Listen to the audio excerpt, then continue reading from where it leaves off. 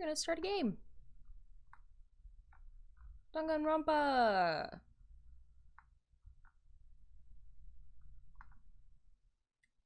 Launch, please.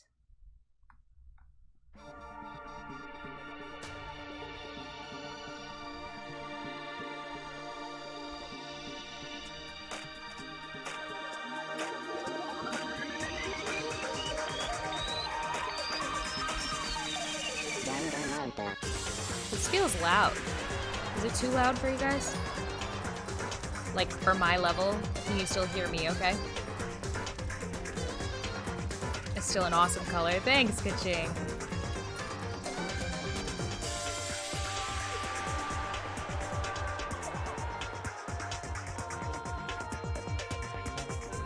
I know this game? Ooh, yay. Puma.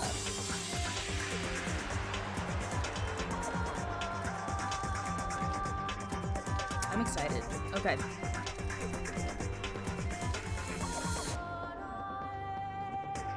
Is a smidge louder than you? Okay.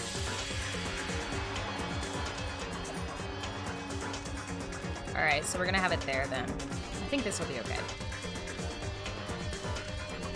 Let's go.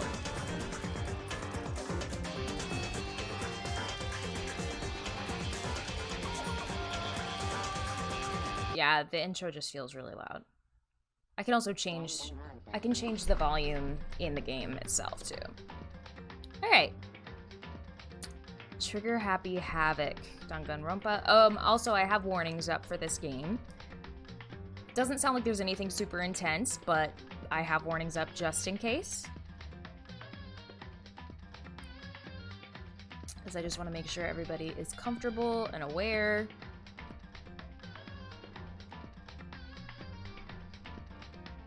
Here we go.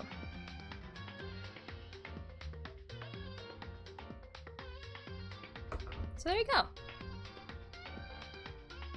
Press start. Options. Background music volume.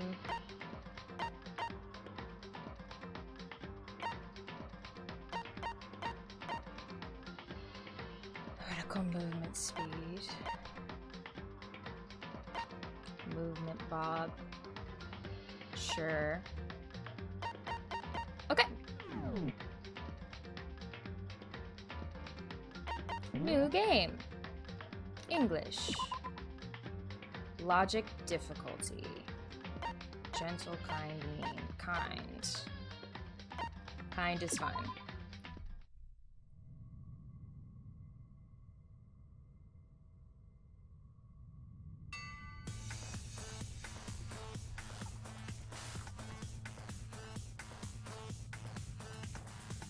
What?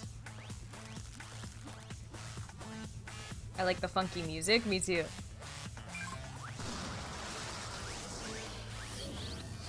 What the heck? Is this Saw?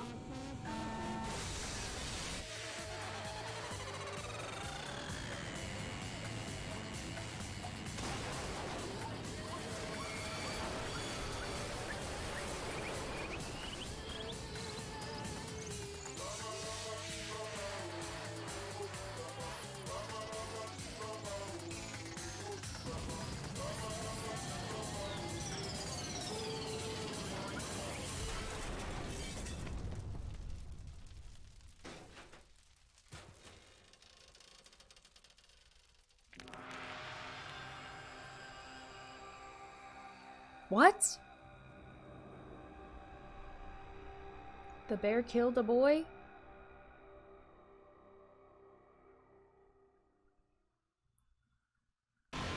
Saw with teddy bears, let's go!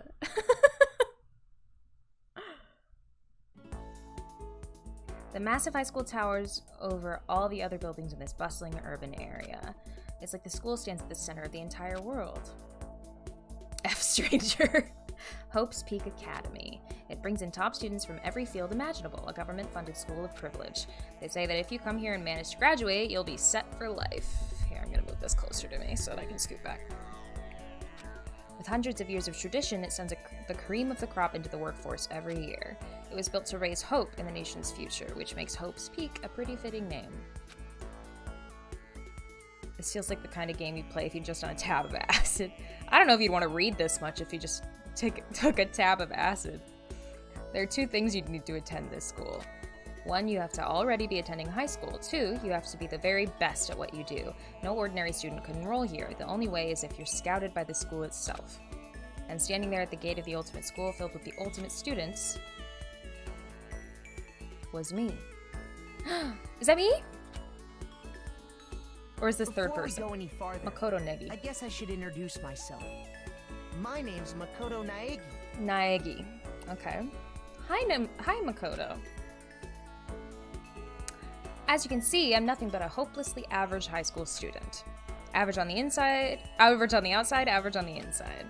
I really don't have much going for me when it comes to grades, special abilities, even personality. I mean, yeah, I have hobbies and stuff that I like to do, but it's not like I'm a psychic or mutant or whatever. Like, if you asked me what my favorite song was or my favorite movie or TV show, they'd all just be whatever was most popular at that particular moment. Even among the average, I'm completely average, so I can't even say I'm your everyday hero type. That's just who I am. Anyway, I figure it's always good to introduce yourself right off the bat. But, you know, if I have any kind of strong point, so to speak, I'd say I'm a little more gung-ho than other people. That's so cute! I mean, look at me. I'm completely ordinary, but still. Oh my, an e-boy. Thank you for the host, Master of Games. Here I am, standing in front of the anything but ordinary Hope's Peak Academy. I still can't believe I'm standing here. I wonder if someone like me can survive in a place like this. It's got this overwhelming presence, like it's trying to swallow me whole. But it's no wonder I would feel that way. What you have to understand is, well, just let me tell you about the preparation I did last night to get ready for today. Look at that hair, I know. Hope's Peak only invites those students who are truly elite in their field. It's such a popular topic. There are threads online dedicated to talking about the school's attendees. So to prepare, I looked up some of those threads, and all I saw was talk about ultimate students who are way beyond your average high schooler. For example, one incoming student is the ultimate pop sensation. I guess she's a high school girl who's also the lead singer for a pop group famous all over the country. There's also the ultimate baseball star. He was the cleanup hitter for the national high school champs. Pro teams already have their eyes on him. His face!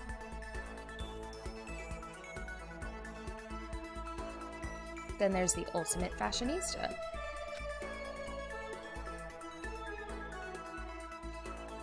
Jeez. She's been on the cover of tons of fashion magazines. She's what every high school girl wants to be. Oh, and they mentioned the ultimate biker gang leader, too. What? Why is that something they scout for? The scary thing is, he's the de facto leader of every biker gang in Japan. Gangs everywhere love the guy. On top of that, there's the ultimate martial artist, the ultimate fanfic creator, the ultimate gambler, the ultimate swimming pro, the ultimate programmer, the ultimate clairvoyant, and then some.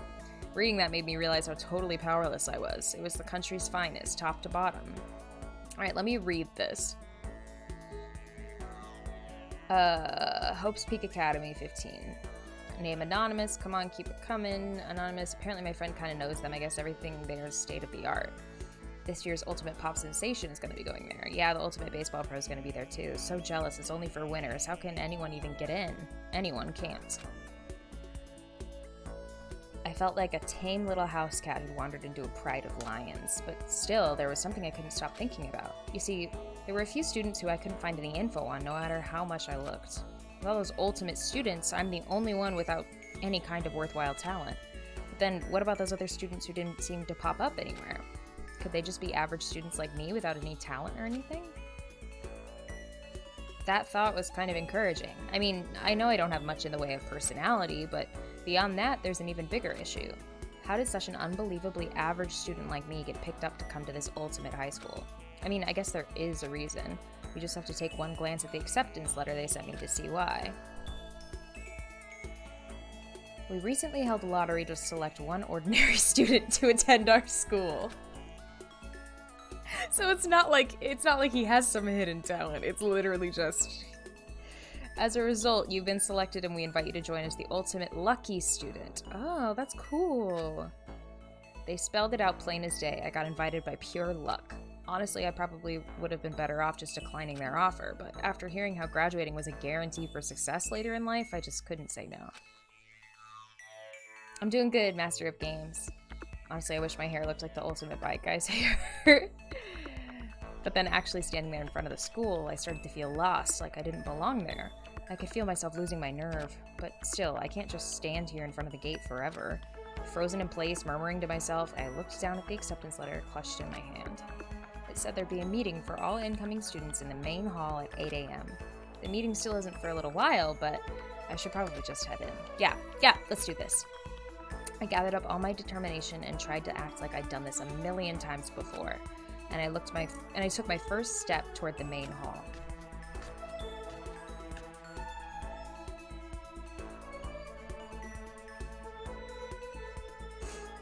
This is where we're supposed to meet, right? I guess I'm the first one here. I could be the ultimate bad luck person. Thanks, May. Yeah, I feel like ultimate might be a big deal later. You're right, Kaching.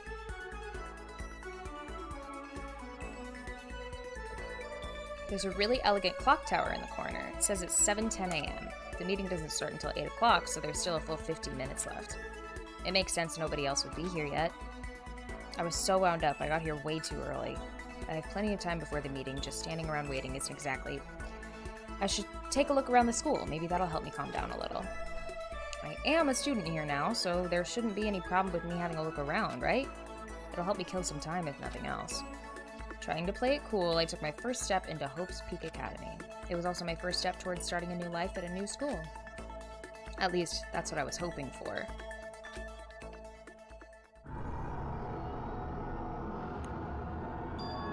What the? But the instant I took that first step forward, my view became warped, twisted. It was like some kind of delusion, melting away and mixing together into something else. Spinning, mixing, melting away, then spinning again. And the next moment, everything went black. That was how it all began, and how life as I knew it came to an end. At that point, I should have realized. Oh no, the reason I was brought to Hope's Peak Academy wasn't because I had ultimate good luck. It was so I could experience ultimate despair. What? Welcome to Despair High School.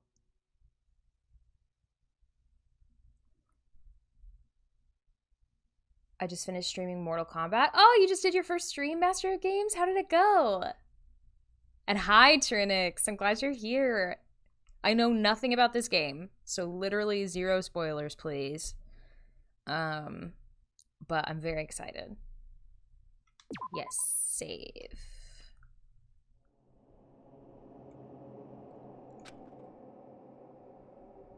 This is the best game ever. Hmm?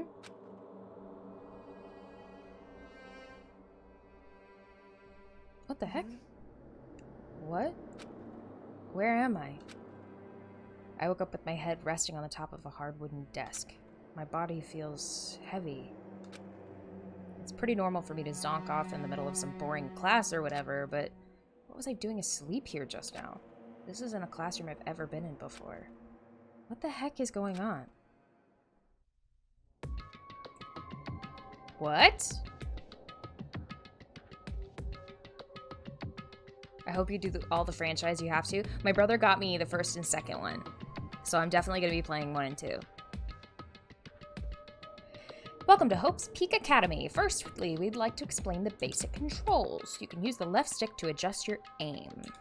If you aim at an object you can interact with, you can press the A button, and presto, you'll investigate that object. Use the directional buttons, or L and R, to adjust your viewpoint. Why don't you try looking around the classroom? That's the desk I fell asleep on. I can still see a line of drool I must have left there. I'll have to clean that up later. Hey, what's that on the desk? An orientation guide? Hey there, new kid. The next semester is about to start. Starting today, this school will be your entire world. Some kind of cheap-looking pamphlet, and there's something handwritten on it. The next semester is about to start. Starting today, this school will be your entire world. What the hell? Is this someone's idea of a joke?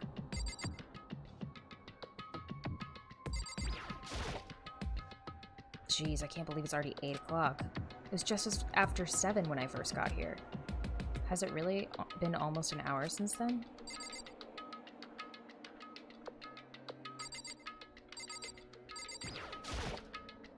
Is that a surveillance camera? It's a dangerous world we live in. I guess they have to keep those weirdos from just wandering in.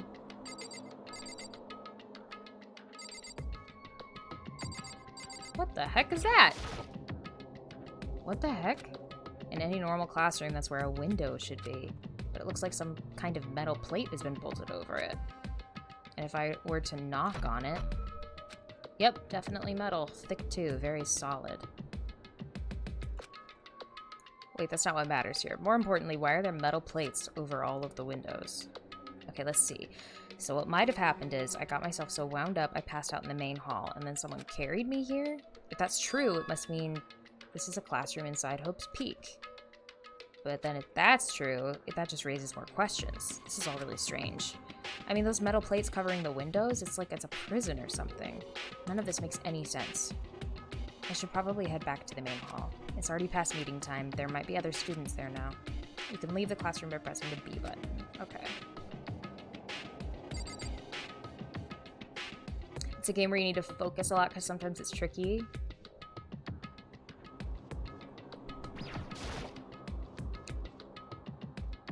There's a TV. The school is funded by the national government, so I guess that's not weird to have TVs in here. Something feels off. I wonder what it is.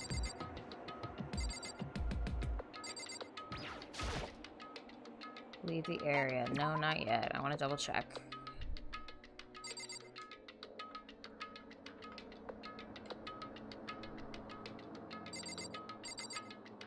Okay.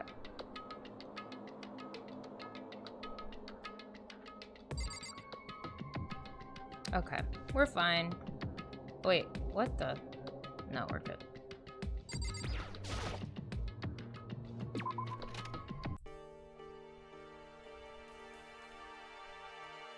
Hi, RJ Lord. Yes, this is the first time I've played this game, so no spoilers, and I might not be reading chat constantly. Game greater than anime, yes. Jeez, this hallway is kind of weird too. This is getting stranger by the second. I honestly have no idea what's going on. Well, for now, I'll just head to the main hall. Use the left stick to move through the hallway. Hold down the B button while moving to run. Also, you can press the Y button to bring up a map. Weird, okay. Press the Y button again to close the map. How convenient. Whoa. This is cool. Despair Hotel? Why is there a hotel in a school? Room 1A, the door won't budge.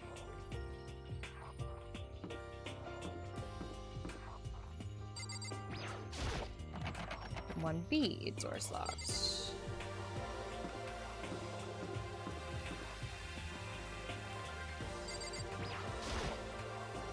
Despair Hotel? I guess it's a place for people to stay overnight, but I need to get to the main hall. Okay.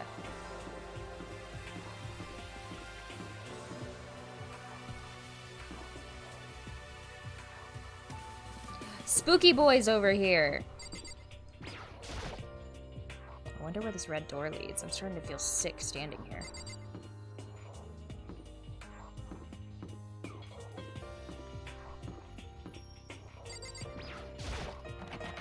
The AV room is locked.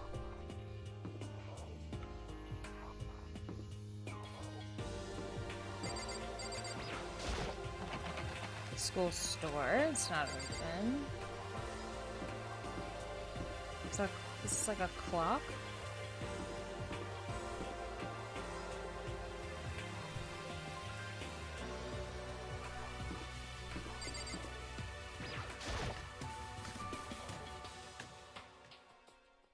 By the time I got back to the main hall, everyone else was already there. Oh, shoot! Hey, another new kid? It's a lot of people. Huh? Then you guys are all... Yeah, we're all new here. Today's supposed to be our first day of class.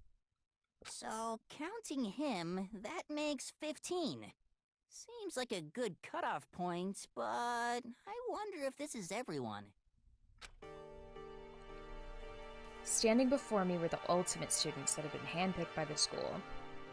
There's no way that guy on the right is a high schooler. I looked around at everyone who'd gathered there, taking in their faces one at a time. Maybe I was just imagining it, but I swear I could feel a kind of aura coming from each of them. Cool! How's it going? My name's Makoto Naegi. Sorry I'm late, a bunch of stuff happened, and then all of a sudden I was just asleep. Huh? Whoa, you too? Things just keep getting curiouser and curiouser. So strange. I declare beyond a shadow of a doubt that this is a strange situation indeed. What are you talking about? I honestly have no idea what's going on right now. Oh, alright. Just a moment! There's something else we must address. Listen to me! Makoto, your tardiness is unacceptable. Surely you were aware the meeting was to start at 8 a.m. sharp. To be late on your first day is unspeakable. I must report you, and you must accept your due punishment. What? What's your problem? It's not like he wanted to be late. He didn't have any control over it. That's right. Everyone, just calm down. Listen, why don't we go all around and introduce ourselves? Oh, I don't know what this guy's voice is gonna be. There's just too many people to voice. The hell? Now's no time for friggin' introductions. Maybe, but it may be good to at least find out who we all are before digging into bigger problems here. I mean, how are we even supposed to talk to each other if we don't know each other's names? Yeah. That's a good point. Oh my gosh, more people. I can't. Okay, so let's get introductions out of the way then. We can move on to whatever else. Sound good? I'm still totally lost, but I think it's best to just focus on getting to know each other for now. So I guess this is as good a chance as I'm gonna get. I already looked everyone up at that Hope's Peak Academy thread online, but I still don't really know what kind of people they actually are. Time to find out. I'll start by talking to those 5 over there. Aim at a student press A to talk to them. Each conversation is important to the overall story, so keep track of how they go. That surveillance camera has what looks like a gun attached to it, but there's no way that's a real gun, right? It's a real gun! Holy cow, what's with that huge metal hatch? It looks like the kind of thing you see in a secret military base or something. This is the same main hall I was in before, right? The store definitely wasn't here then, though.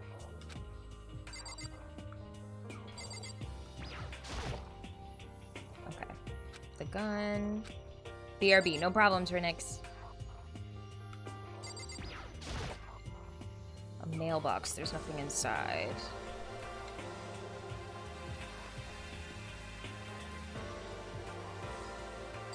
It's another TV screen.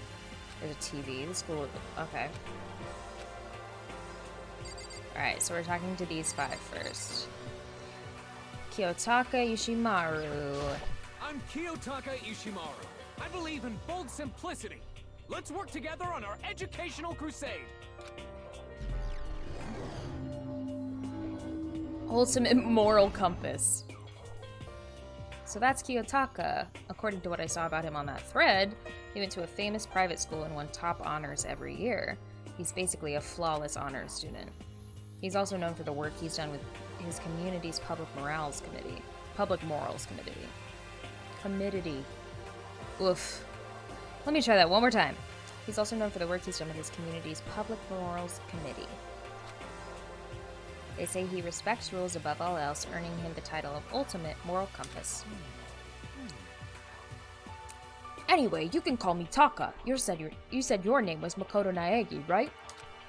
That's a good name, a strong name. You should thank your parents for giving you such an excellent name. You hear me?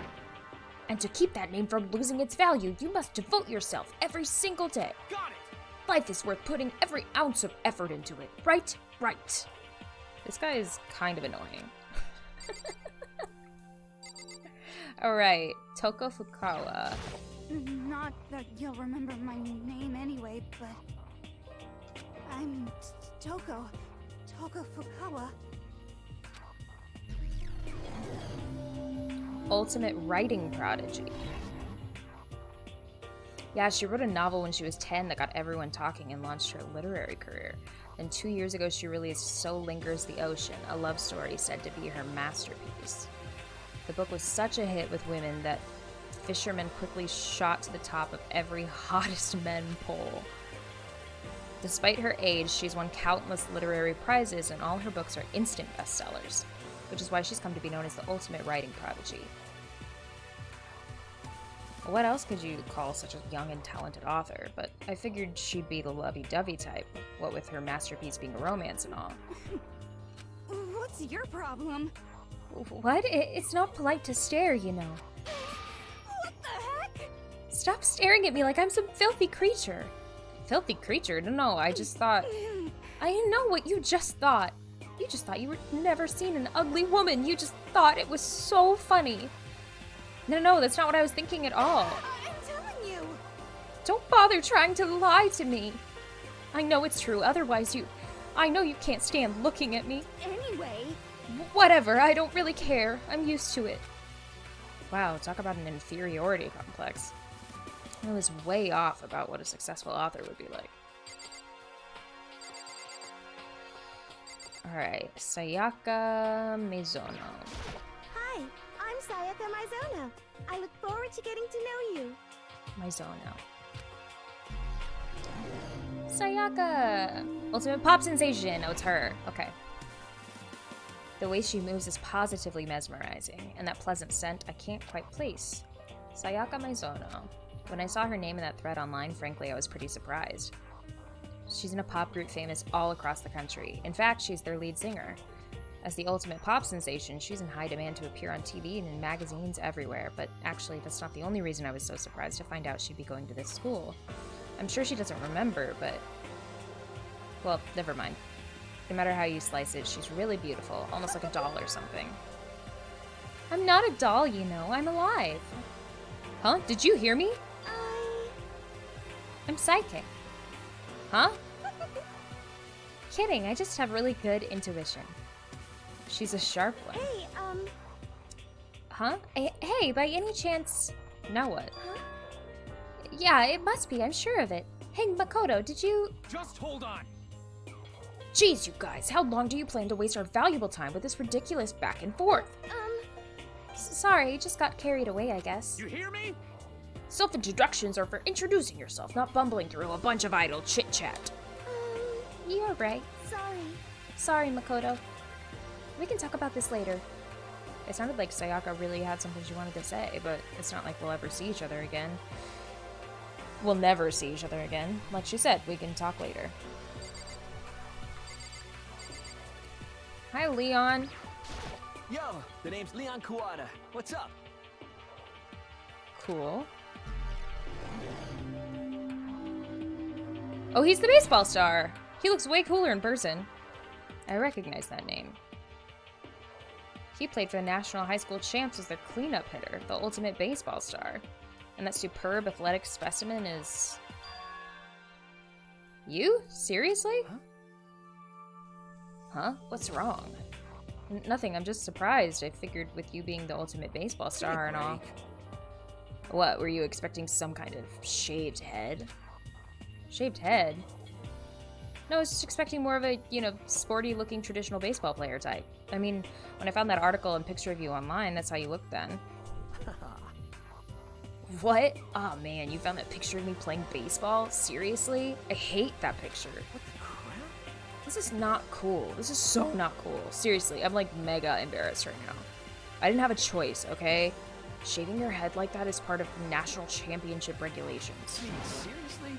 But now I refuse to cut my hair, and I'm not gonna dye it back to normal either. Hey, listen. Actually, can I be totally honest with you? I don't like baseball, like, at all. I've never gone to a single practice. He's never practiced and he was still his team star player? He's some kind of prodigy. Yeah. As soon as I got accepted here, I quit baseball for good. I have my own dream for the future. A dream for the future? My only path in life is getting into music. You feel that star quality aura I have, right? You know what I mean. I'm gonna be a singer, so all I need is a songwriter and someone on guitar, and we're set. How cool is that? This new version of me that's chasing after my dream is like super cool to the max. I can't believe what I'm hearing. I'd never imagined I'd hear something like that from a baseball all-star. Hifumi! I am Hifumi Yamada. But if you want to call me by my nickname, The Alpha and the Omega! I don't mind.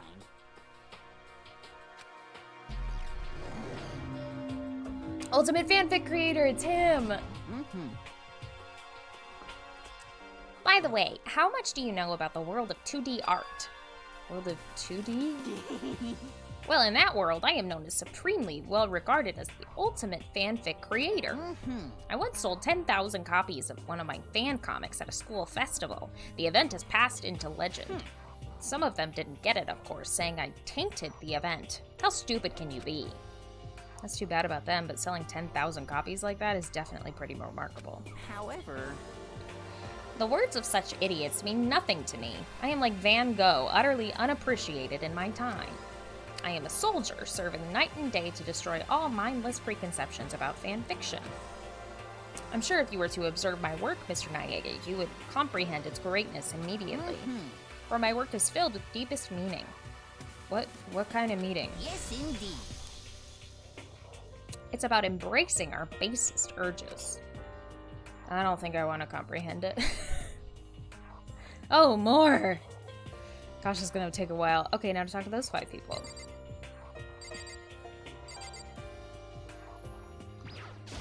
Heya! I'm Aoi Asahina, but my friends just call me Hina. What's up? Aw. Ultimate Swimming Pro. Okay. Aoi Asahina. She's been breaking records in every competition she's been in since elementary school. She's even been chosen as an upcoming Olympic cadet. She is, without a doubt, the ultimate swimming pro. The combination of her ability, appearance, and proportions has been widely discussed online. Oh, God. So, what was your name again? Sorry, totally forgot. Makoto Naegi. Oh, yeah, I knew it was something like that. No, not something like that. It is that. You got it! Sure, got it. Here, I'll hammer it into my brain right now. Yeah! Makoto Naegi. Makoto Naegi. She just kept repeating my name and moving her finger across her palm like she was writing something. What are you doing? You don't know? If you want to remember someone's name, you gotta write it on your hand 3 times. I've never heard that before in my life. Hey, by the way, how do you spell your last name? You spell it exactly like it sounds. Well, I have no idea. I'll just figure it out later and write it down. Okay.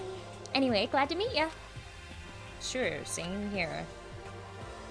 Well, one thing I learned is she's totally easygoing and bursting with energy. Chihiro Fujisaki. Hello, nice to meet you. I'm Chihiro Fujisaki. Ultimate programmer.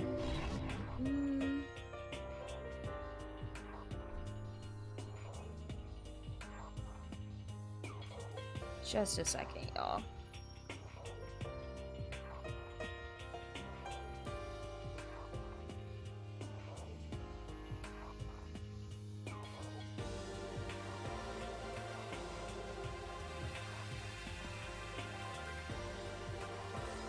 Okay. Sorry, I get kind of embarrassed whenever I introduce myself like this. Anyway, I hope we can get along. Same here, nice to meet you. Huh?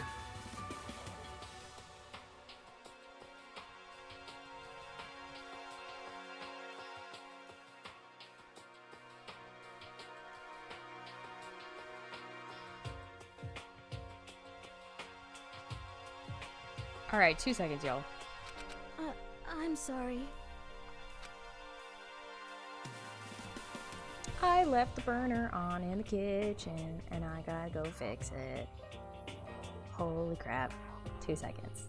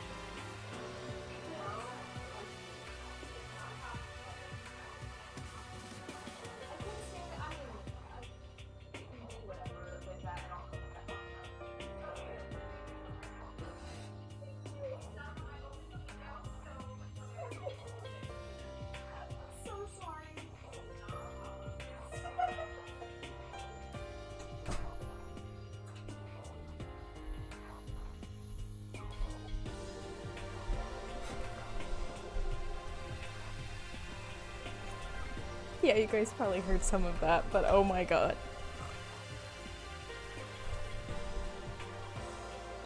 So I left my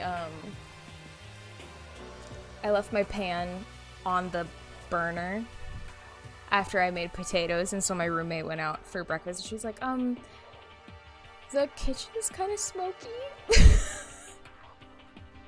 I'm so dumb.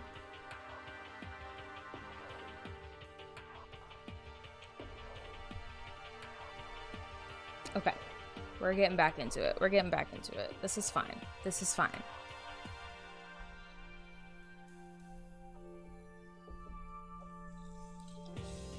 Just a sec, y'all.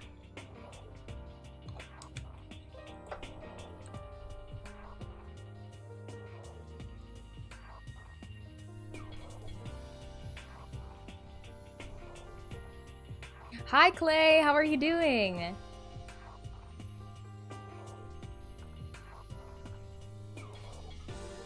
You don't have to apologize for that. Yeah. Oh, yeah. Chihiro Fujisaki is known for all the cutting-edge programs she's created. She's the ultimate programmer. She's also got that timid little bunny type thing going, which has endeared her to a legion of fans. Hey, so listen. I'm really sorry. Huh? What are you apologizing for now? Well, just because you seem upset. You must be mad at me, right? Just home from work, downloading Craftopia and decided to try it. What is that? I've never heard of that. How goes things in your detectiving? I literally just started, so it's not clear yet. And hi, Keaton Bro Plays. What is up? Happy Tuesday. No, not at all. I was just lost in thought about something. Huh? Lost in thought? Yeah, it had nothing to do with me being upset or anything. Thank you. Oh, that's good. I was afraid maybe you didn't like me. I'm glad. I'm starting to understand why her fans are so into her. Oh! Okay. Kyoko!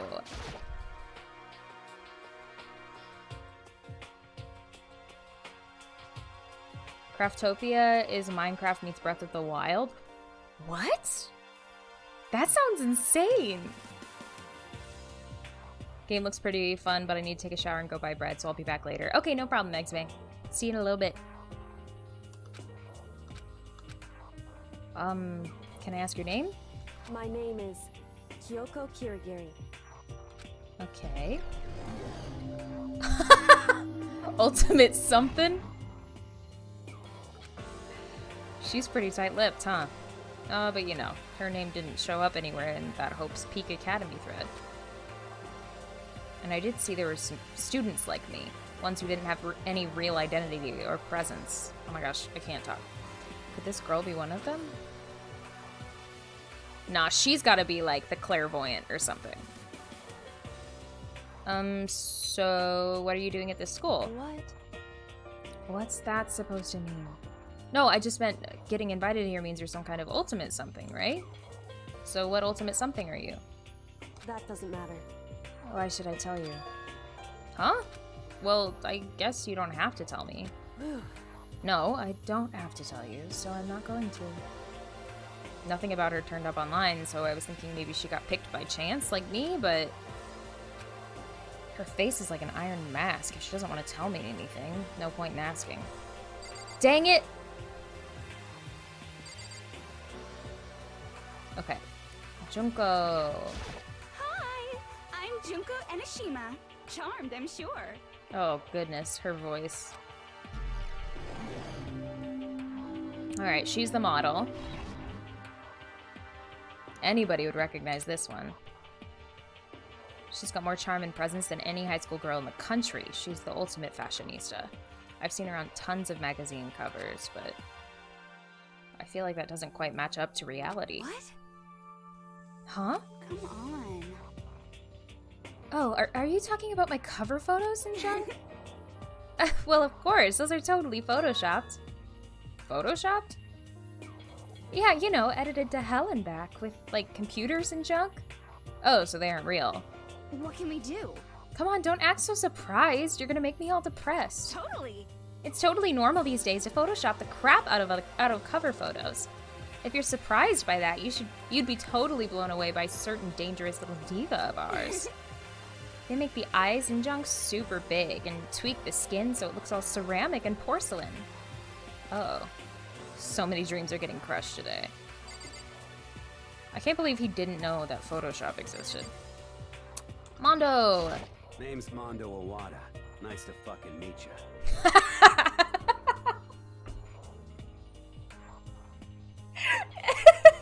To establish, I'm the biker boy. Nice to fucking meet you. Who says that? That made me laugh so hard. Mondo Owada, huh? Which means he's the current leader of the largest biker gang in Japan. He's earned respect, even awe, from every gang in the country. He's the ultimate biker gang leader.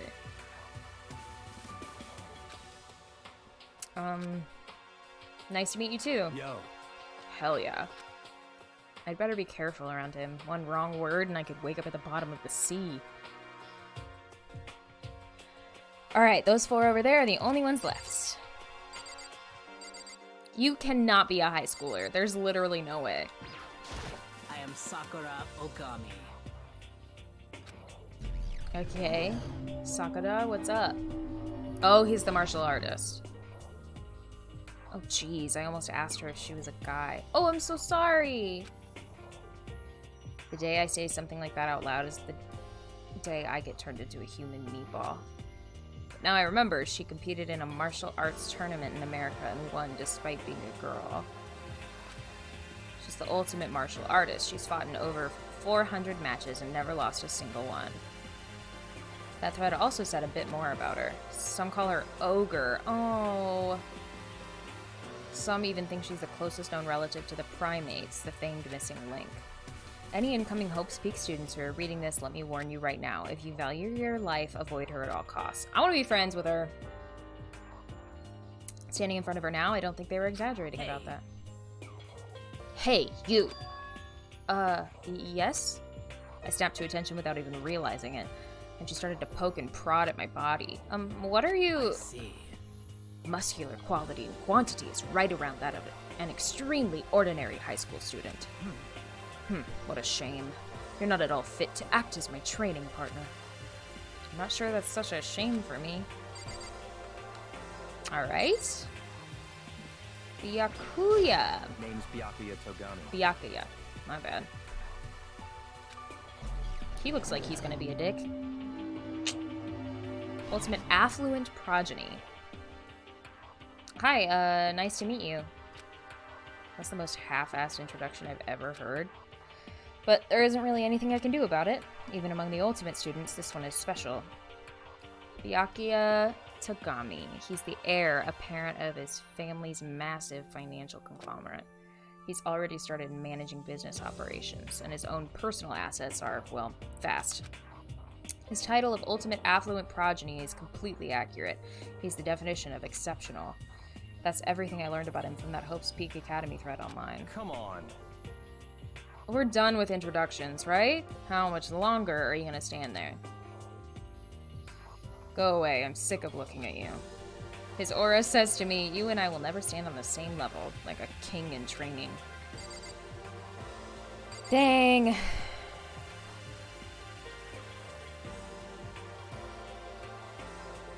Yasuhiro! I'm Yasuhiro Hagakure. Hero for short. Take it Hero! easy, yeah? I know I will. He's the clairvoyant. Yasuhiro Hagakure, known as Supernova in the psychic community, the trend-setting ultimate clairvoyant. Honestly, I don't really get all the fortune-telling stuff. It's pretty much beyond me. Still, I can't help wondering if there's any truth to it. Could it be Okay, I give up. Huh? What happened? serious? I saw it. I looked right at it. Seriously, I totally saw it. Saw what? A guardian angel with a crazy perm chasing after Bigfoot running off with a skyfish in its mouth. And that guardian angel is your guardian angel. Nah, I'm just kidding. But hey, we should grab some brewskis sometime and get real deep into Lemuria and its civilization. I was about to say, I was like, they're in high school. What? We're not allowed to drink. We're in high school. You know? Oh, I'm actually 21. I've been held back a few times. See, and, well, it's a long story. Oh, so he's old? He's the only one that's not high school age? A few times? Yeah, I bet that is a long story. Alright, Celeste, what's up, my girl? I do not think we have been introduced. I am Celestia Ludenberg. Alright. Ultimate Gambler. Celestia Ludena? Ludenberg, it is my name, but if you don't mind, I would prefer for you to call me Celeste. You are Japanese, right? Huh? Of course, why do you ask? If you don't mind, could you tell me your real name? I don't know what you were talking about. Celestia Ludenberg is my real name. But as I mentioned, I would much rather you call me Celeste. She's polite, but pretty forceful at the same time. I don't think she wants to say any more about it. I guess the rumors in that thread were right about her. The self-styled Celestia Ludenberg. She's the ultimate gambler who's never lost a bet. Other than her obvious love of gothic Lolita clothes, everything about her is wrapped in a veil of lies. They say she's entered and won an underground gambling tournament, earning the title Queen of Liars. She totally cleaned out the other players, taking their life savings and laughing as she did it. I look forward to getting to know you better. That smile is beyond deceptive. I better watch myself around her. And with that, all the introductions are done. Even though they're all ultimate, they each have their own individual sort of, something. Okay, time to get down to business. This is no time to stand around making friends like a bunch of dull-eyed baboons. Oh, that's true. I think someone said something about a bigger problem or something. What's that about? Listen. Well, you see... Makoto, you said a bunch of stuff happened and then you were just asleep, right? Well, the same is true for all of us. What? Seriously? I mean, seriously? Just after each of us got to the main hall, we lost consciousness. And when we came to, we were somewhere here in school. That's what happened to you, right? But that's just weird that every one of us would get knocked out like that. Piece of shit! I love this guy. Exactly, that's why we're all freaking out. And that's not the only thing. You saw where all the windows in the classes and hallways were, right? But instead of normal glass windows, it was a bunch of big metal plates. What's that about? Are you for real? Plus, all my stuff is missing, even my cell phone. Yeah, you're right. I haven't seen my PDA anywhere either. And then there's the main hall here. The front exit is completely blocked by some giant metal hatch. What does this mean? But there wasn't anything like that when I first got here. What the heck? What the heck? What's it doing there? Maybe we got caught up in some kind of, like, you know, crime or something. Is it, like... What, like a kidnapping? You think maybe someone grabbed us and hauled us off when we're not actually a school? Hey, come on. Come on, I don't think like that. Cheer up. Oh, come on, don't think like that. Cheer up. I bet this is all just part of the school's orientation procedure. You know? Yeah, I'm sure that's it, so I'm just gonna take it easy for a little bit. See. Oh, so you think they wanted to do something to surprise us? What the hell? Huh, well, if that's all it is, it's nap time for You me. know what I mean. Wait, all of them are like, it's fine. I was up way too late last night, so I could use a little shut-eye. I could feel everyone's tension evaporating, but then it began.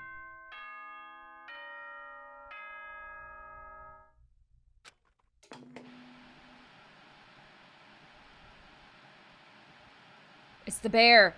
Ahem, ahem. Testing, testing. Mic check 1, 2.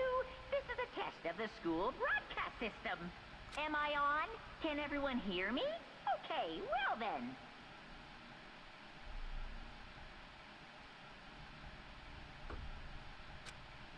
The voice seemed totally out of place. It was so playful, so completely unconcerned. I couldn't help but feel a deep, unnerving dread at the sound of it. It was like hearing someone laugh at the scene of an accident. To all incoming students, I would like to begin the entrance ceremony at Right now! Please make your way to the gymnasium at your earliest convenience. That's all. I'll be waiting. Jeez. What the hell was that just now? Goodbye. Well then, if you'll excuse me. Hey, what? You're gonna take off just like that? Could it be? Oh yeah, now I get it. This whole thing was just to get us all pumped for the entrance ceremony. Man, thank God it was all a joke. I'd be totally freaked out if this was real. You know? Alright, guess I'll head out too. Wonder what they got planned for us next. Somebody's dead. Damn, I was totally looking forward to that nap too. Why'd they all have to go kill the mood? Huh? Wait for me, I want to go with you. That's it then, I will see you all there. Anyway, Not that anyone cares, but I'm gonna go too. Everyone took off for the gym, but I was frozen where I stood, that uneasy feeling I'd had before. I couldn't get it out of my mind, and it looked like I wasn't the only one. This doesn't seem right. this is bad. Yeah, that announcement was totally weird. However, Maybe, but just staying put doesn't mean we'll be safe. Besides, aren't you guys just a little bit curious to find out what's going on around here? I see.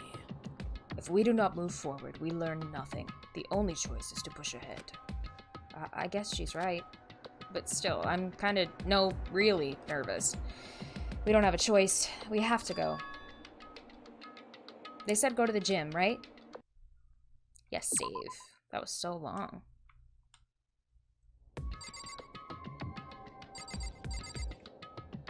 So this is everybody that's left. Well, Are you okay? Is everyone okay? True, if we do not move forward, we learn nothing. The only choice is to push ahead. listen. I know how you feel, but all we can do is check it out, right? Something weird is going on here, right? It's not just me.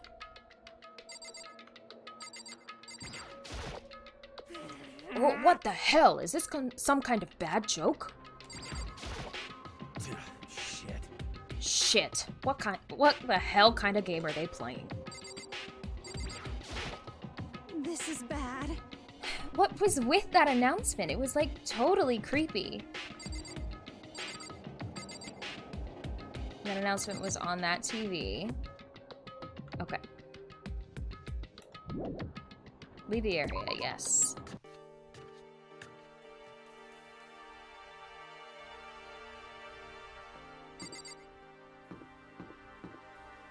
So that's the medic's office. This is bathroom? Gotta make my way to the gym, okay. That's the stairs.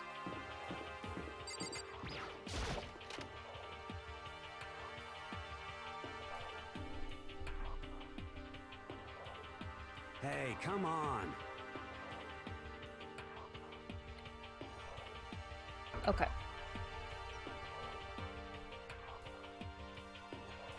God, I had no idea this Hope's Peak Academy place was gonna be such a pain in my balls. It really ain't that much of a difference from the time I spent in juvie.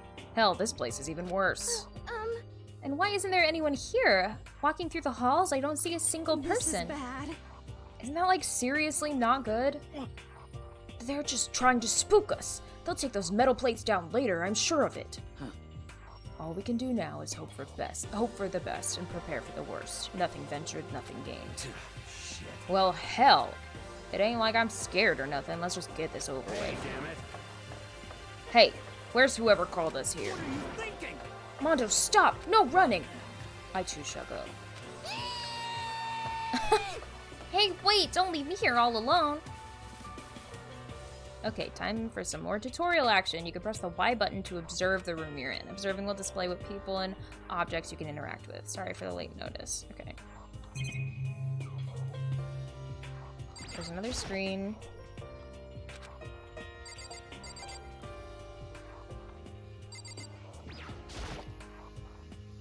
A display case. There are all kinds of trophies and plaques inside. Of course, all the students who go here are ultimate, right? Ooh, sorry. So this is probably just a tiny fraction of all their awards. Okay.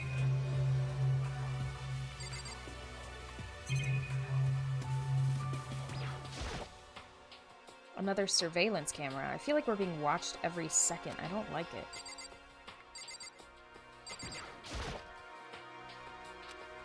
Total silence. For whatever reason, she's the only one managing to stay calm.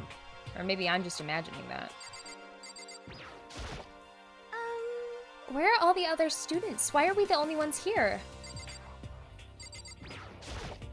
This is bad. I'm totally getting a bad vibe right now.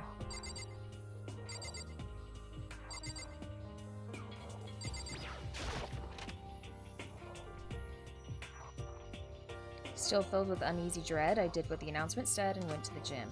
And I saw what was waiting for us there. Oh, it really does look like an entrance ceremony. Yo!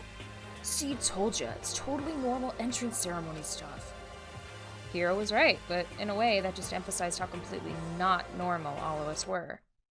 Hey there! Howdy! Hello! Is everyone here? Good! Then let's get things rolling! Oh no.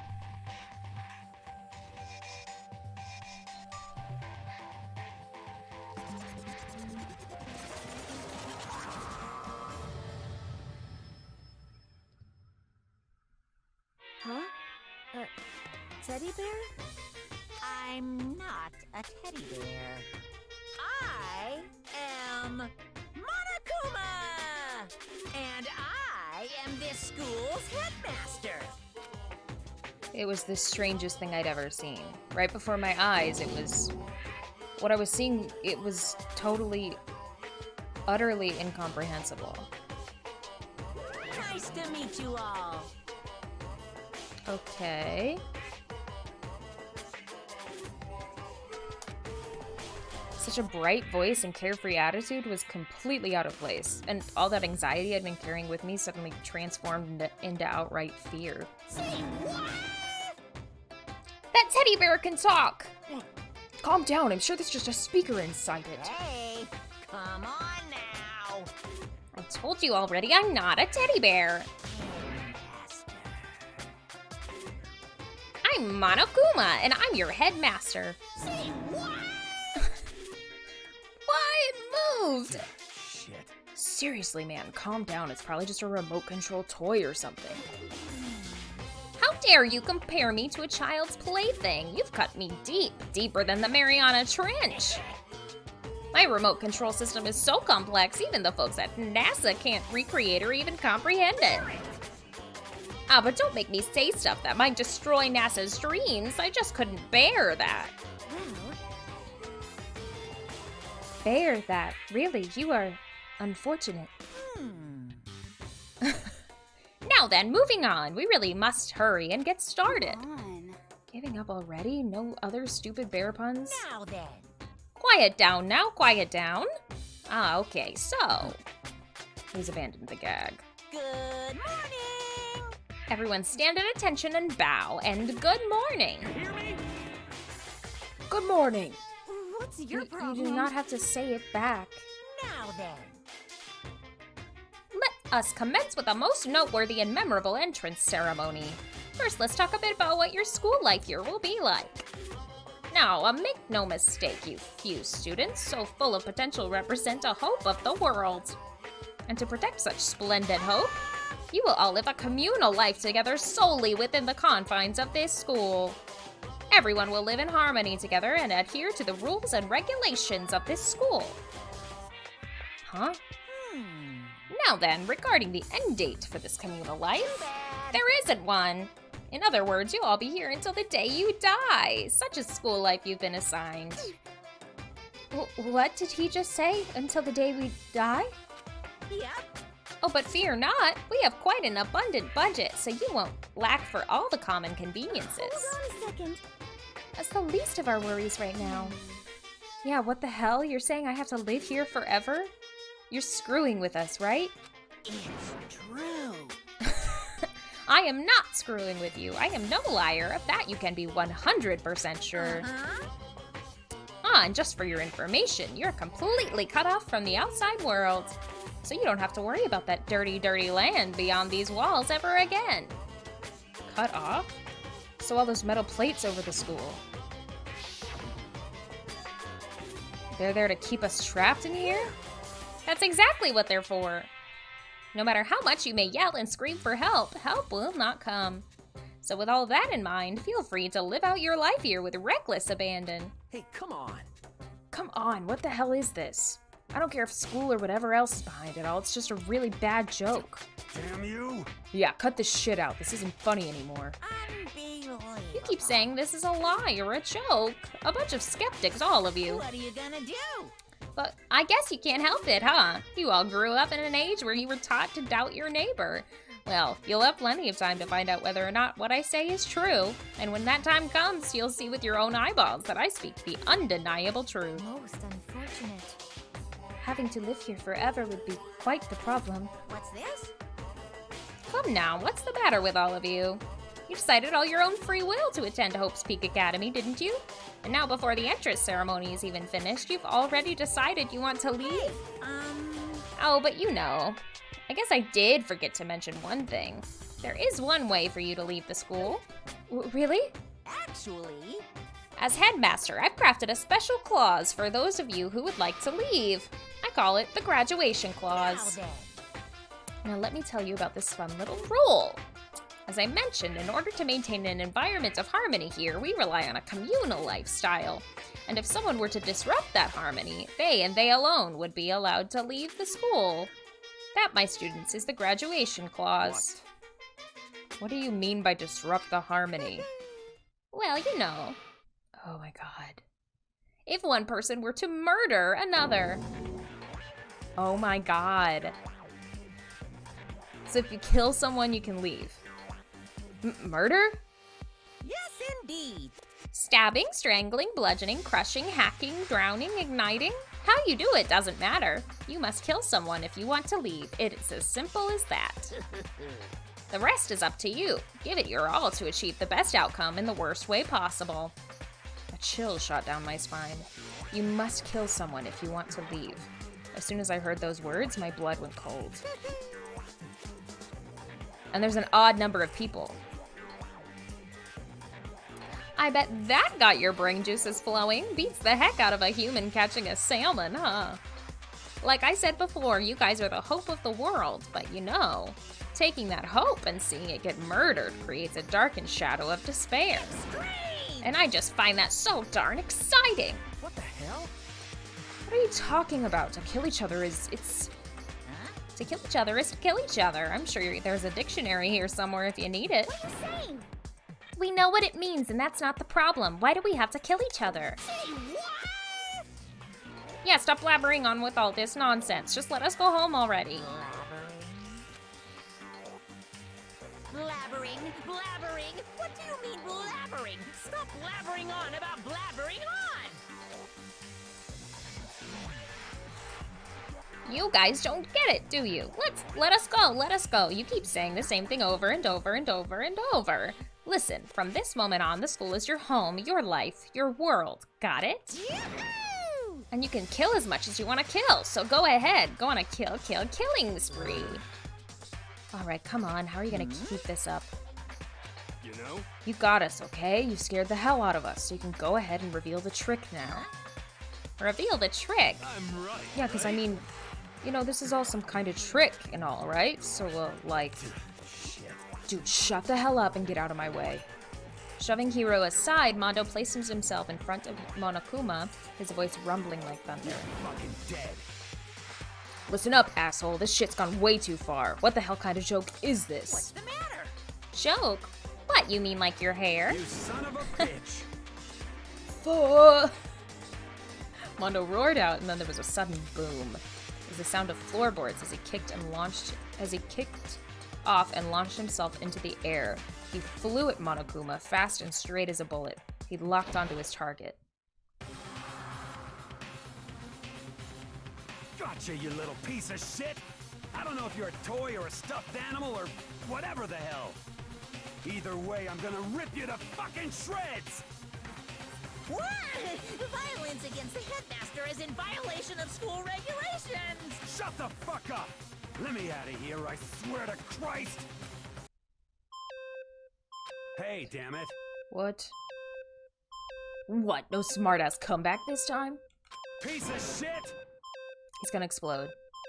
Stop that goddamn beeping and say something! Watch out! Get rid of it! Huh? Hurry up and throw it! I don't know if her ferocity stunned him into silence or what, but without a word he did as he was told. He threw Monokuma, and as soon as he did...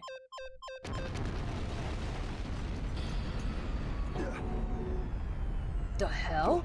That sure as shit wasn't a joke. It blew the hell up. There was a painful ringing in my ears, and I could smell gunpowder. Explosions might happen all the time in movies or whatever, but when it's in real life, I'd never seen anything like it. But you know, this means that the teddy bear's been destroyed, right? Hey!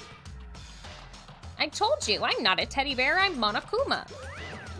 There's just more of him. There's another one? Damn you! You son of a bitch, you seriously tried to kill me just now. Of course!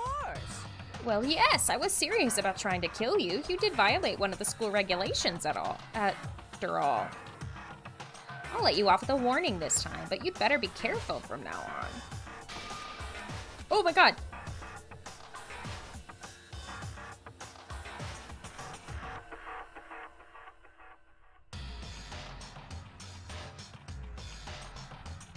I just accidentally skipped.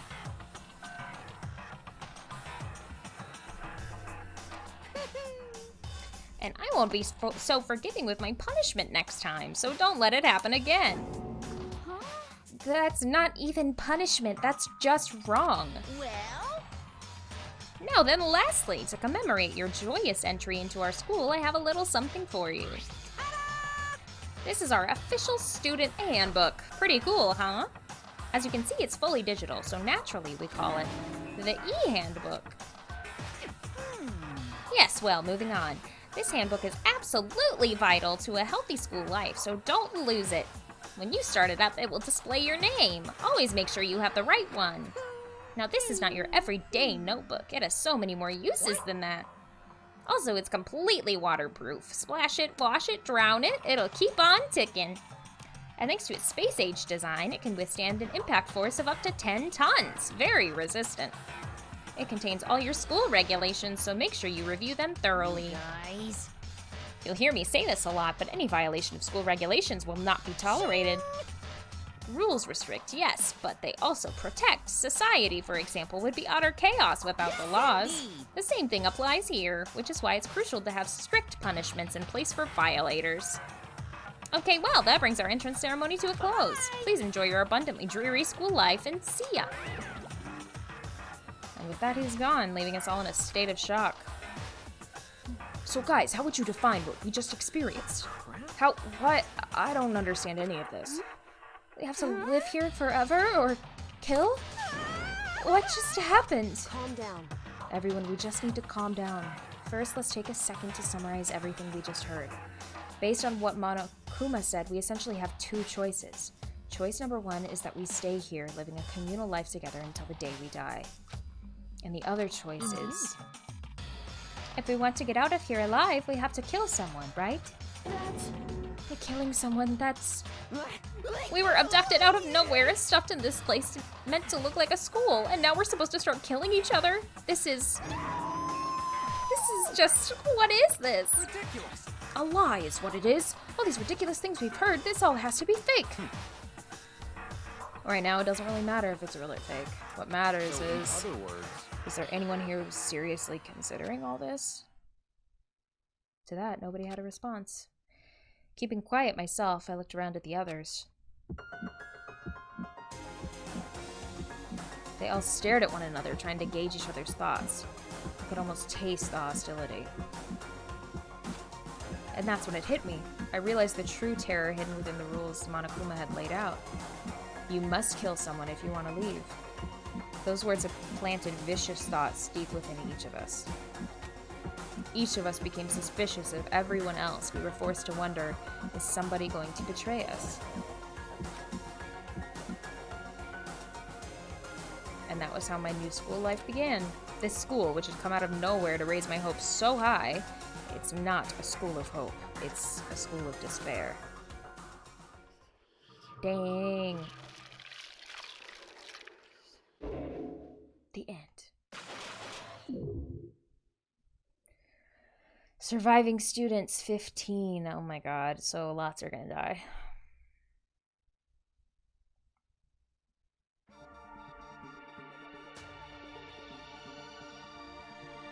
This is insane.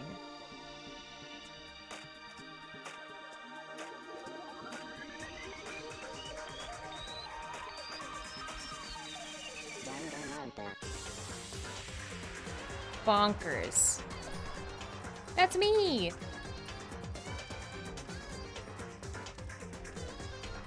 Sayaka and Leon, Chihiro and Kyoto, Kyoko, Celestia.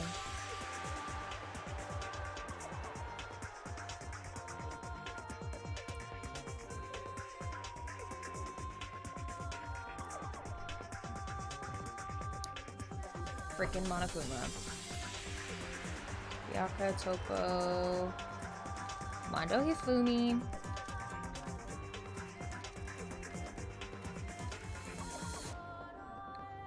Okay.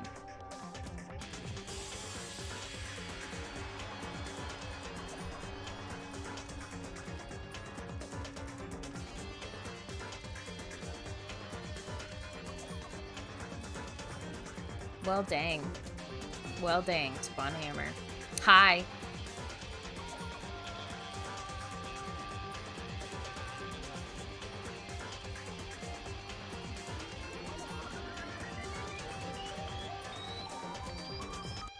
Dang. My girlfriend loves this game, at least this series. Ooh. Yeah, I know nothing about it. My brother got me these games. So I'm excited. I'm excited to play.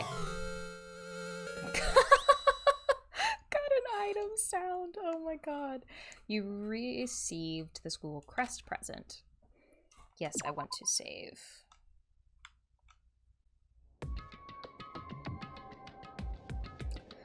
You must kill someone if you want to leave. My mind froze and my breath caught in my throat as I just thought about that. I could feel a paralyzing fear slowly making its way through my body, dominating every last nerve. The air hung heavy on me, pressing down like a weight around my neck. It took everything I had just to endure that weight. Chapter 1, To Survive. This is so crazy. But for as heavy as the air felt, all it took to pierce was her sharp words. And? So, what are you going to do now? Hey. Just stand around glaring at each other? Her pointed comment was directed at everyone in the room. It helped pull us all back to reality. Right, she's right! Listen to me! Sometimes, even if you're nervous or afraid, you just have to step forward. To forget such a simple fact, I can't forgive myself. I'm so ashamed. You hear me? Please, someone hit me. I can't forgive myself. Somebody hit me. Punish me. Huh? What?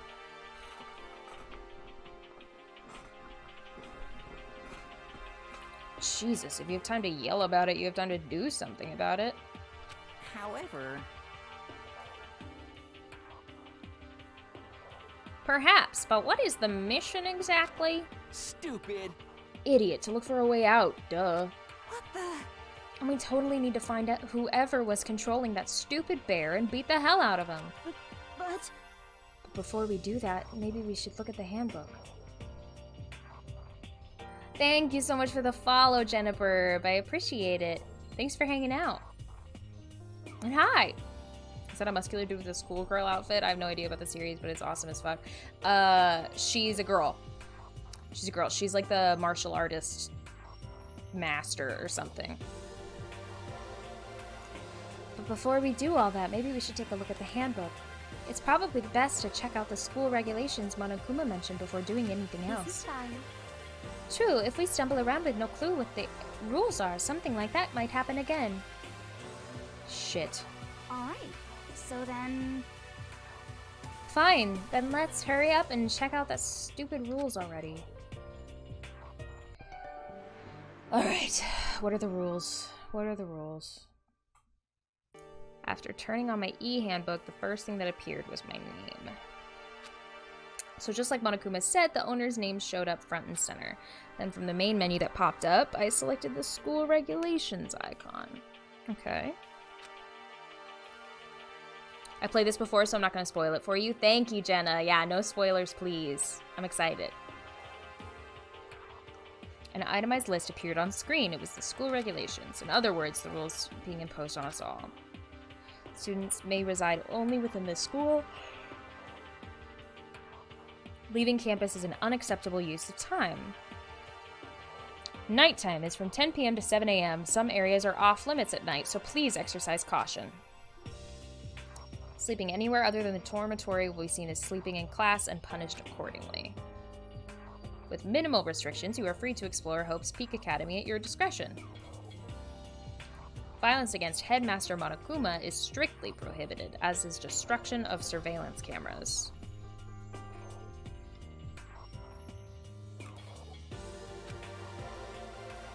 Anyone who kills a fellow student and becomes blackened will graduate unless they are discovered. Oh, so you can't get discovered. Hi, Fury Dice.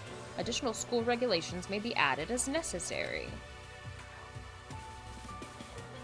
Feeling a slight dizziness, I raised my face up from the screen. As I looked around, I saw the same stormy expression on everyone's faces. Stop fucking around! This is bullshit. What the hell kind of rules are these? I'm not gonna let them control me. Well then, why don't you wander around the school without a care in the world and see what happens? Personally, I would love to see what happens when someone breaks one of the rules. However... What if he got punished like what we saw before? I don't think there'd be a respawn waiting for him. Yo. Ever since I was a kid, I grew up with my older brother pounding this into my head. When a man makes a promise, he has to keep it, even if it kills him. And... So what? What? I've made a ton of promises that I still have to keep. That's so what? Piece of shit! So I can't afford to die in here. None of that made much sense to me, but you are saying that you will follow the regulations, is that it? That's true. Huh? Oh, well, yeah, I guess you're right. Hey, I have a question. For regulation number 6, what do you think it means exactly? Anyone who kills a fellow student and becomes blackened will graduate unless they are discovered. You're talking about the second half, right? Where it says unless they are discovered? I was wondering about that myself. It's saying that if you want to graduate, you have to kill someone without anyone finding out it was you. But why? Why do we have to do that? I don't see any reason to worry about it. Just worry about following the rules if they've been explained to us. Ignorance. Frankly, I don't want to hear anything from someone who waits for others to decide what to do for them. Don't jab at me. Give me a break. More like a full-on stab. Well, for now, let's forget all that silly junk about murderers or whatever. Okay. Now that we know the rules, let's start exploring the school. True, we need to find out exactly where we are. Is there any way out? What about food and supplies? Understand? There are tons of questions we need to answer. Let's do it! Damn straight. Okay, let's start looking around. I'll be going alone. What? Why? That's a pretty stupid idea, don't you think? Someone here might have already started thinking about murdering one of us. Are you saying we should stand around with them in our midst and make it that much easier for them? Hold on a second. Wait, hold on a second. That would never...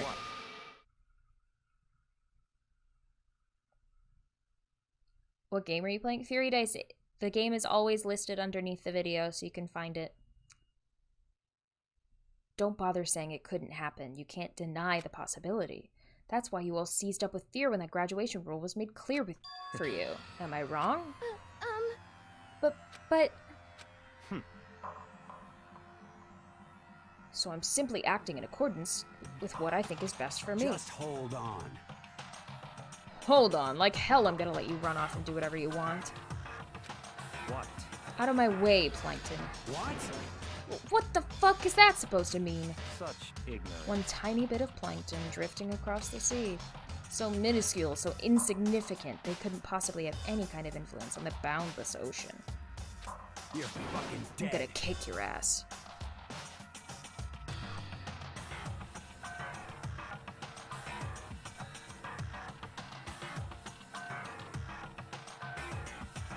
What? The fuck you just say? You some kind of goody-goody little bitch? You want to throw down? Who do you think you are talking to me like that? You think you're my fucking dad or something? No, I wasn't. Son of a bitch. Fuck you. Oh, he hit me. He punched me, and I flew back in a heap. was like something straight out of a comic book. I didn't even see the punch coming. It was just suddenly right there in my face. One second I was standing there, the next I was soaring through the air. Now that I think about it, maybe I'd kind of forgotten the kind of people I'd been trapped here with. My common sense had just stopped functioning. Being around all these ultimates had blown my fuses. So I guess I shouldn't be surprised it led to something as absurd as this, but I'd just lost track of that sense of reality. That was my last thought as my consciousness started to fade, before it finally cut out completely. When I finally opened my eyes again, what I saw was...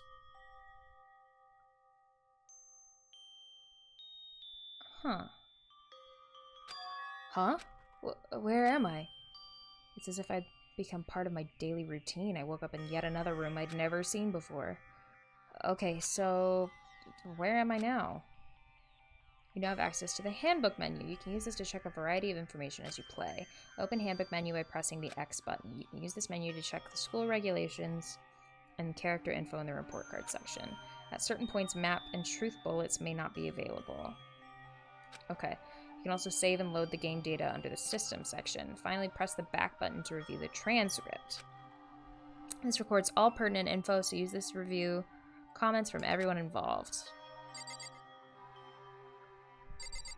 Okay.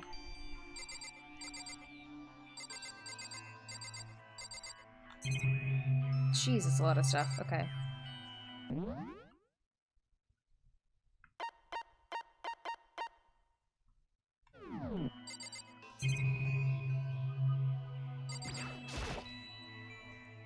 Some kind of lint roller. I guess we're supposed to clean up after ourselves?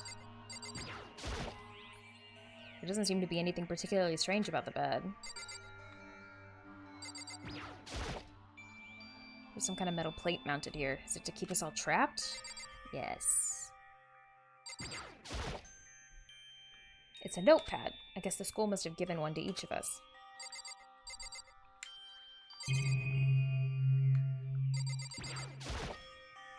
There's some kind of metal plate.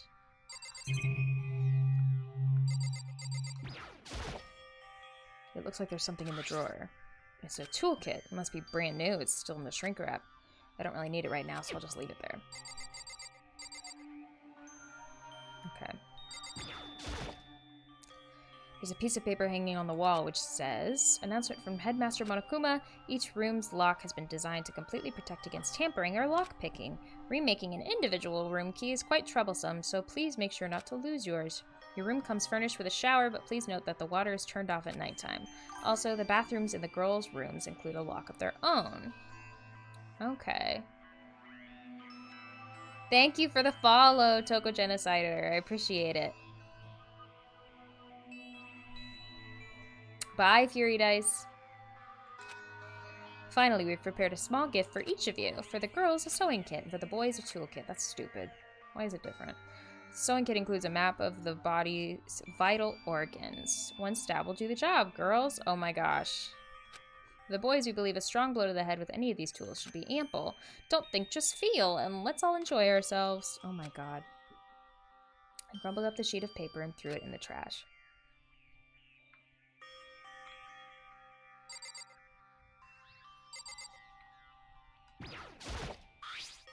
This must be the key to the room. My name's written on the keychain, which means it must be mine, right? I'd better hang on to it for now. Just an everyday trash can. I don't see any kind of trapdoor hidden compartments or anything. All that's in the trash can is the paper I wadded up and threw away.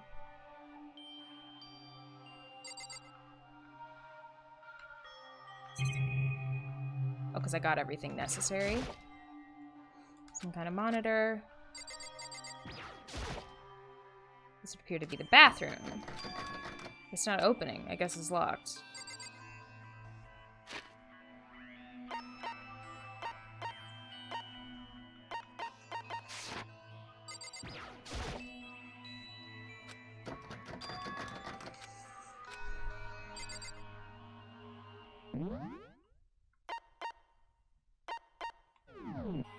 How do I...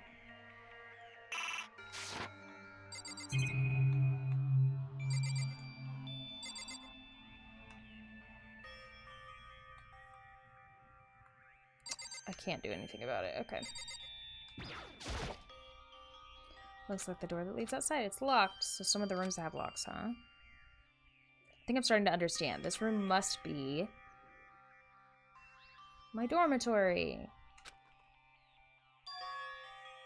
This is my assigned dorm room. Okay.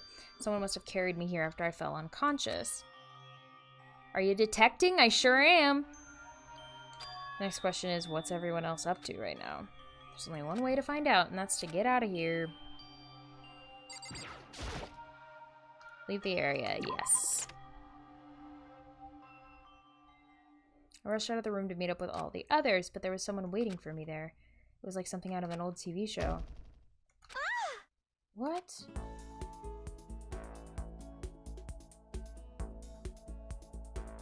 Oh, Sayaka? Sorry.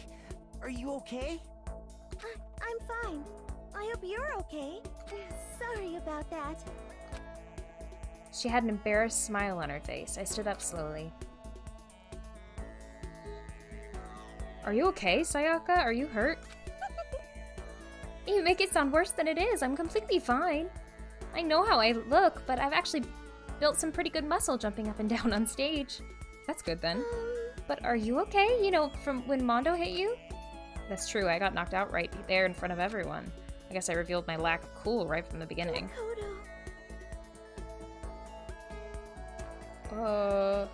Okay. Makoto? I'm fine. Nothing wrong here. That's good. That's good. I was kind of worried. Thanks. By the way, what are you doing here? Actually, I came to get you. You came to get me? Listen. Well, if you really are feeling better, I was hoping you could come to the dining hall. The dining hall? You see. After you got knocked out, everyone decided to go do their own thing. We decided it would be more effective if we split up to investigate. So we agreed to get together later on and talk about what we'd found out. So does that mean it's almost time to get back together? If that's what's going on, then of course I'll go with you. That's good. Good, I'll go on ahead and meet you at the dining hall then. This is what I just came out of, my name and picture on the nameplate. There's no reason for me to go back inside.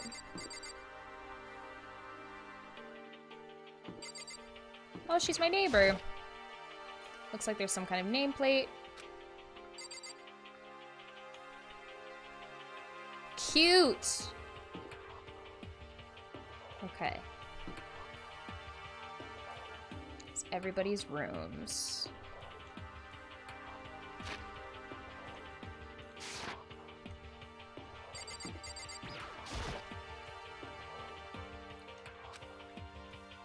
Kyoko, Chihiro, Aoi, Sakura, Leon, Yasuhiro, Hifumi. Everyone's meeting up at the dining hall. Fine, I will go to the dining hall.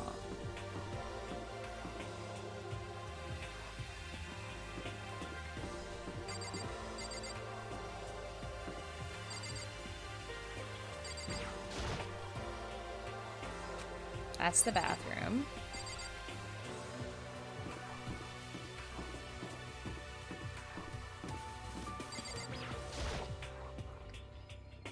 Okay, fine.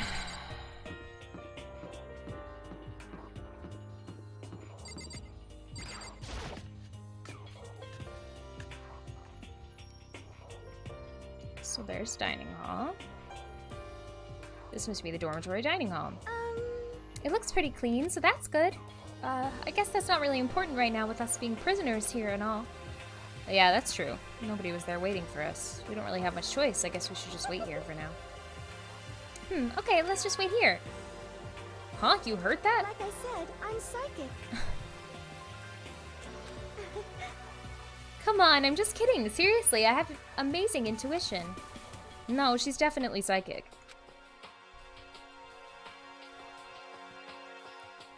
Here's a tutorial. Right now I'd like to talk about reactions. You're going to be talking to Sayaka, right? Well, while you're talking to her, some purple words are going to appear. Here's how they work. When purple words show up, if you press the Y button, you'll go into reaction mode. At this point, you can use directional buttons to make a selection and the A button to confirm it. Also, when it comes to that dialogue, you can review whatever you talked about and look for more info. Talking to someone about things like this is called a reaction. Okay, do your best to enjoy your ever-important school life. Ah, you've gone ahead and used it already. Well, that's just wonderful. Make sure you keep in mind as the story keeps moving forward. Okay.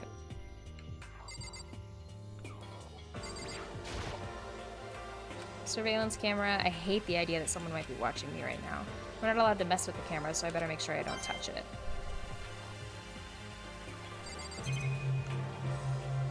Ooh, I can get the time. So what time is it? What time is it right now? So it's 7 o'clock at night. Okay. Oh, it's nighttime. You were unconscious for a pretty long time. I see. Without being able to look out a window, I've lost all sense of time. If I have to stay in this place for too long, I might just go crazy. Okay. I'm not gonna go wandering around, I'm just gonna wait here patiently. Hey, By the way, Makoto... Huh, what is it? Well, it's just... I know this is kind of...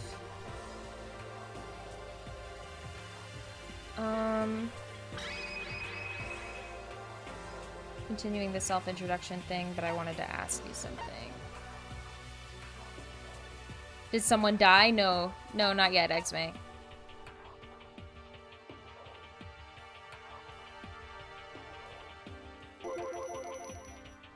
Continuing our self-introductions? We kind of got cut off before, but I had a question I wanted to ask you. Sayaka wants to ask me something. I wonder what it is. Now I'm really curious. hey,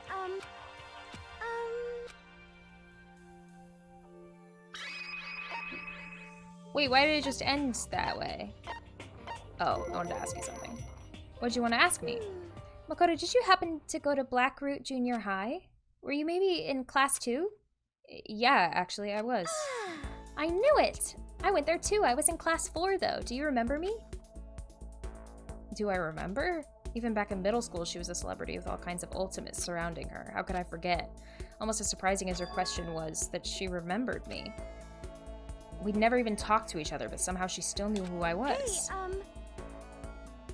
Hey, are you okay? Oh yeah, I'm just surprised is all. I wouldn't have thought you'd remembered me. We went to the same school for 3 years. Of course I remember. Well, that's true, but there were lots of students in our grade, right?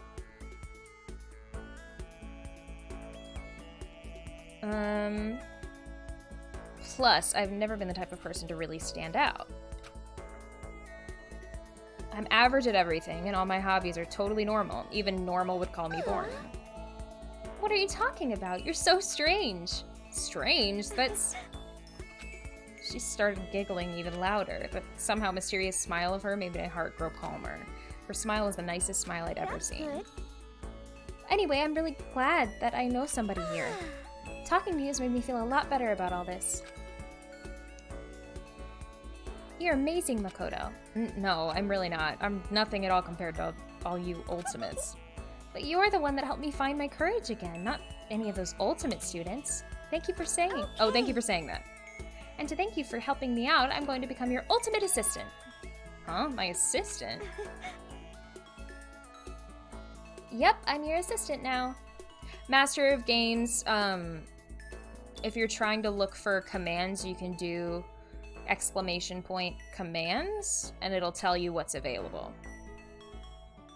Instead of just spamming commands that I don't have. I'm going to help you out as much as I can, so let's get out of here together. When she says things like that, it just gets me pumped up. I can't believe no one's here yet, but I'm sure they'll start showing up soon. Almost like he timed it, Taka threw open the dining hall doors right as Sayaka said that. Hey! Ah, Makoto, Sayaka! So you two got here first, huh? Unfortunate. Too bad, I was sure I'd beat everyone here. I guess that just means I don't have enough fighting spirit yet. Well, I won't give up. Next time, I swear I'll win no matter what it takes. Justice shall always prevail.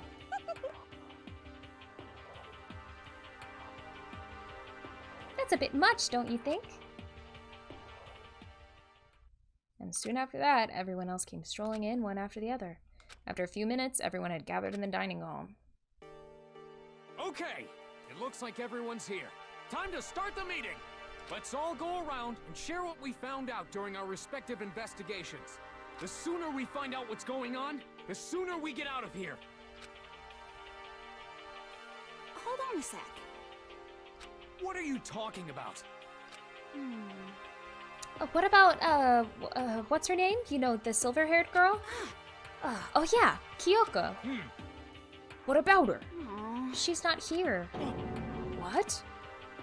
I took another look around the dining hall. Sure enough, she was nowhere to be. Is she the first one dead? I love her. Sure enough, she was nowhere to be seen.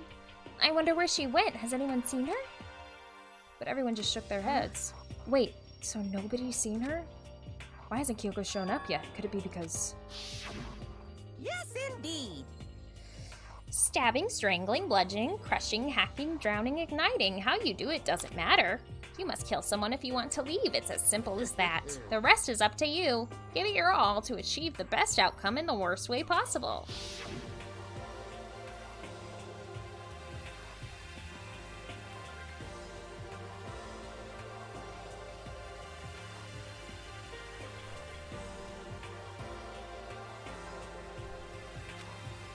No, I'm just overthinking things. Darn it, Kyoko, you're really going to be late like this on the first day of school. Not only is she late, she didn't tell anyone she would be late, a most unbecoming personality trait. Come on. You're being a real jackass right now, you know that? Well, what do you want me to do? Punctuality is everything. You hear me?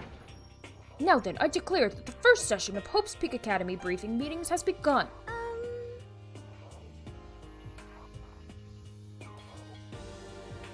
Makoto, actually, first of all... Will Kennedy be able to remember all the voices she's assigned in due time? Oh god. I've talked enough. Maybe we should listen to what everyone else has to say. Okay, let's do that. You know... Huh, what's up? I feel like I really have become your personal assistant, don't you agree? I may not be the best assistant in the world, but I'll give it everything I've got. No, you've already done so much as my assistant. Okay. I already did all of that, so now I'm just gonna talk to people, right? But I can only talk to her. Okay, so since you're in the dark about all this, let me lay out what's been going on. Everyone split up to investigate different parts of the building, but Byakuya and Taka each went off on their own, and so did Kyoko. So, Byakuya and Taka are the two people I'm looking at, then. I wanted to try and find some clue as to who's responsible for imprisoning us here, but unfortunately, I made no such discoveries. That's all from me. Really, that's it! If I'd uncovered anything, naturally I would have had more to say, but I didn't, so I don't. Right, understood. Okay. You see, Taka. I spent some time looking around the dormitory, and there I made the discovery of the century. I found that there is exactly one room for each person. Well, yeah, I figured that out before anyone else. Each door already has a nameplate on it, so I guess all the rooms have been assigned already. And each room key was attached to a keychain with the owner's name precision etched onto it. Which confirms that the room I was in earlier is, in fact, my room. and Thomas. And Chihiro and I found that all rooms are totally soundproof. Your next-door neighbor could scream their lungs out and you wouldn't hear a thing. Well, each room also had a private bathroom, which could also lock. But it looked like there were only locks on the bathrooms in the girls' dorms. Huh? But when I checked my bathroom door before, it definitely seemed like it was locked. That's weird. I should double-check that later. Hey, come on. Okay, so they got a bunch of rooms ready for us. They're assuming we're gonna be here for a while. Quiet down and listen! Well, better to have than have not. At least we don't have to worry about surviving like wild animals. That can't be all you have to report, can it, Mr. Honors Student? Got it! That's all from my report. Let's move on to whoever's next. Okay. You see. And so did Kyoko. It's like Leon, Hiro, Junko, and Chihiro all grouped together. We went all up and down the school, double-checking the windows and all the hallways and classes. We went to see if we could get any of those metal plates to come off. And what happened was nothing, not a damn thing. We couldn't get a single one to budge, even a bit. What should I do? There wasn't any hope of escape anywhere. The school really has been totally cut off. This is bad. This sucks. Bad, It bad, really bad, sucks. bad, It bad. sucks. What the hell are we gonna do? Hey, come on. Goddamn, calm down. You're starting to make me nervous. Okay. You see. Okay. Hina, Sakura, Mondo, Celeste, Toko, and Hifumi. We thought maybe we could find some way to communicate with the outside, so we went looking all over. But we didn't find a thing, sorry. I went back to the main hall, thinking maybe we could do something about that giant hunk of metal. But even with Sakura and me both, it wouldn't budge. We'd hit with desks and chairs and nothing. It was hard as, like, metal. Yes, indeed. Well, yes, it is metal. This Anyway, if sucks. we're gonna get out of here, it's not gonna be through there. I feel like I could just cry, but no, I have to hold it in. I have to manage my hydration. So then. I shall tell you what happened next. It had nothing to do with communicating with the outside world, but it is still worth worrying about. In both the school and dorm areas, there were a set of stairs leading up to another floor. But there were gates there, and we couldn't find any way to open them, so we couldn't check it out. In other words, at this point, we are only able to search the first floor. However, We could further assume that there is potentially something above the second floor as well. And if that's the case, there is at least a chance it may lead to a way out. Okay. You see. We got there. And now Celeste, Toko, and Hifumi. Let's see. If I am being honest, I can't quite say we acted as one. Rather, we did nothing as one. We spent the entire time in the gym. Most unfortunate. Honestly, we are not exactly the types to go running around a school like a gaggle of junior What the detectives. hell's wrong with you? What the hell are you thinking, just sitting around the gym the whole time? Well, it's not like any of you invited me along. Nobody said, hey, come with us. I blame you for leaving me out. It's your fault. If you wanted to go with someone, you should have just said something. Forget it. Like I wanted to go anywhere with a dirty slut like you. Oh. Slut? Your mind is as thin as your body. You make me sick to my stomach. Are you for real? I don't even know how to react. How can you say something so awful to someone you just met? hey, come on. Alright, guys. Everybody just calm down, okay? All this stress is bad for your skin, you know?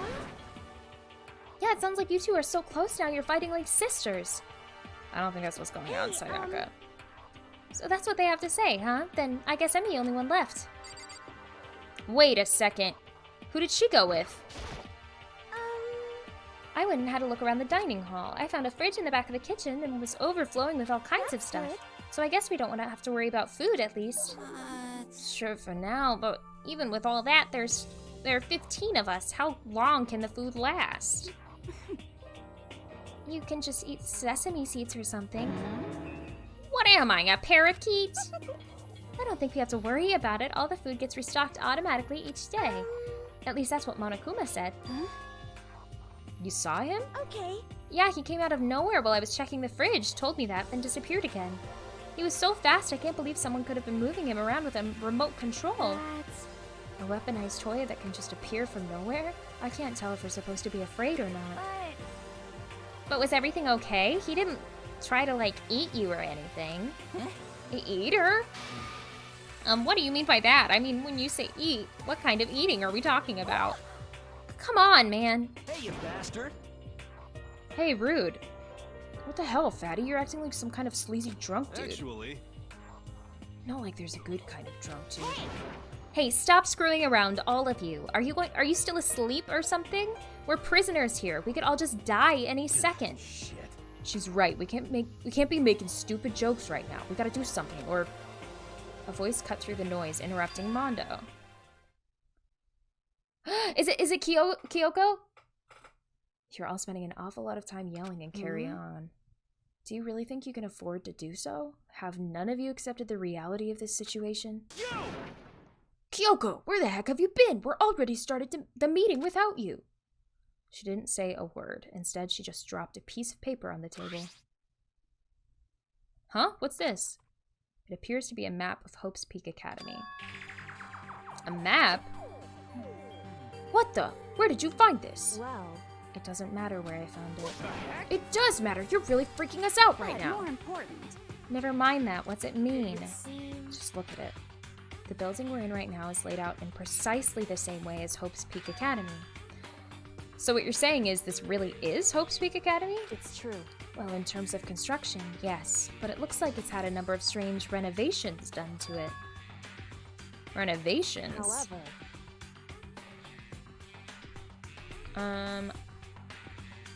Hi, Evder. I don't know all the details yet. All I found was details about the first floor. But then this really is Hope's Peak. We didn't get kidnapped and taken to some other place. So stupid, it's not even possible. This is where the country's future elite are supposed to come and learn?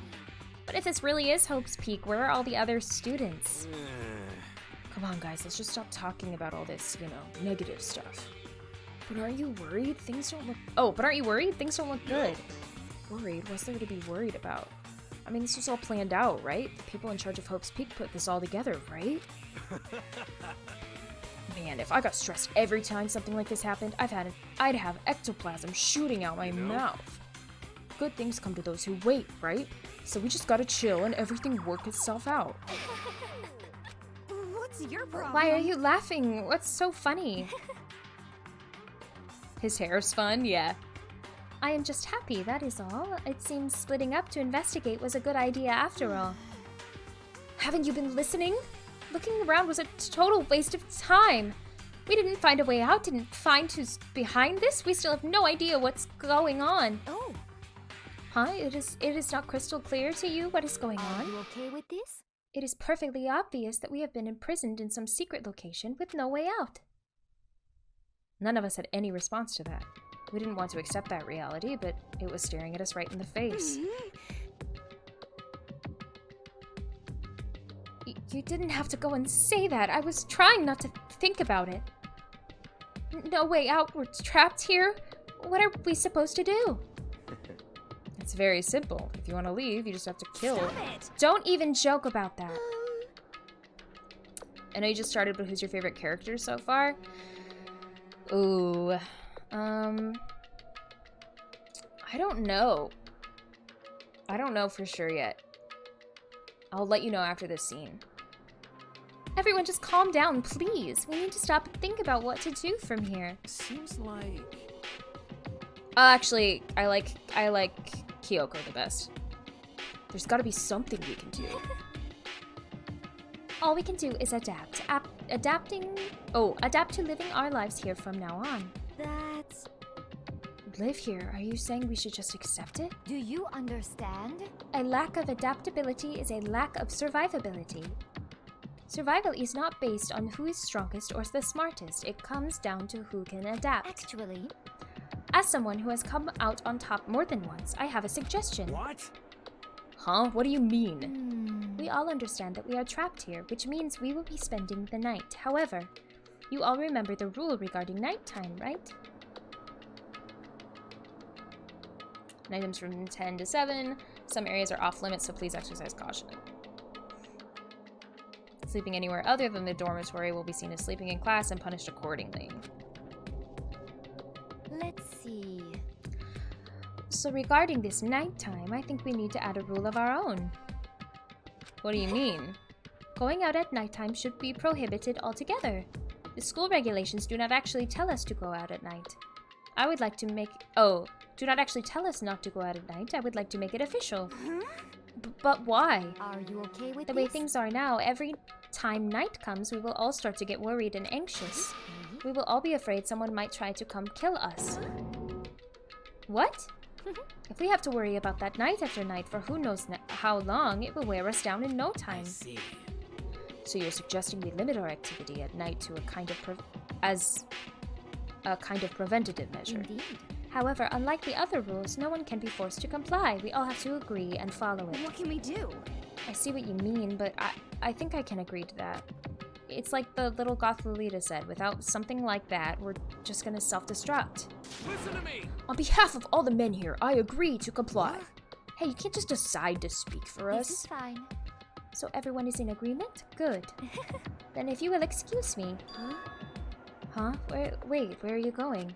Let's see. It is almost nighttime. I want to take a shower before it arrives. I hope you are well. So goodbye.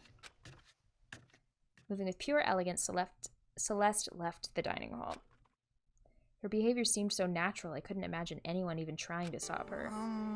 So I guess it's pretty obvious where we go from here. We'll be spending the night, it looks like. Adaptability. So, Mr. Chairman, what next? One person already left. Well then, what say we call an end to today's meeting? You understand? Like she said, it's almost nighttime anyway. We can reconvene the first thing tomorrow morning. Huh? Do we really have to stay the night What here? can we do? We don't have a choice. We can't just go for long without getting some sleep. So we just have to give up. That's all fine and good for today, but what do we do tomorrow? So in the end... Our only option is to split up and look around again and let everyone know if we find anything. Yeah, okay, let's do that. Aww. And then we're done for today. Good, I'm exhausted. With heavy movements, everyone headed off to their private rooms. Real Savaloy, thank you for giving points. I appreciate it. Makoto, are you ready to call it a day? Yeah, let's go. Dang. Okay, can I go into my bathroom now? Is this really where I'll be staying for the foreseeable future? Oh, that's right. I should check the bathroom one more time before I go to bed. Only the girls' bathroom should have locks on them, right? Alright, let's open it up. It's no use, it really is locked. So was there supposed to be a girl student here? Oh, what? Wrong, not locked. Holy crap. Jeez, talk about an overreaction. It's like you just saw a ghost or something. Like some kind of robot bear ghost. What are you doing here? Makoto Naegi, this is super duper majorly bad. So bad, it's almost magical. Ultra magical awful attack. In point of fact, I acknowledge that the bathroom in your room has a problem with the door frame. Wait, so the reason it won't open isn't because it's locked? The door just doesn't fit? Didn't you see the notice? What, can't you read? The bathrooms in the boys' rooms don't have locks. I mean, a lock on a boy's bathroom is kind of pointless, don't you think? Well, it's not that it's pointless, I guess, but I'm no expert on birds and bees and all that. Anyway, there's a little trick to opening this particular ill-fitting door, and that's what I'm here to teach you. Okay, ready? So you just gotta turn the doorknob, then lift up when you pull. Go ahead, give it a try. Turn the knob, lift up the door. When I did that, the door opened without a problem. See, it opened right up. Isn't that crazy, though? Your door's the only one that doesn't fit quite right. You're supposed to be the ultimate lucky student, right? But looks like you're not lucky at all. Anyway, I suddenly don't feel like being here anymore. Bye! Hey, wait! Damn it.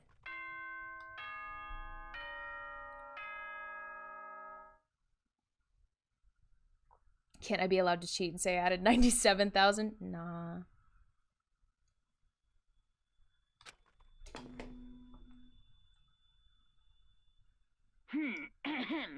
This is a school announcement. It is now 10 p.m. As such, it is officially nighttime. Soon the doors to the dining hall will be locked, and entry at that point is strictly prohibited. Okay then, sweet dreams, everyone. Good night, sleep tight. Don't let the bed bugs bite. Looks like it's nighttime. We all promised we wouldn't leave our rooms now. All I can do now is try and get some sleep. While still mumbling to myself, I collapsed into bed. My eyes closed almost immediately. It's not that I was ready for bed exactly, I was just utterly exhausted. It was as if I'd spent the entire day staring at TV, watching movies. Or like some kind of illusion where I'd been tossed into a made-up fantastical world. Yeah, that feels about right. There's no easy way to just accept the situation we've suddenly been dropped into. He was unconscious all day. How can he fall asleep so quick? So this is how the curtain closed on my first day at Hope's Peak Academy. Soon enough, I was asleep. Would it be too much to hope that when I woke up, I'd realize it was all a dream? It's kind of lame as far as endings go, but I'll be fine with that. Actually, that'd be best. Monokuma Theater?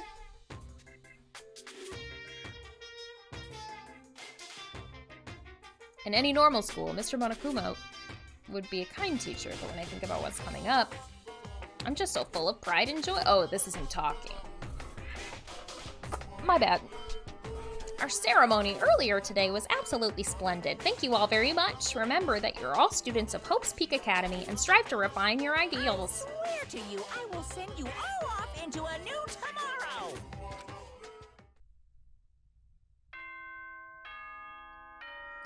Another announcement. Because it's time to wake up. Good morning, everyone! It is now 7 a.m. and nighttime is officially over. Time to rise and shine.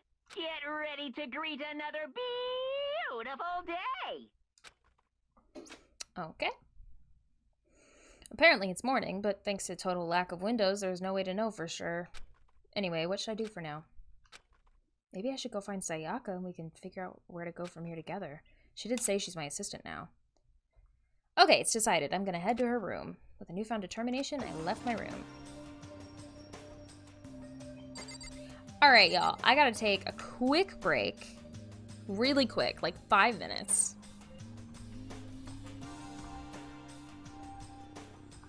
Because I gotta pee and get myself some food. Sound good? I promise it will be super, super fast. Thanks all for hanging out. Listen to some legit Danganronpa music, okay? Cool. See you in a bit.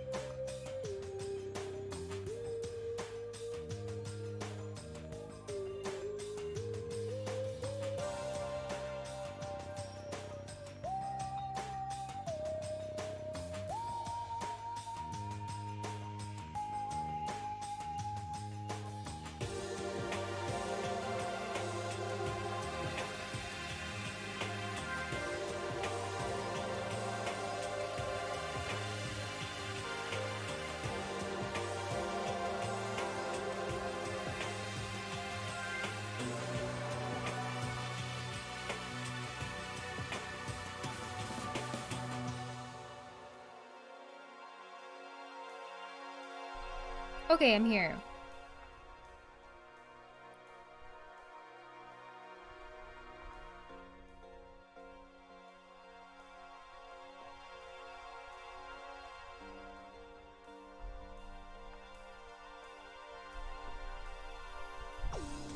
I have food.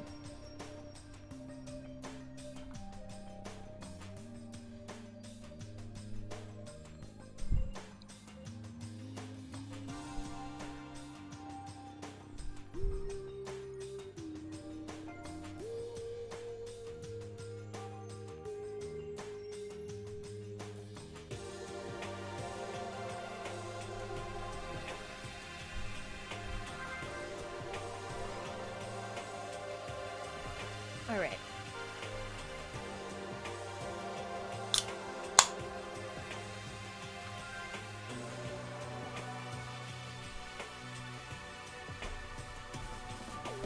All right. I'm good now. Good to go.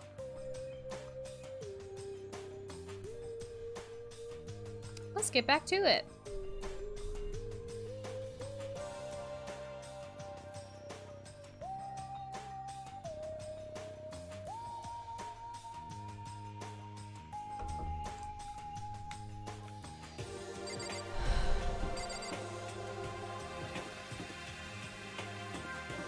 Okay, I'm just checking out everything.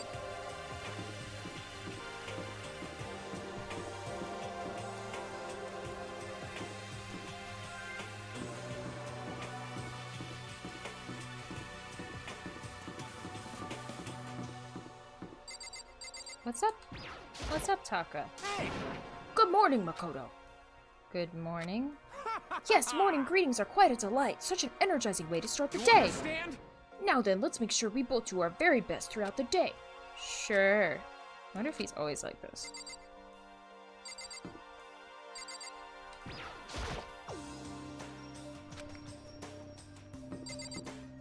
Kyoko!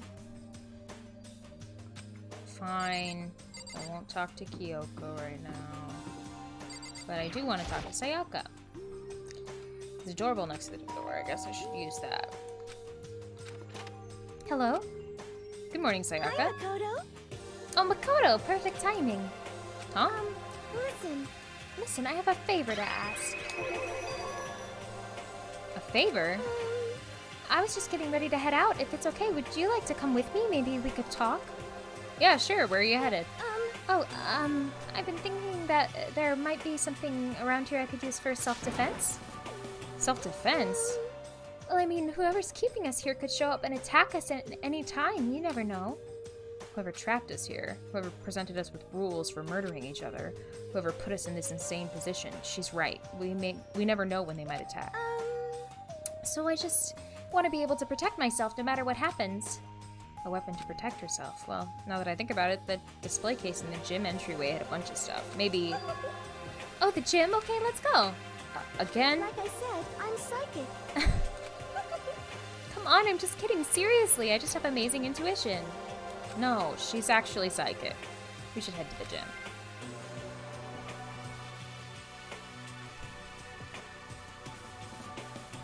For anyone who just hates walking around the school, we've got some good news. You can now teleport using the map section of the handbook menu. It's as simple as opening the map menu and choosing where you want to go. However, you can only teleport to hallways and marked waypoints. Plus, you can't teleport to places you haven't been, or to places that are blocked off. And depending on certain story moments, there will be times where you won't be able to teleport at all. Finally, try not to teleport inside any walls. There's a chance you could get lost forever. Well then, good luck and have fun! Okay. Oh, hello. Hey, We're going to the gym, right? Yeah, that's right. Good, then let's get moving. Oof. Okay. Sorry, y'all. We're back. We're good now. I just couldn't miss that call, so I had to make sure that that got sorted out. What's up, Celeste? I hope you are well. Well, hello. I hope the two of you are having a nice day. Okay. Good morning, Celeste. Exchanging such common greetings is somehow strange. Is that okay? Given the circumstances and everything. You know, sometimes you scare me a little. Well, I'm off. Hey, Should we get going? Yeah.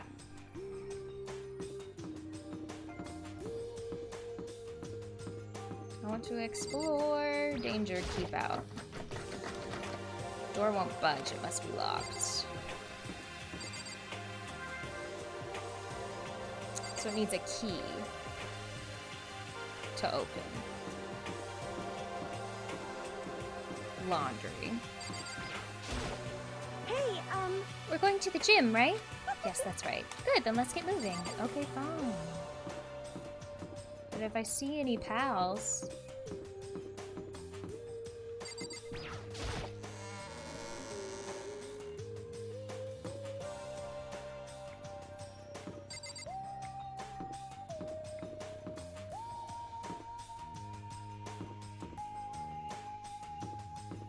Who dat?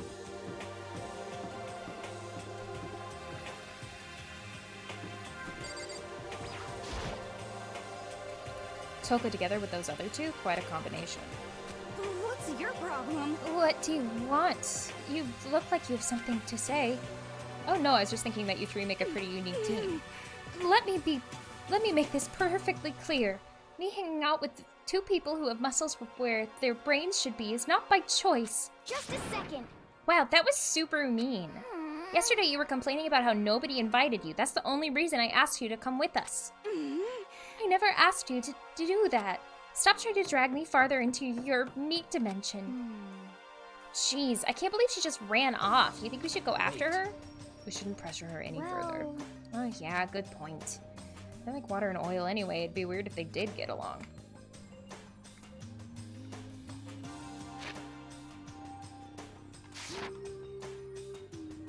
So that's the main hall. Hey, Makoto. Well, look who it is. Sup, guys? What are you up to? Yeah. We're picking up where we left off yesterday. I'm really hoping we find something today. If we do, I'll be sure to let everyone know ASAP. We have to find some way out of here, no matter what. And that's why you went with Hina and Toko? However... Well, Hina's the one that invited Toko. I have trouble talking to people directly. Ah, understandable. Okay.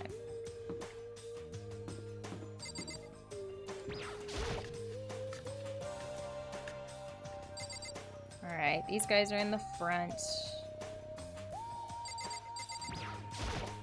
I mean, seriously? Man, what the hell is with this metal hatch thing? It's really on there, that's for damn sure.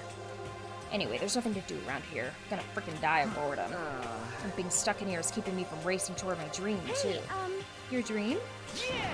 Yeah, I become a musician. You can sense my aura, right? The strongest vocals of the century right here. How cool is that? God, I feel so cool getting to say that in front of a national celebrity. Dreams. Did you say something? Oh, sorry, it's nothing. Come on, let's go. Mondo, what are you doing? What? Trying to find a way out. I figured I'd give it another shot. This sucks. There's gotta be a way to bust this thing open. Hell yeah. But I suck at thinking stuff up, so I guess I'll let you guys figure Hey, it out. damn it. Once it's time to act, though, you could just let me know. I'll show you what a real man can do. Wow, sounds like we can really count on you.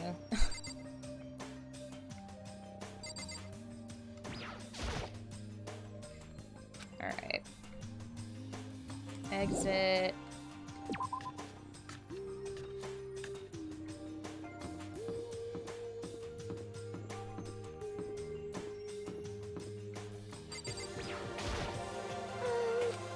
If you're looking for the door to the gym, this isn't it. Oh yeah, I guess you're right. Sorry about that. Am I just pissing her off at this point?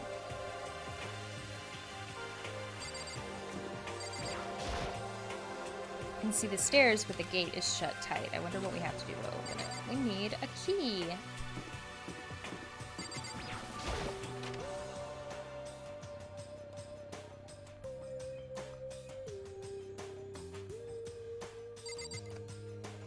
Alright. Hey, Here we go. I might be able to find something here to protect myself with.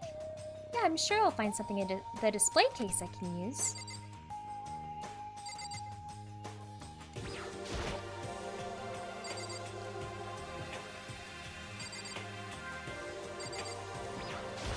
What is that? A helmet. Why is something like that on display?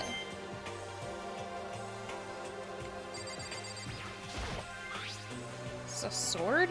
Oh, I think it's just a replica. It's still pretty impressive. It's completely covered in a gold coating. But, geez, I barely touched it and got that gold stuff all over my hands. Wow, you're right. Your hands are totally gold. Even just for self-defense, I think it's a little... Well, it's still better than nothing, I guess. You should take it with you. It might help liven up your room a little. You think so? But I guess you'd better be careful taking it back. You should wrap it in a newspaper or something. And just like that, it's been decided. I don't see anything I could really use for self-defense. Hey, don't worry about it. It's not like you need it right away, right? Plus, if anything were to happen, when the time comes, I'll protect you. Huh? You'll protect me? Thank you for saying that. I've got you on my side. I guess I don't need a weapon after all. Sayaka giggled as she said that. That mysterious smile. I can tell it comes from the heart. It makes me feel at ease. When I look at her, I honestly feel like I can do anything. Okay, we can stop looking for a weapon then, but as long as we're here, let's hang out a bit more. Alright. But first... let's look at all the stuff. No. Oh, I got something. Surveillance camera. The cameras can see it's even here. Alright. I know I said I wanted to talk to you, but now that we're here, I don't really know what to talk about. And I was the one who invited you to come with me, too. Sorry. It's okay. I mean, if there's nothing to talk about, then we can just not talk, right? Huh? You don't have to force yourself to talk. We can just, I don't know, stare off into space or whatever. Stare off into space? Oh, but you're probably super bored just standing around doing nothing. No, it's not that it's boring. It's just, I've never really done it before. I don't have a lot of time to just do nothing. I guess that makes sense. You're not a normal high school student like me. You've got tons of stuff to do every day. Listen. Hey, this is kind of out of nowhere, but... Makoto, do you have a dream? Well, what about you, Sayaka? What's your dream? I'd love to hear. My dream is... I've always wanted to be a star, as long as I can remember. I grew up without a mother, you know, and my dad worked really late every night. I was always home alone. I was just a kid, you know, so I was really lonely, but that all changed when I saw a pop star on TV for the first time. She was so pretty, like a princess, and she could sing and dance. But more than anything else, there was her smile. Looking at her smile, I could feel my loneliness melting away. I decided that's what I wanted to be someday. I wanted to give that kind of encouragement to others. Eventually, that became my dream. That's so amazing, though. You were able to actually fulfill your lifelong dream. Honestly, it's really incredible. I did whatever it took to reach that dream. I mean it, even some things that weren't so pleasant. Huh? You see? I honestly believe that as long as you kept chasing your dreams, someday they had to come true. But to do that, you can't take your eyes off your dream, not even for a second. Even if sometimes it's a bad dream, whether you're awake, whether you're asleep, to make your dream a reality, you just have to keep your gaze fixed on it, no matter what. In that world, if you lose focus even for a split second, you get left behind. You have to keep on swimming against the current without even taking time to breathe. That's the kind of world my dream lives in. Is it really that tough? Is it not fun at all? Oh, don't get the wrong idea. It's super fun. But that's exactly what scares me. Huh? I enjoy every single day I wake up and get to do what I do. Everyone in our group is amazing. We're rivals in a way, but they all mean so much to me. We've been performing together since we were young, and they're all like family to me. Without them, I would have given up on my dream a long time ago. To work together and fulfill our dreams together has brought me so much happiness. But that's the thing that scares me the most. If the world gets tired of us, then what happens? What happens to us? Then the dream dies, those wonderful days come to an end, and everyone goes their separate ways. Sayaka, she's trembling. Stay hydrated! Thank you, Exme. Everybody drink something.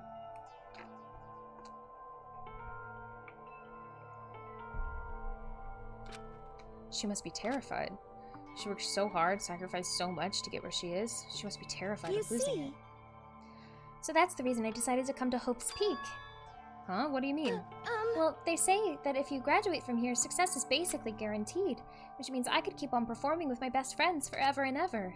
At least, that's what I thought. I really did believe that, but now we're trapped here with no way out. They are probably waiting for me. While I'm in here, the world out there is forgetting about me. Minute by minute, we're all disappearing, but still. Sayaka? Why? I can't afford to be stuck in here.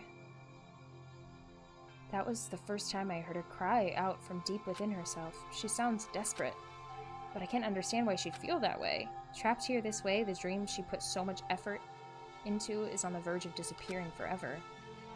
And that isn't something that can be fixed with a few kind words. The weight she's carrying, I can't even imagine it. Sorry. I'm sorry, I didn't mean to complain. I kinda killed the mood, huh? No, not at all. Sorry. I'm really sorry. Sayaka, actually, are you hungry? Before we head back, why don't we go to the dining hall and get some food? So... Okay. You want me to make us something to eat? I might not look like it, but I'm actually a pretty good cook. Wow, really? What's your specialty? Chili oil. You mean the condiment? Just kidding. She burst out laughing. Her earlier mood disappeared, replaced by the bright smile I'd quickly grown used to. But how did it happen so fast? It was almost like a mask, like some kind of neutral expression. I'm back with tea and bread with cheese? Nice. Anyway, we head to the dining hall and get something to eat before returning to our rooms.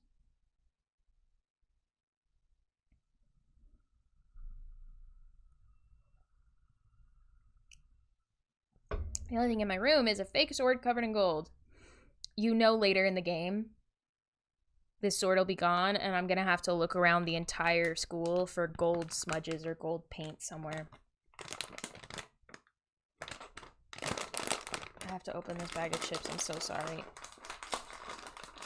It's so loud. Oh, look.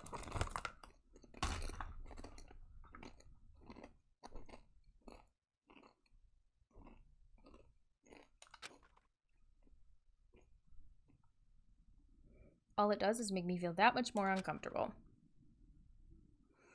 Anyway, there's still plenty of time left in the day. I really don't feel like just sitting here. Maybe I'll take a look around. You're about to have your first experience with free time. Would you like to hear more? Absolutely. You'll be given free time at certain points. You can spend your time with fellow classmates to deepen your friendships. You can also give them presents, which can potentially give them an even better impression of you. You can get these presents from the Mono machine in the school store. Come by early and often. At certain points, you will witness intimate events, and new info will be added to each person's report card. These events can also open up new skills, which will prove useful as everything plays out.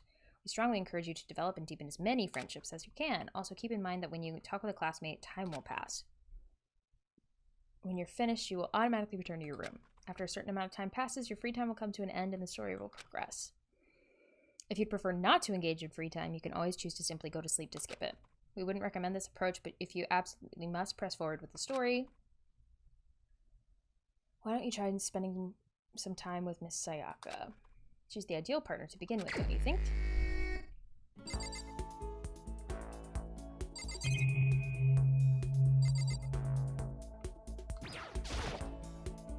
The door doesn't quite fit in the door frame.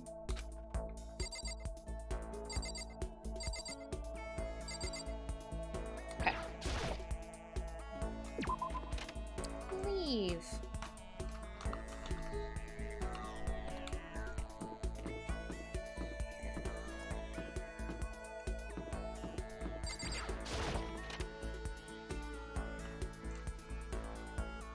It's a laundry room.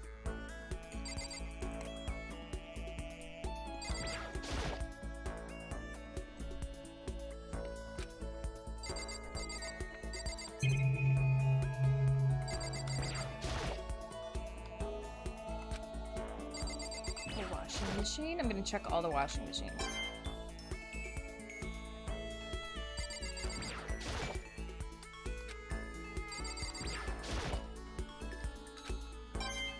Ooh.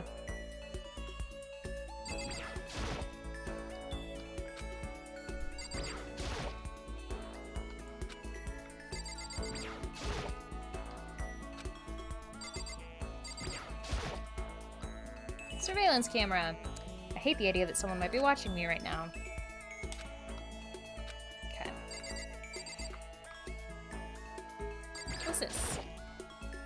A vending machine.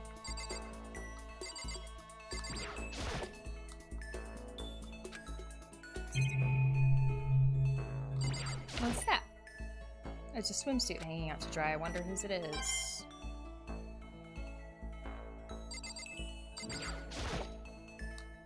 And the monitors Monokuma appears on. It's just showing the school crest. Okay, I'll talk to you later. I am trying to get to the store.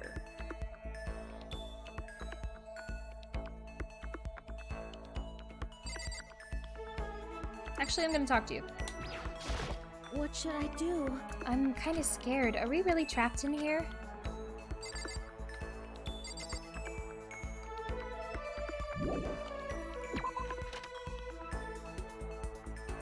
Laundry.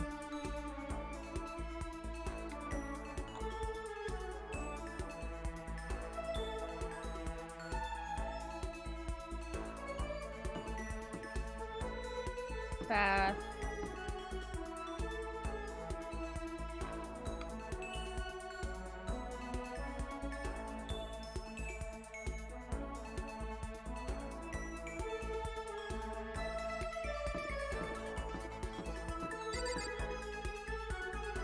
Okay, I'm gonna go here first.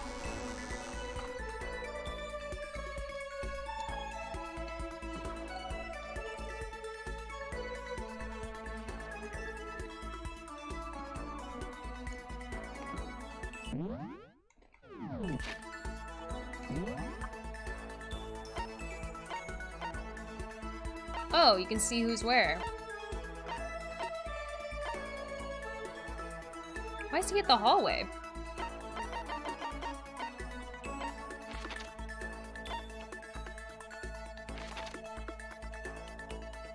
Hallway. Kitchen.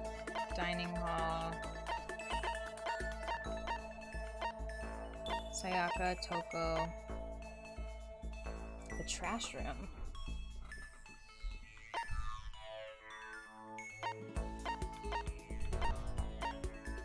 Where's the student store?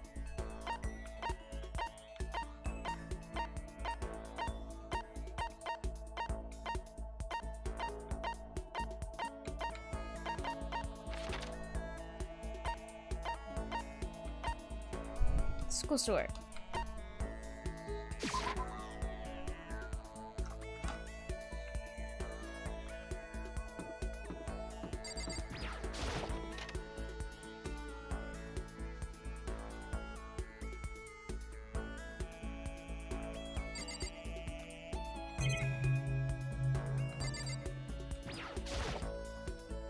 Yep, this is definitely the store, but it has some kind of Japanese Western blend. It seems more like a cluttered antique store.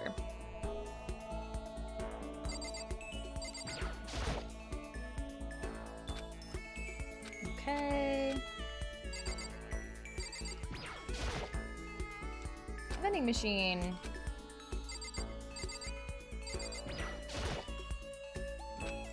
Maybe if I turn a knob, a prize will come out. Would you like to try your hand against the Mono machine? Give it a shot.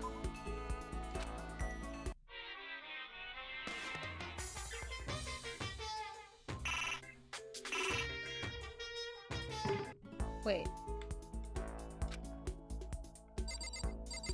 Wait, I need to figure this out. Learn more about it.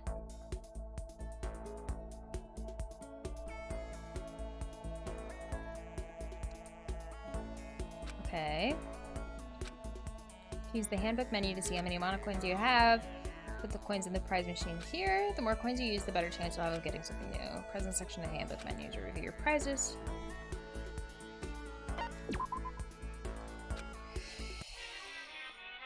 Okay.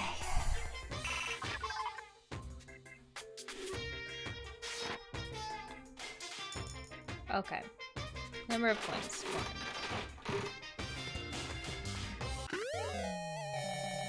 What is that?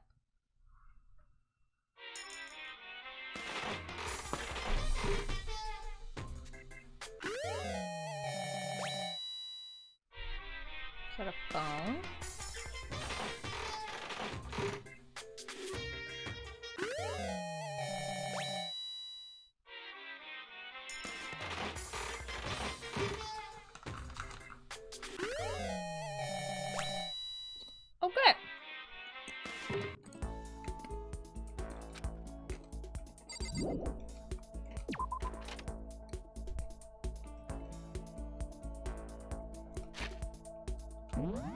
Map. Go here. Original Dubs, what's up? Made it to a stream. Sorry again, my internet went crazy. Oh, don't worry about it. How are you doing?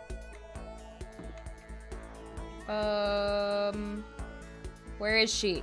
Where's Kyoko? Where is Kyoko? You're not Kyoko. Where the heck? Is she hiding? What the heck? I'm doing good, how are you? I'm doing great! This is like a detective game. It's called Danganronpa. It's like so cool. But I'm still learning how it works. Okay, it says she's here, but she's definitely not. Oh, she's probably in the hallways somewhere.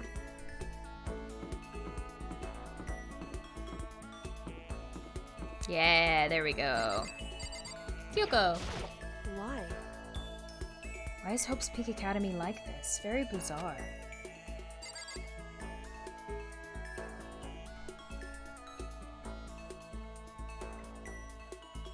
Okay, wait. Presents.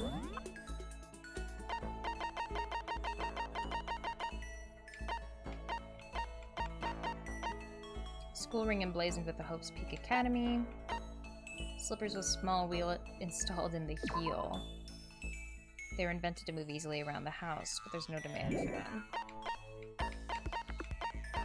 Silent receiver. A phone that for some reason doesn't let you hear the person on the other end. It doesn't let them hear you. Weird. Red costume. Jump into this and you feel like you can sport the world. It resembles some kind of Yeti creature. Proof that you cleared the prologue. Okay. Interesting. Alright. Let's talk to our pal.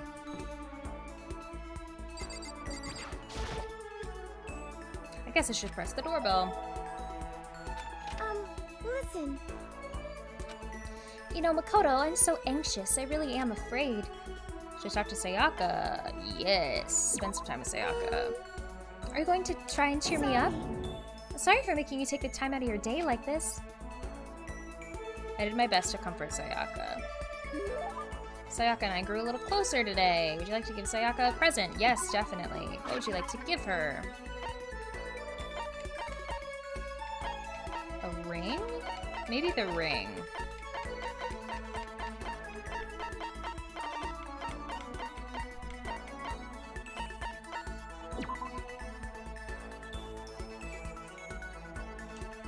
It stands as a proof of friendship between those who spent their youth together. Oh, yes, then that. Is it really okay for me to have this? I'm so happy. I'm happy. I'm just so happy. I get the impression that she liked it. That's good. Makoto? Do you think you could make time for the two of us to talk? What's wrong? Why are you being so formal? Well, it's just... I guess that was kind of formal, but... It's just because I know I can count on you. Huh? Having you by my side really makes me feel a lot better. If you weren't here with me, I just don't know what I'd do. I'd be lost. But that's why... I hate that we had to meet again under such awful conditions, but I'm relieved you're with me. Sayaka, standing here face to face and hearing her say that. It's nice, but kind of embarrassing at the same time. I know how you feel. You being here is what saved me. Really? Thank you for the flattery. That smile, that mysterious smile that softens my heart. I really wasn't flattering her. That smile saved me. But it's kind of strange, you know? I never thought I'd get the chance to talk to you like this. All through middle school, you never talked to me. In fact, you never even looked at me. It's because you were like a celebrity. I couldn't just go around staring at you. Wait, how do you know I never looked at you? Hey, Because I looked at you all the time. Huh? I was always looking for an opportunity to talk to you. You wanted to talk to me? But since I always had so many people around me, we ended up graduating without saying a word. That was one of my biggest regrets. But why me? Do you remember during our first year of junior high that huge bird wandered into the school pond? Actually, now that I think about it, I sort of do remember something like that. It was like out of a fairy tale. The turtle once every 1,000,000 years, that bird once every 1,000. A huge bird wandered into the school pond during our first year of junior high. I think it might have been... Oh, a huge bird? So it's a crane. It was a crane. It just walked right into the pond. That's right, that's what it was. It was so big the teacher had no idea what to do. But you let it into the forest behind the school. You helped it find its way out. Well, only because I was already in charge of taking care of the animals at school. They made me do it. You see? I should have said thank you then, but is it okay if I do it now? Thank me? I'm that crane, you see? I've come to return the favor. Here, let me make you a cloak. Just kidding. Yeah, I kind of figured. Honestly, though, I was so impressed. That's why I always wanted to talk to you, even just once. I never imagined this would be how I got my chance. Yeah, if we'd met again at a train station somewhere downtown, that'd make for a nice, dramatic reunion. But instead, it's this weird school. Maybe, but still. I'm sure you'll help me find my way out, just like that crane. You'll save me. You see? It's just intuition, I know, but I still believe it. I'm gonna save her? I'll do my best, I promise that. I'll make sure it's more than just something. I missed it. If there's anything I can do, I'm going to do it. I believe in you. Oh my gosh, I'm choking. I believe in you. Besides, my intuition always turns out to be right. Like I said, I'm psychic. Kidding. She's not. She's actually psychic. Stop it. The closer we get, the stronger that smile of hers makes me. I was glad to feel that way. Sayako's report card has been updated based on your experience with her. You just unlocked the skill Melodious Voice. Give yourself a pat on the back. You've earned it. Once we were all done, I headed back to my room for a little while.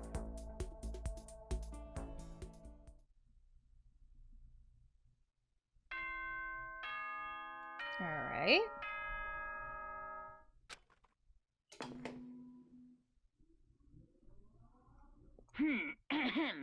This is a school announcement. It is now 10 p.m. As such, it is officially nighttime. Soon the doors to the dining hall will be locked, and entry at that point is strictly prohibited. Someone's gonna die.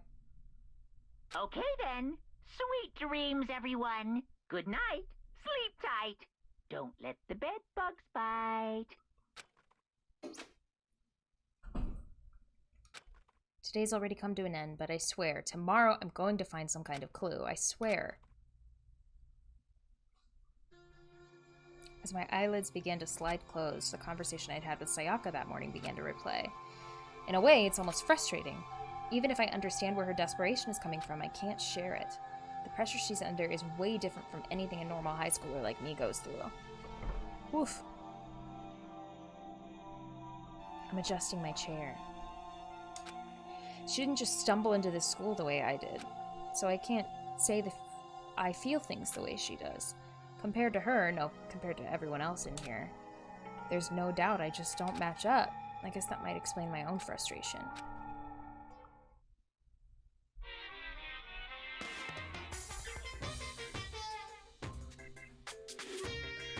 What you got, Monokuma? So, I'm sure that you've noticed the killing theme has begun, but there's still room for a little laughter. It seems our newest students, already so filled with despair, still have some hope of escape. So when will it begin? When will their hope begin to die? Is it time yet? Is it time? Pounding excitement! Someone's dead, someone's dead, someone's dead.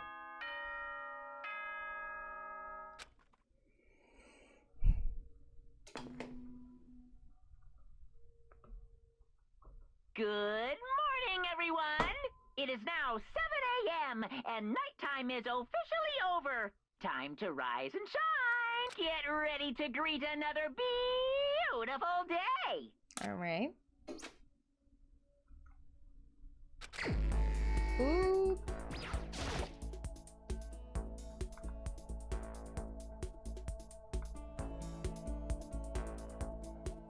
Okay.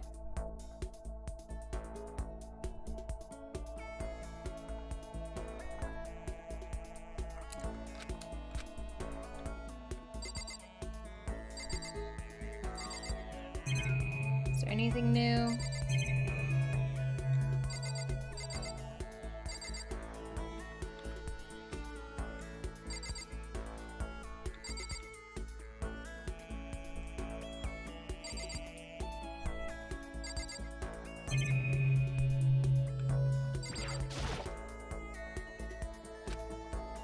Okay.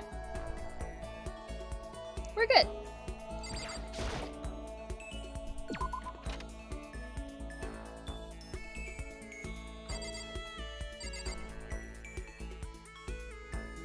Let me check my map.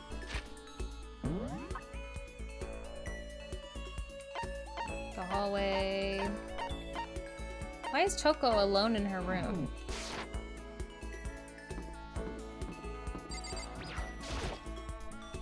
I guess I should press the doorbell. Did you come here to yell at me? Anyway, My whole life is this one unpleasant experience after another. Should I hang out with Kyoko while she's acting like this? Go see who else is around.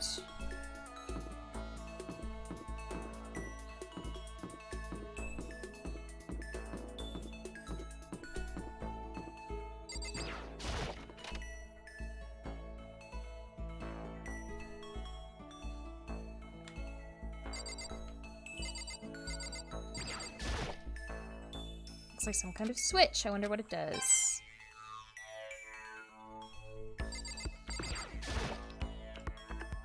I'm starving for information from the outside world. If only there was a TV with... Okay. What is that? There's a hatch on the floor. The door won't budge. It must be locked.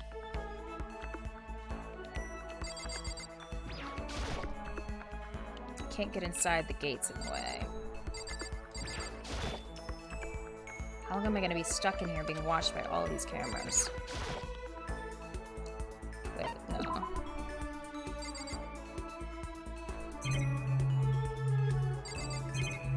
Okay, I did that. Great.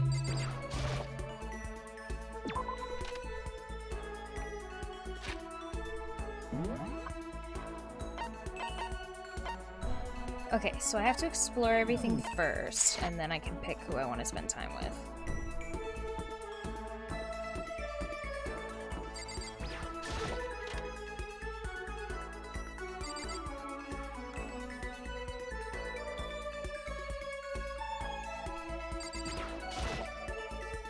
It's a fish tank. There's a bunch of little fish swimming around inside.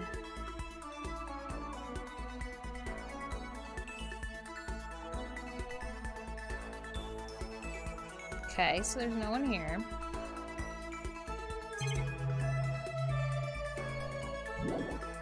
Leave the area, yes. This is the girls' bathroom. Obviously, I can't go in. Okay, fine. Hi, pals.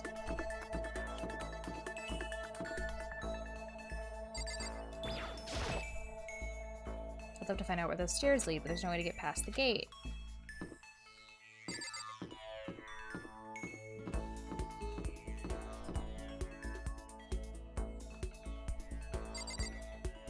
And then where is everybody? I'm gonna try and get into the dressing room, maybe? Is it still blocked off?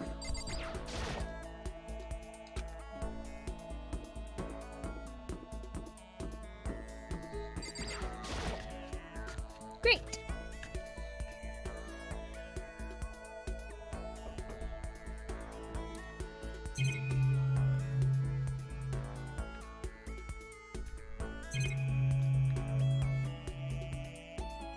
Okay, let's go to the kitchen.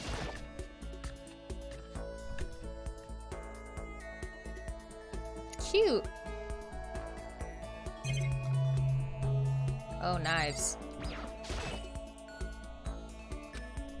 There's a whole bunch of different kinds. I had no idea you needed so many to cook, so there's 6. Surveillance camera. Okay.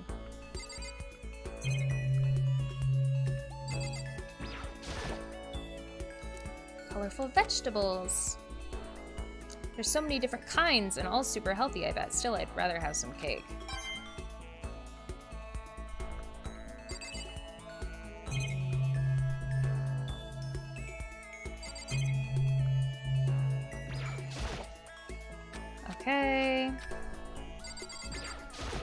Meat? Yeah. The deli styles. Oh, it's a deli style display case. There are all kinds of food and stuff lined up inside.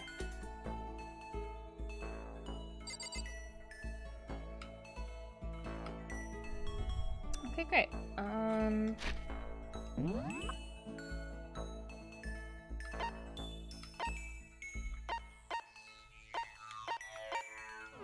Okay, great.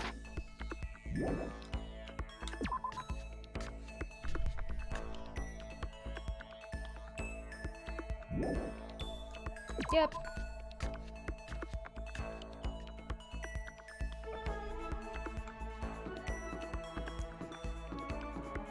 Hi, Leon. Hey, you bastard! What are you doing, Makoto? We gotta hurry up and find a way out of here. Let's see who else is around.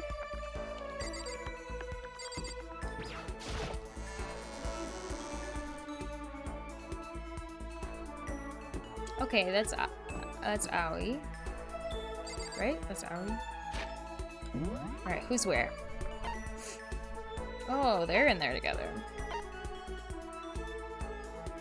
They're in there. Why is... Oh, okay.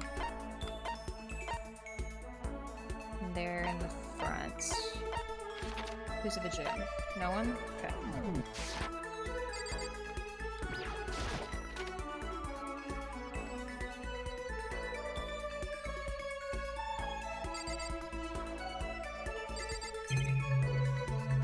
Okay.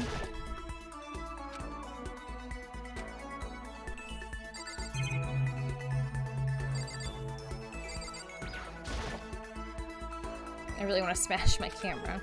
Okay.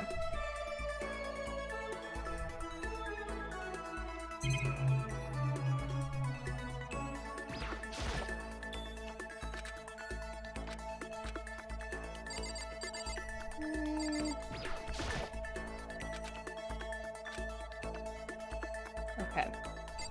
I'll come back because I wanna build my friendship with Kyoko.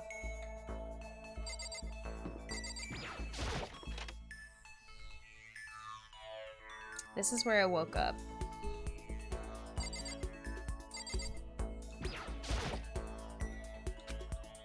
The little pamphlet is still there. Okay.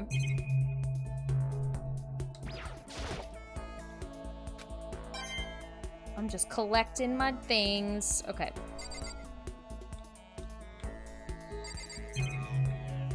We got it. That's fine. Okay. Leave the area, yes.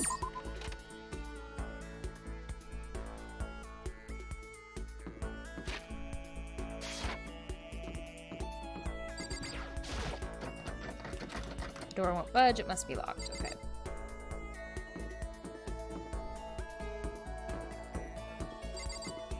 AV room. Cool. There's nothing inside. Okay. It's a DVD player, but I don't see any actual discs nearby. A DVD player is useless by itself. If we had something to watch, at least that would help us pass the time.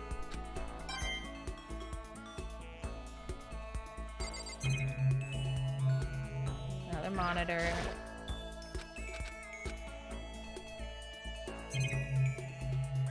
And another camera. Alright, exit.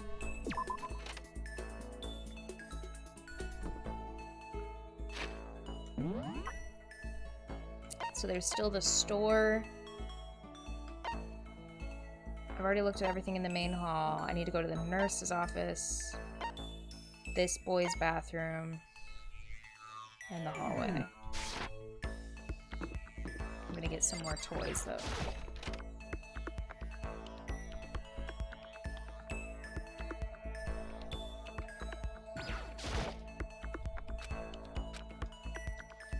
Yes, give it a shot. And I would like lots of prezzies.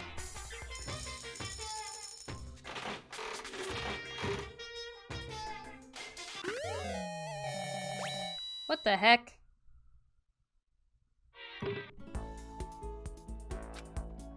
Okay. Exit.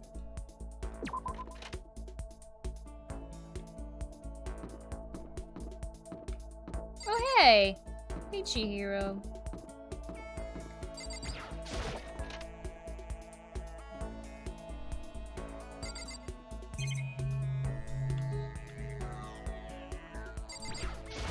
What does this mean? Is this supposed to be part of Hope's Peak's curriculum? The government must not remain silent on this. See who else is around.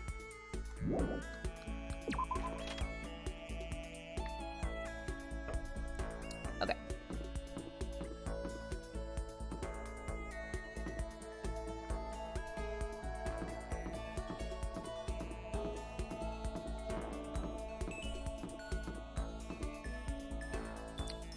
Alright, that's it. So we're gonna go back and we're gonna spend some time with Kyoko.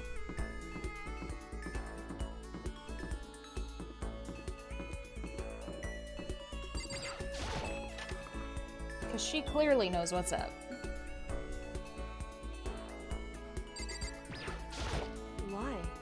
Who set all this up and why did they choose us? There's so many mysteries. Well, I'm in no position to tell you what to do. You're free to do as you wish, right? But I have my own way of doing things. I joined Kyoko while she searched the school. We didn't say anything to each other. Kyoko and I grew a little closer. Yes, I would like to give you a present. What would you like to give her? I don't have a Hope's Peak ring. Emperor's Thong. Silent receiver. Oh my gosh, because we don't talk to each other. Phone that for some reason doesn't let them hear you. Give. hey, Are you sure you're giving this to the right person? Oh no! She doesn't like it? Dang it. Are you scared, Makoto? Huh? hey, Being trapped in a place like this? Who wouldn't be? Of course I'm scared, being trapped in this insane school. correct. Oh, that's good. That's good? So, Fear is proof that your imagination is functioning. Frankly, I feel bad for anyone who can't feel fear. whew, Without imagination, you can never deduce which action to take next. But what about you? You seem totally calm. You don't act afraid at all. wrong. I'm scared too, of course. I simply hide my emotions. There's no advantage to be gained from letting others see how you feel. You hide? Huh? Correct. What I mean is, I'm not as foolishly open as you are. Foolishly Listen. open. Also, the fear I experience is a little different from yours, I imagine. What do you mean? So, You're afraid of what you might Correct. lose, right? But I'm afraid of what I've already lost. I'm sorry, I don't understand. I know. She didn't bother answering any further. She just Goodbye. turned. Goodbye. With that, she was gone. Well, we're still just getting to know each other. Maybe we'll talk more next time. I don't think I understand her at all yet. Kyoko's report card has been updated. The maximum number of skill points has increased. Look at you go! Once we're all done, I headed back to my room.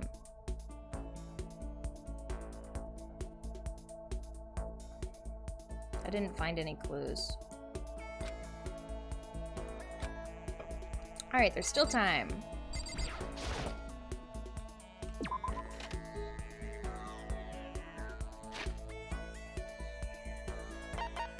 Okay, report card.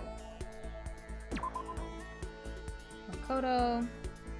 Ultimate lucky, unlucky student. Okay. Ultimate pop sensation. Thing I remember about Makoto most from junior high, when that crane got stuck in our school pond and he helped get it free. I always wanted a chance to talk to him after that. Skills, melodious voice. Most people worry about what they might lose in life, but she seems more concerned with what she's already lost.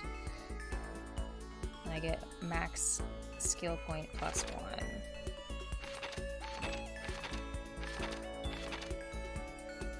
Alright, I think I want to spend time with Chihiro.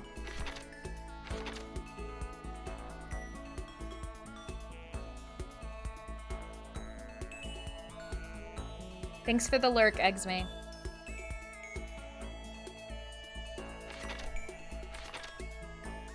Yeah. I think that's what I want to do.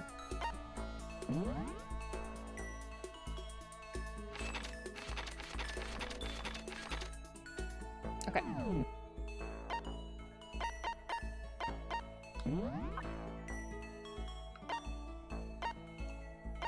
Dining hall. Kyoko's room. She's in her room. Toko's still in her room. Chihiro's in her room. Okay, let's go to Chihiro.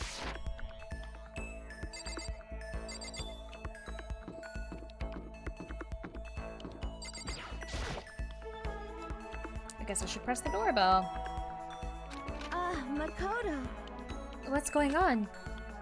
Spend time with Chihiro. You're right. Would you like to go somewhere and hang out if you don't mind? Hang out with Chihiro for a while. Chihiro and I grew a little closer today. Yes, I'll give you a present. What would you like to give her?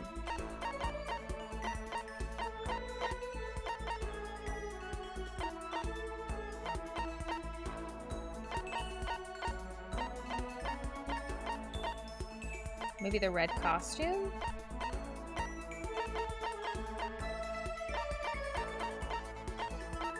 I don't know if she'll like it.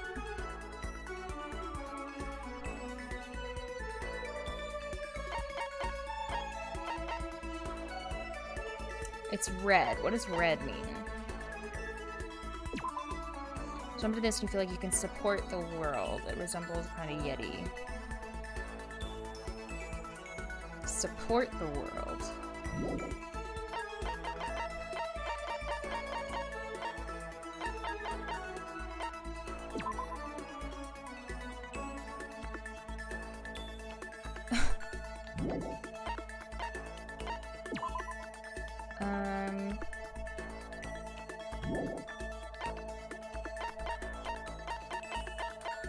Alright, I'll try it. I'll try it. Red costume. Thank you. It's the first time I've ever gotten something like this. I get the impression that she liked it. That's good. Yay! No. What's wrong, Chihiro? It hurts. Huh? Did you get hurt, Chihiro? You know? Oh, well, not really. I got bit by a mosquito last night. A mosquito? Well, I figured something serious had happened since you were... I figured something serious had happened since you were saying how it hurt. Huh? Oh, did I give you the wrong impression? Sorry. You don't have to apologize. It was my own fault. But you said it hurts? Did it really bite you that hard? Yeah, see? Look. She held out her arm. The huge red bump stood out clearly against her pale skin. Holy cow! What should I do? It's way past itchy now. It really hurts. But why is it so big? Did you bite you while you were sleeping? You're wrong. Oh no, I was awake. But you didn't notice? No, I noticed, but what? You know? Well, I felt it bite me and I looked down at it, but I didn't do anything. I just sat there and watched it suck my blood. What the heck? You just watched? Why didn't you smack it? Because that would have killed it, right? Well, yeah, but... You know? It must have been really hungry to suck that much blood. If it was that hungry, it would have been really sad not to let it have anything. But it's just a mosquito. Mosquitoes are living things too. It might have its own mosquito family. Sorry, I know that's dumb. No, really, you don't have to apologize, but don't go scratching it, okay? That'll just make things worse. But what if it gets so itchy I can't take it? Well, in that case, just take the tip of your fingernail and push it into the bump. That'll help. Huh? Wow, I had no idea. You're so smart, Makoto. As she said that, she smiled like a tiny, cute little animal. I wonder if she does that on purpose. If so, that's a whole other level of scary. But anyway, don't you think it's kind of strange? Huh, what is? You know? Well, the school's completely sealed off, right? So how did a mosquito get in? Maybe there's somewhere here in the school where bugs can live and grow. Some kind of nature-y spot? A nature-y place in school? Well, I can't say for sure that there's not. Or maybe there's a secret passage somewhere that leads out of the school. A secret passage? Well, even if there's not, I'm sure we'll get out of here somehow. As long as we all work together, I'm sure we'll be out of here in no time. Oh, it's certainly, yeah, whatever. I was supposed to say that, not her. You're right, working together is super important. But... Of course, I don't know how I can be useful. I'll probably just weigh you all down. That's not true. It makes me feel way better knowing you're here to help. Huh? It does, really? Yep, so let's all do our best, okay? Okay. Thank you, Makoto. Chihiro's report card has been updated based on your experience. Skill points increased. Once we're all done, I head back to my room.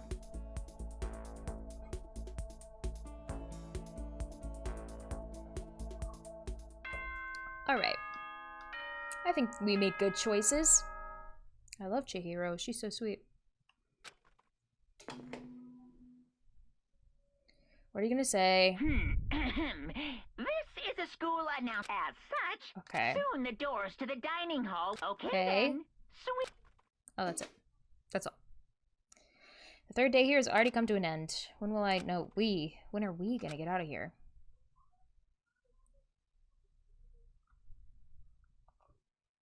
I laid on my bed and stared blankly at the ceiling, and before I knew it, I'd fallen into an uneasy sleep.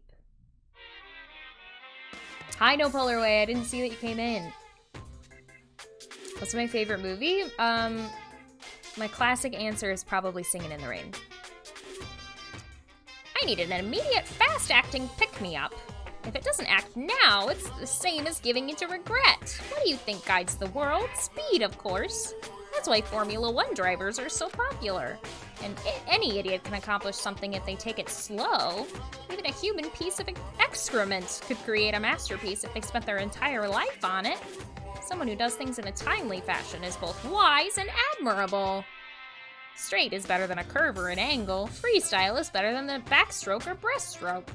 Drive-through is better than sit-down. A Sunday comic artist is smarter than a graphic novelist. What I'm saying is, speed is the gold standard of the standard world. Which is why I said I need that pick-me-up.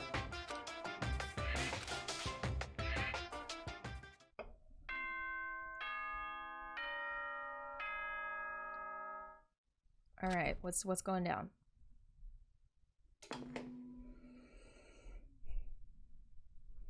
Good morning, everyone. It is get ready to greet another. Okay, that's all. I woke up to the irritating sound of Monokuma's voice. I slowly pulled myself out of bed. Ugh, another night of restless sleep. Day after day, I can feel the fatigue piling up. As soon as the thought had crossed my mind, the sound of a doorbell forced its way into my room.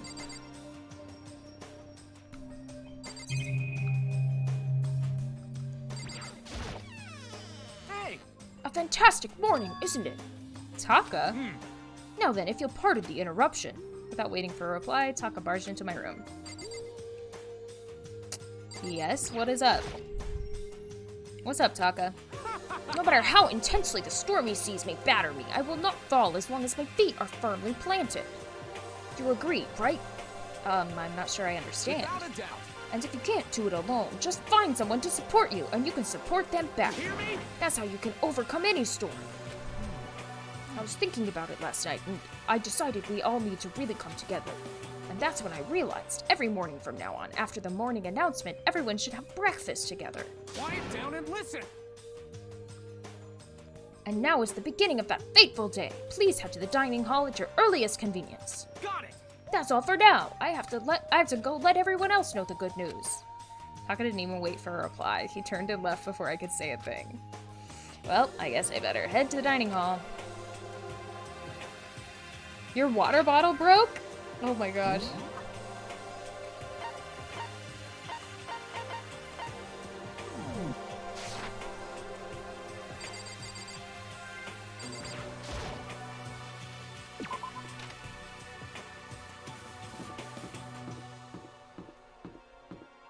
Hi, Toko. Wait, why are there people outside?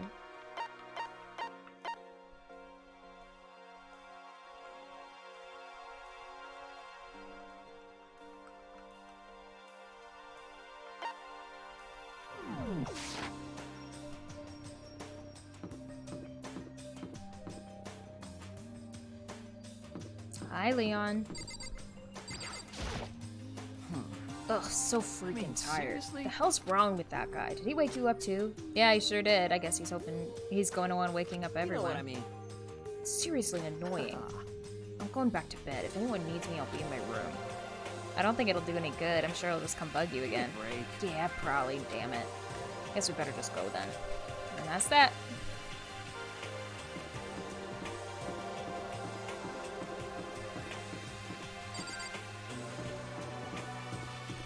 There you are.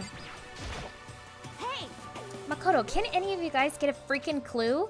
Huh? Are you for real? My mascara's totally clumpy. I don't want anyone to see me this way, but Taka came and woke me up. What a dick.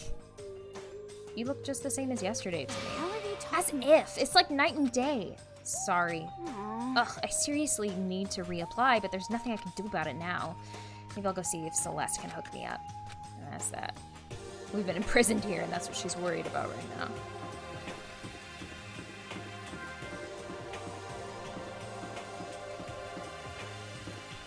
Alright, Toko. Toko? What's your problem? What? Oh, I was just wondering what you were doing here. You should probably head to the dining hall, right? I know, I just need to prepare myself mentally. Prepare herself? What is she talking about? Ugh, I'm so nervous. What's she nervous about?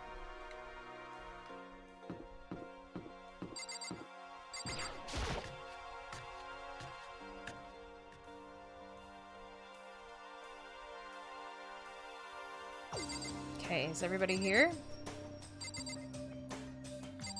Where's my okay. 1, 2, 3, 4, 5, 6, 7, 8, 9, 10, 11, 12, 13, 14, 15. Okay, we're fine. Oh, I can talk to all of them? What's your What's the point of talking to me? Taka's the one who got everything together. Go talk to him if you have questions or whatever. He let out a heavy, annoyed sigh. I'd rather be ignored completely than suffer that kind of insult. Yo. Good morning. This sucks. Let's just hurry up and get this over with. Taka's getting antsy.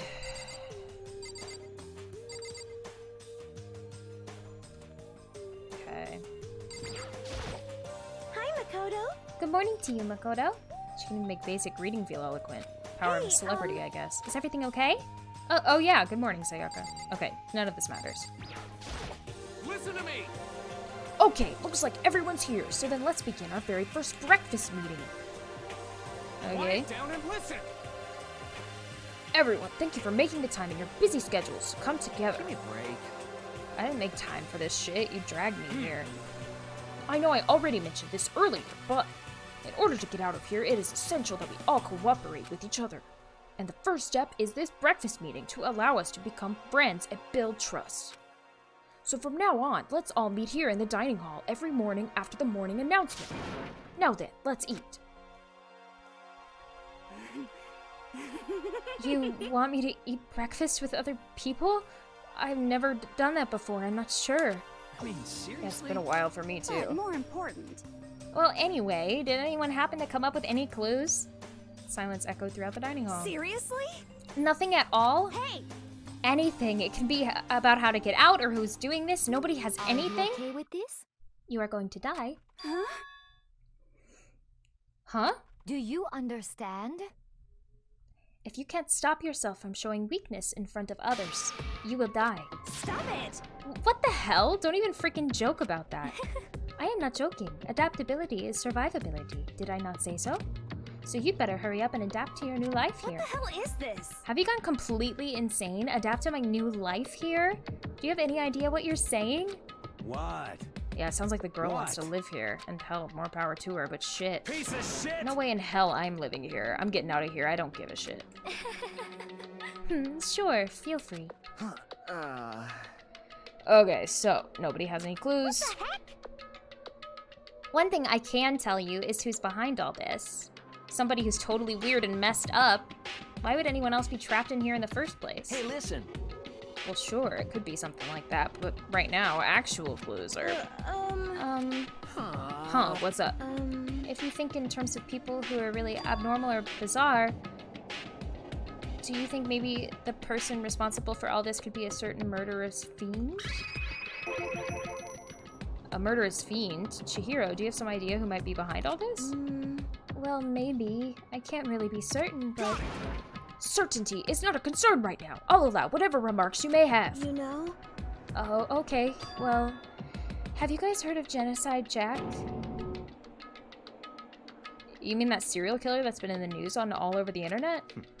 A monstrous villain who's murdered scores of victims in brutally bizarre fashions.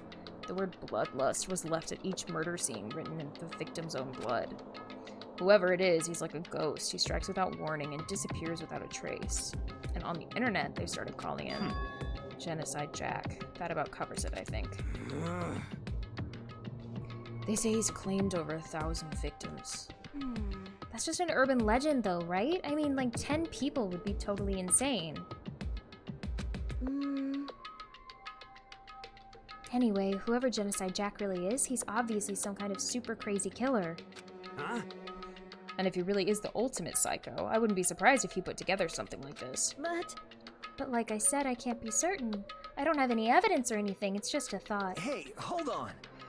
But if they're the killer, isn't that like a killer of a problem for us? Yeah.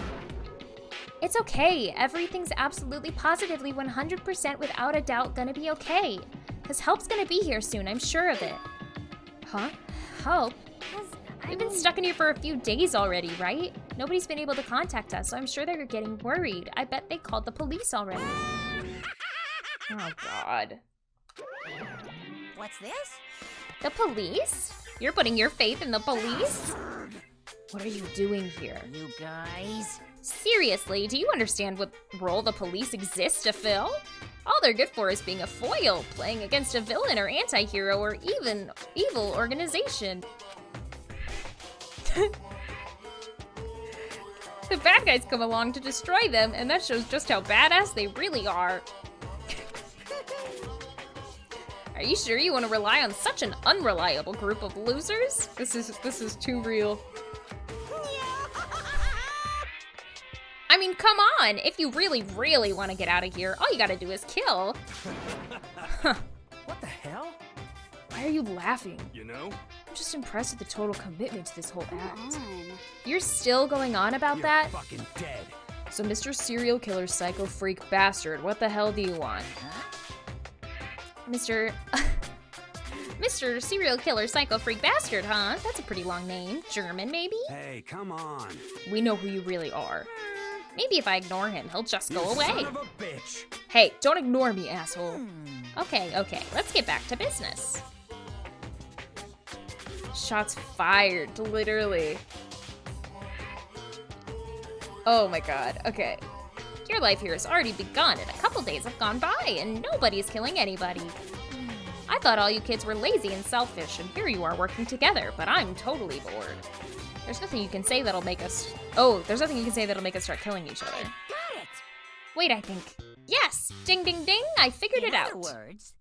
All the mystery ingredients are here. Right people, right place. So why hasn't anyone killed anyone yet? That's what I couldn't understand. But I just realized there was one very important piece missing. What are you... If you want to know, I'll tell ya. It's a motive. It's so simple. I just have to give everyone a motive. Stop fucking around. Motive? What the fuck are you talking about? Oh, by the way, there's something I want to show you guys. Son of a bitch. Stop changing the goddamn subject. I have a little video I'd like you all to see. Oh, but don't worry, it's not some pervy adult video or anything. Seriously, it's nothing like that. It's a special video for each of you showing what's going on outside the school. Outside the school? What are you talking about?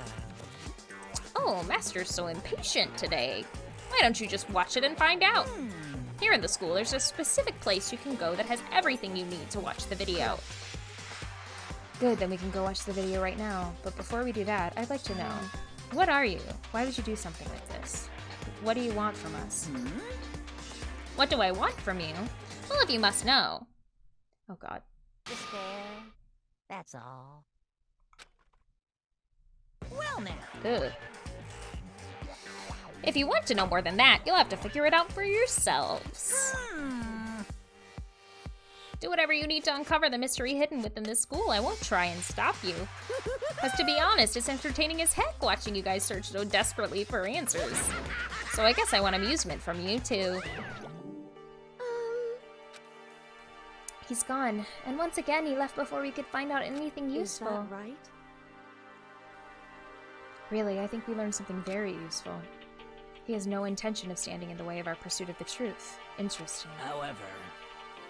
Perhaps, but what about the video he mentioned? I'm very curious to see what's on it. That's true. Same here. Okay, so... Mondo started glancing around the dining hall. But when his gaze landed on me, he stopped. Hell yeah. Hey, Makoto, check this out for us, will you? Huh? Why me? Yo. Because you're the closest to the door. That's the rule, right? Rule? Jesus Christ. Hey. Piece of shit! Okay. Stop fucking around. You see how passionately I'm begging you? What's the big deal? Just check it out real quick. Okay, I guess I'll get going. Hell yeah. Awesome, thanks. I owe you one. Hey, If Makoto's going, I'm going with him. It's not safe to walk around this place alone. Yo. Yeah, sure thing. Then we're counting on the both of you. If anything happens, just yell and I'll come running. I can't decide if Mondo's totally dependable or completely terrible, I was literally about to say. Yeah, I'd have to say he's kind of both. He's not exactly a bad person, but I definitely can't say he's a good person either. So then, where's this specific place Monokuma mentioned? It must be somewhere you can watch DVDs, but if it's a place to set up DVDs, then it's the AV room. And that's everybody is in there, right? Okay.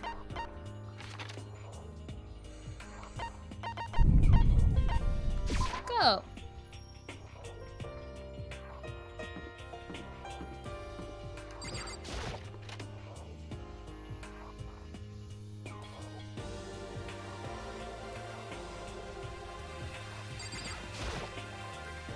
There's something inside this cardboard box. It's a bunch of DVDs. And each one has a label on it with someone's name. Must be the video for each of us he mentioned. Hold on a second. I better go tell everyone. She just ran off. I didn't follow after her. I just stood right there where I was. The DVDs in front of me had robbed me of all awareness. I was rooted in place. I think I see something.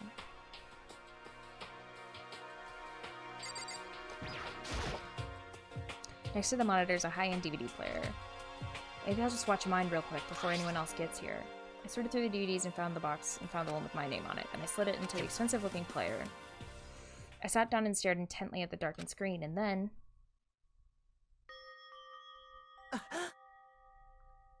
What?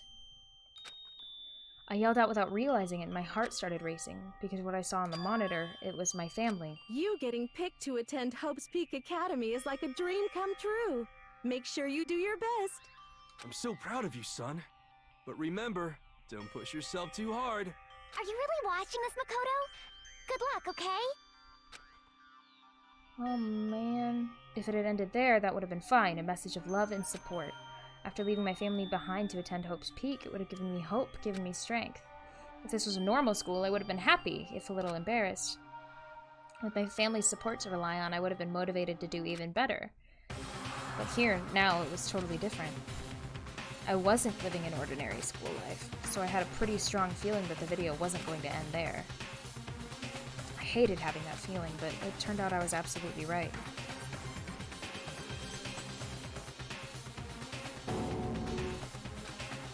This time, I couldn't even make a sound. My voice just died. Where'd everyone go? It looks like a war zone or something. As if in reply, a voice came floating out of the speakers. I recognized the voice, of course. It was him. Makoto Naegi, accepted into Hope Peak Academy, and his family, who supported such a lucky boy. But it seems like something's happened to this family's well-being. Oh boy, this is bad. What could have possibly happened to this family's well-being? Oh my gosh, look for the answer after graduation. What is this? What happened to everyone? I started trembling. I could feel the fear and anger building up inside me like hot magma. God damn it! I slammed my fist against the desk over and over again. A single thought was racing through my mind. What else? How could I think about anything else? I have to get out of here. I have to get out right now. I need to make sure everyone's safe. Makoto, what happened? Make sure who's safe. I noticed everyone standing around the entrance to the AV room. They stared at me, faces full of confusion. What's going on? Without a word, I pointed to the cardboard box. Is it, like... Is that what Monokuma was talking about? What does this mean? What's on them? They all gathered around the box, and each of them grabbed the DVD with their name on it. One by one, they each rushed to a monitor. It didn't take long for them to react. What the? What the fuck? This can't be real, right? It has to be fake, right? Hey, hold on. Yeah, no way it's real. No way. I can't take it anymore. Can't take this anymore. Let me out of here. As soon as I saw their reactions, I knew they'd all seen something like what I'd seen. Nobody even bothered trying to hide their fear and confusion, except for her. Even now, she was totally calm. I see. So this is what he meant by motive.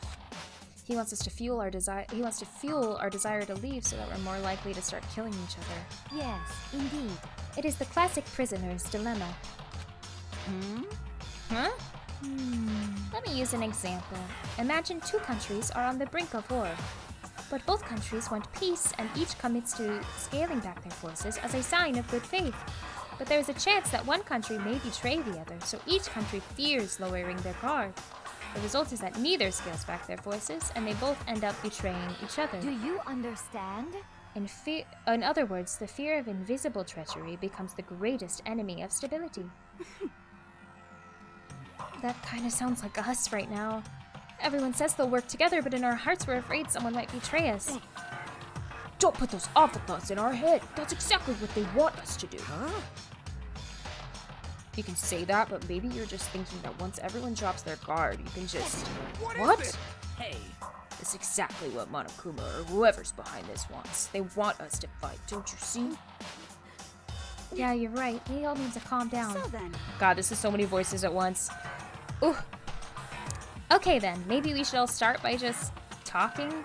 Maybe if we all just talk about what we saw, that'll help get everything out of our system. Besides, I think we're all super curious, right? I wonder what was in everyone's videos. I'd be lying if I said I wasn't curious. Hey, Sayaka. What was in your video, Sayaka? What's your problem? What's wrong? Just hurry up and tell us. Sayaka? I gently placed my hand on her shoulder. Stop it! She pushed my hand away and suddenly ran off. Sayaka? That's enough. Let her go. I can't do that. I have to go make sure she's okay. I hate romantic comedies like this. I don't care what happens to her personally. I don't like Toko at all. I know, Toko's definitely gonna die. What? That's because you're totally thoughtless. I'm really worried. Then why don't you go do whatever you think you have to do? We don't all have to stick around together, right? I hope you are well. Speaking of which, I have my own things to take care of. Goodbye. Everyone went their separate ways, but I don't have time to worry about them right now. I have to go find Sayaka. Oh my god. What should I do? Everyone's really upset. I mean, how could anyone be calm right now? Why? How can something like that even exist? I just don't understand. To be able to do something like that, is it because they really are the murderous fiend? What was in your video, Kyoko? Well... Why should I tell you? Sakura! What was in your video? I'm sorry. My family, but I'm not upset by what I saw. If you're overpowered, you must accept your death. That is the way of my family. But still, I refuse to believe they would lose so easily. How? What was in your video, Hifumi? Before you go asking someone else, it's only polite that you say what you saw first, don't you think? Well, why are you covering your ears? Yes, indeed. If I don't hear yours, I don't have to say mine. It's the art of see no evil, hear no evil, speak no evil. Hear no evil. Will Kennedy be able to keep up with all these voices? Oh my god. I don't know.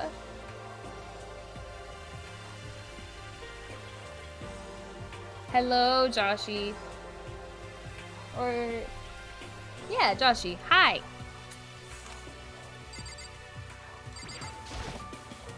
What was in your video, Taka? I saw. Sorry, it's gonna take me some time to figure out how to put it into words.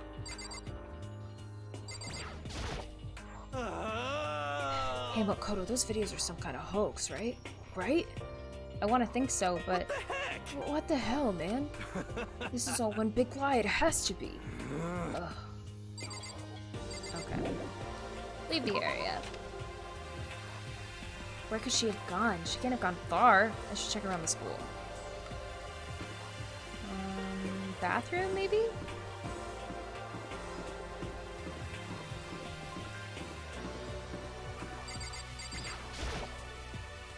This is the girls' bathroom. Obviously, I can't go in. This game looks really fun. How's it going? It's a super fun game.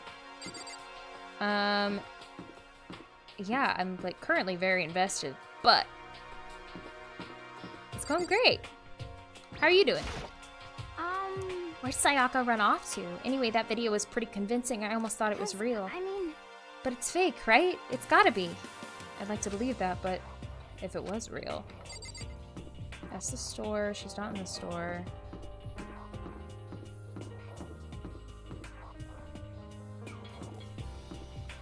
Is she in a classroom?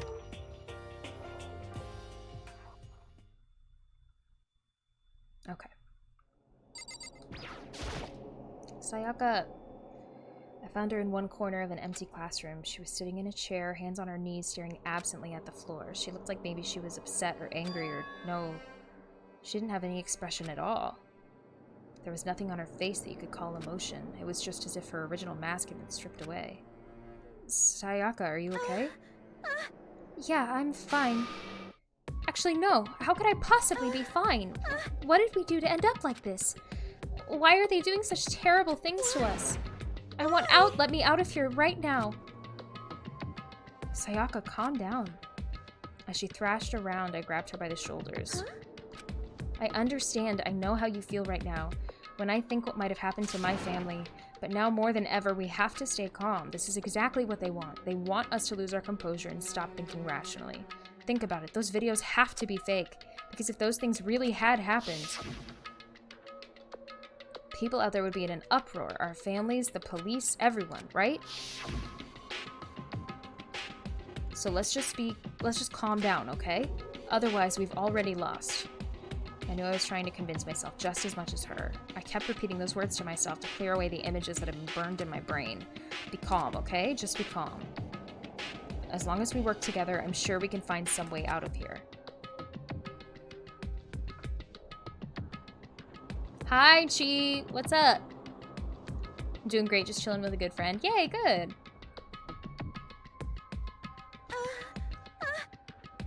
But what if there isn't a way out? What if help never comes? If that happens, then I'll get you out of here myself, no matter what it takes. Nothing much. How are you? I'm doing great. I'm doing good. This game's getting intense. When I said that, I paused. I had no idea what came over me.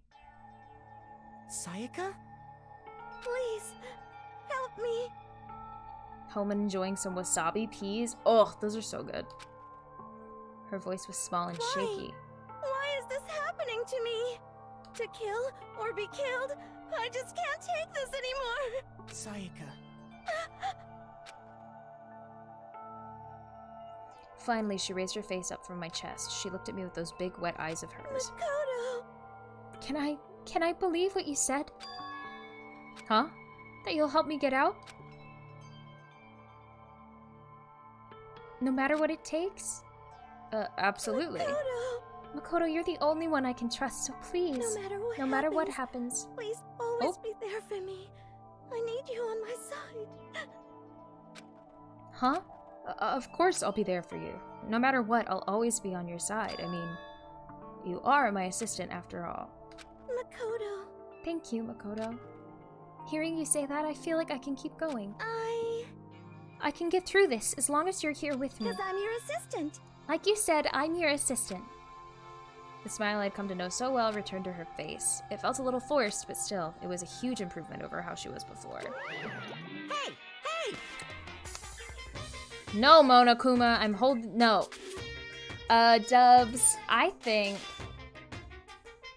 I was always super into open worlds, like adventure-style games or RPG-style games. Like, I grew up on Zelda. Like Zelda Wind Waker is like the first game that I ever was like was super into. And then Undertale was the first game I ever streamed. So I like narrative heavy games, and then I also like puzzles. I like puzzle games a lot too. So most of the time I prefer open world RPGs kind of a thing, but I also like puzzle games a lot. What about you? It's standing up! Makoto, it's standing up! What's standing up? Come on! Do you even have to ask? You're a flagpole! Get the hell out of here! No, I want to join in! Damn it, well, if you won't leave, then tell us what the hell is up with those videos. It's about to come out. It's gonna come out, my pristine, pure white stuffing. Oh my god.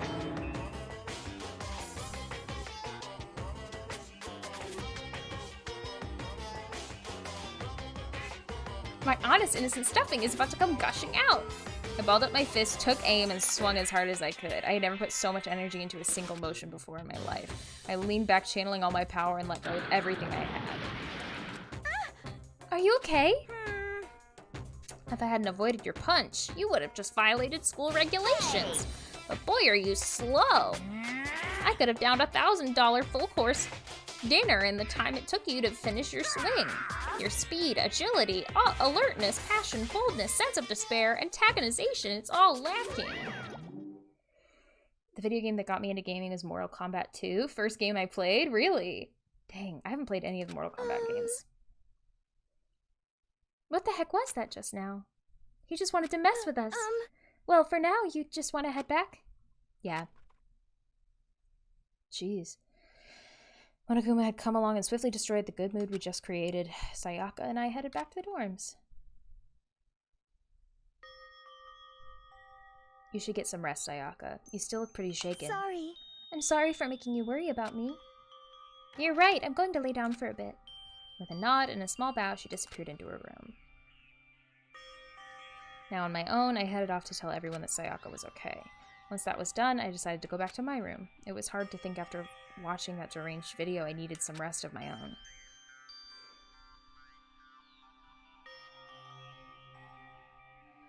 Jeez, seriously, what's going on here? There's just so many problems.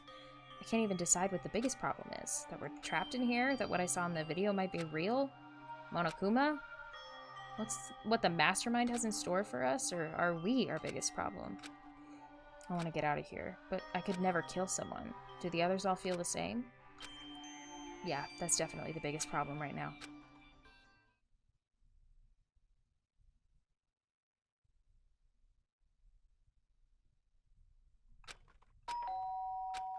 Huh? When I opened my eyes, they darted immediately to the clock. It's almost 10 o'clock. I fell asleep without even realizing it. Nighttime's about to start. So how come someone's here?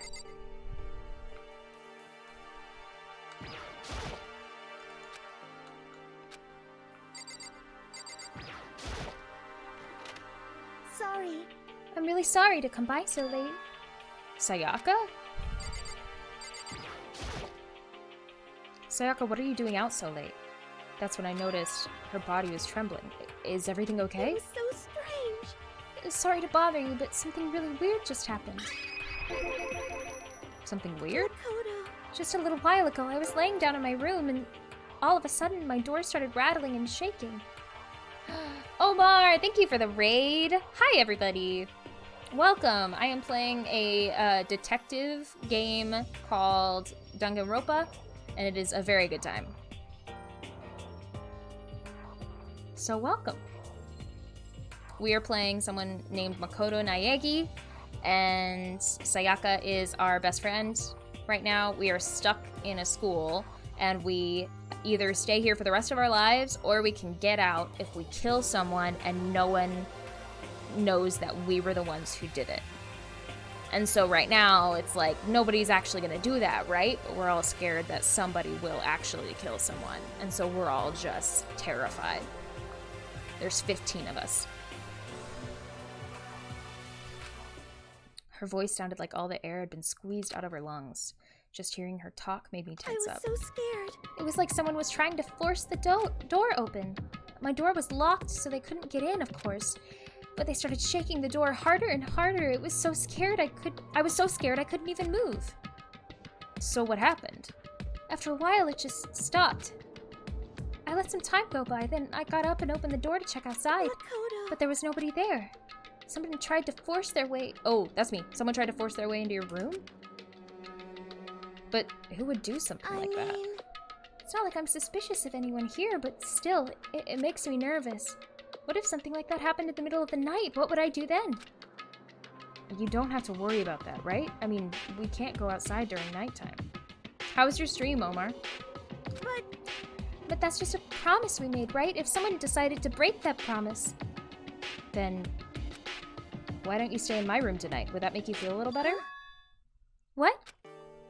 All it said in the school regulations was that we had to sleep in the dorm rooms, right? It didn't state specifically which room each person had to sleep in, so... Hey, But 2 people sharing one room is, you know... Oh, geez, I'm sorry, I didn't even think about that. Honestly, it didn't even cross my mind. No, I know, me neither. It's not even that I mind the idea, but... if you don't mind, could we maybe switch rooms just for tonight? Switch rooms? If it'll help you put your mind at ease, then that's totally fine with me, but I don't mind you staying in my room, but are you sure you're okay with me staying in yours? That it doesn't, like, concern you? It's fine, I trust you. In that case, then... Ding dong, bing bong. It was great, I crashed 4 times, but we pushed through it, oh my god. Frickin' Monokuma. This is a school announcement. It is now 10 p.m. As such, it is officially nighttime. Soon the doors to the dining hall will be locked, and entry at that point is strictly prohibited. Okay then. Sweet dreams, everyone. Good night. Sleep tight. Don't let the bed bug bite. I hate you, Mono. Oh man, it's already nighttime. Okay, so it's settled. I'll head to your room right now. Oh, if we're gonna trade rooms, we better trade keys too. Oh, that's right. We have to trade keys. Again? Like I said, I'm psychic. Huh? Hey, aren't you gonna say you were just kidding? What if I wasn't just kidding? Something resembling a smile had made its way to her face. I'm gonna call it a night, mate. See you in Eorzea tomorrow. Bye, Omar! Okay, we better trade keys then. Yep, let's do it. We exchanged keys, and when I looked back up at her again, there was another worried expression there. Makoto, please be careful. If someone comes to the door, don't open it no matter what. I won't. Same goes for you, Sayaka. No matter who it is, don't open your door for anyone. Even if I'm sure it's you, I absolutely won't open it. Otherwise, what's the point of even switching? Oh, by the way, just so you know, my bathroom door tends to get stuck. There's a little trick to opening it. You have to turn the knob, then lift up on the door while you pull it out. Just do that and the door should be open, no problem. Okay, but the showers don't work during nighttime anyway, right? Oh, that's right, I totally forgot. But I guess I might use it when I get up in the morning, so thank you. Okay, well, I better get going. See you tomorrow, Sayaka. Hey, Oh, and about what I said before. When I said I was psychic, it really was a joke. Honestly, I'm just very perceptive. Yeah, I know. Good night, then. See you in the morning. Sayaka gave me one last parting smile, and I headed off to my room. Bye, Omar. Thanks for hanging. I looked around as soon as I got out into the hall. Everyone else's doors were closed. There was no sign of life. Good, there's nobody here. Making sure nobody was around to spot me, I rushed into Sayaka's room.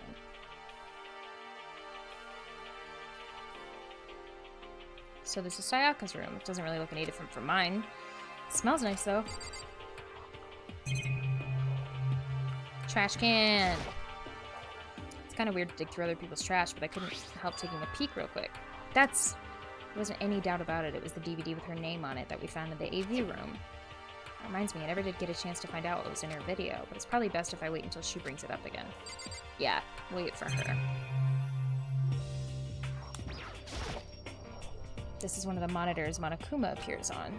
I guess I shouldn't be surprised. If I remember right, all girls' private bathrooms have locks on them. I'm a little reluctant to go in.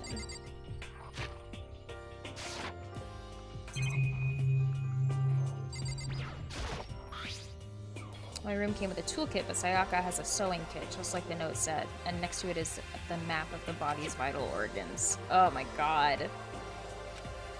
I should probably go to bed soon. As I lowered myself into Sayaka's bed, a pleasant fragrance enveloped me. Sayaka's scent. Maybe it'll bring me some sweet dreams. He's got a crush. Feeling a little better than before, I fell asleep.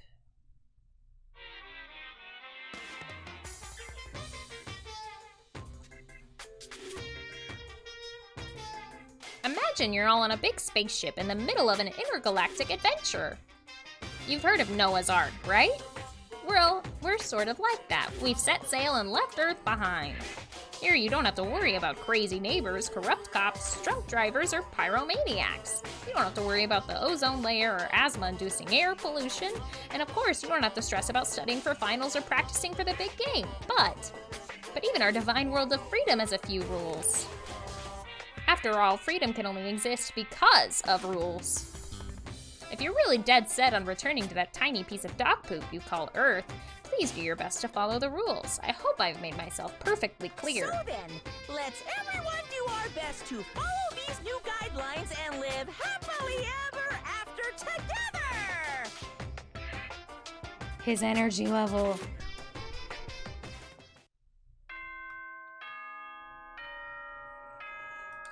Alright, we're waking up.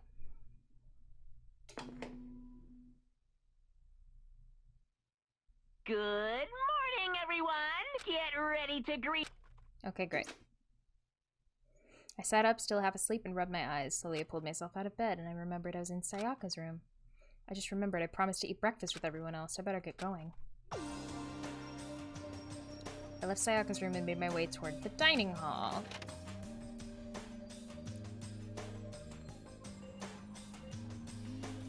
A few people had already gathered at the dining hall by the time I got there.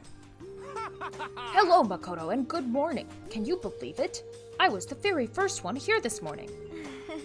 Good morning. Hey, Makoto. Morning. I suppose I'm early. I figured everyone who had arrived on time could be considered model high schoolers, and the ones who showed up a little late... Yo.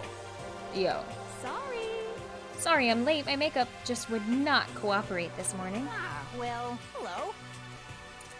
My apologies, ladies and gentlemen. My morning, duty took a little longer than usual. We're the types with a more relaxed sense of time. Most high schoolers fall into this category. And finally, the ones who kept everyone waiting forever. Indeed. I suppose I'm late. Good morning, everyone. My bad, my bad. My bad, guys. Slept right through my alarm. What's your problem? What? It's so awful to be late? Yo! I didn't oversleep, just so you know. Nope, got lost. I blame the Bermuda Triangle. Don't care about time or other people in general. They're the kind to move at their own pace. But regardless, everyone had arrived. Except for Sayaka. At least that's how it was supposed to go. Wait, aren't we still missing some people? Yes, Sayaka and Byakuya aren't here yet. I don't know about Byakuya, but I would definitely put Sayaka in the model high schooler category. So for her to be so late... What? What's going on? Did something happen? Hey man, have you seen Sayaka? Why would I have? I just came straight from my room to here. Did she forget about our breakfast promise? However, I got the sense she always had her stuff together. Listening to everyone talk like that, a small dark speck of unease rose up inside of me, and that speck started to grow quickly. I need to go. I have to check on her. The words had barely left my lips before I flew out into the hall. Where I headed first was my room, where I'd let Sayaka stay for a single night. Where she was supposed to be safe, but over the course of that one night... What the hell?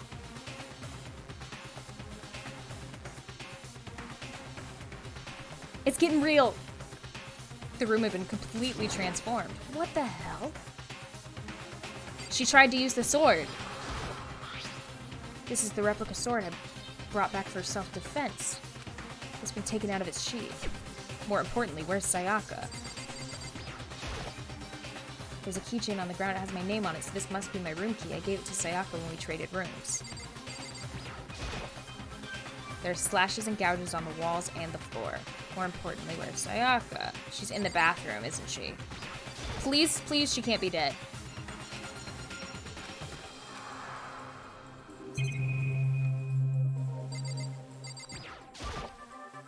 The bed's been damaged too. It looks like the lint roller has way less sheets than it used to. Why would they use a lint roller?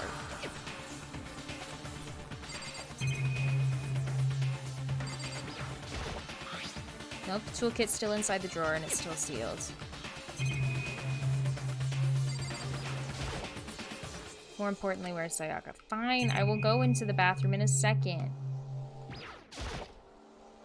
How's my time? Okay.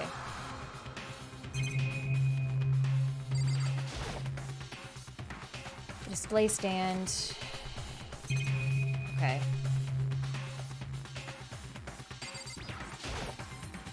More slashes. Okay. Bathroom.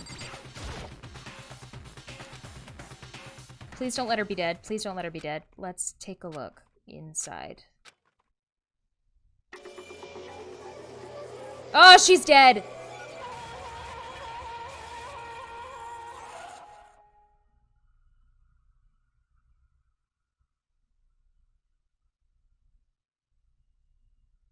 Oh my god. Oh my god.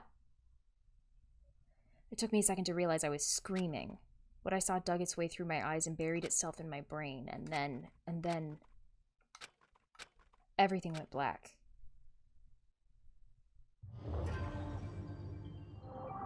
Danganronpa. What? When I opened my eyes, I found myself staring at a huge ceiling. It was a ceiling I remembered seeing before, and when I sat up, I saw someone looking at me.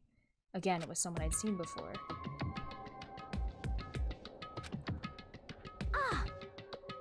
Oh, you're awake! Finally! Are you okay? Now it's no time for sleeping. Get your ass up. Oh my god. Okay. Huh? You were unconscious, dude. I had to carry you back here. Well. It's no surprise, considering what happened.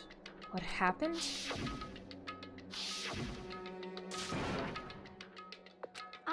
Hey, are you okay? So it wasn't a dream?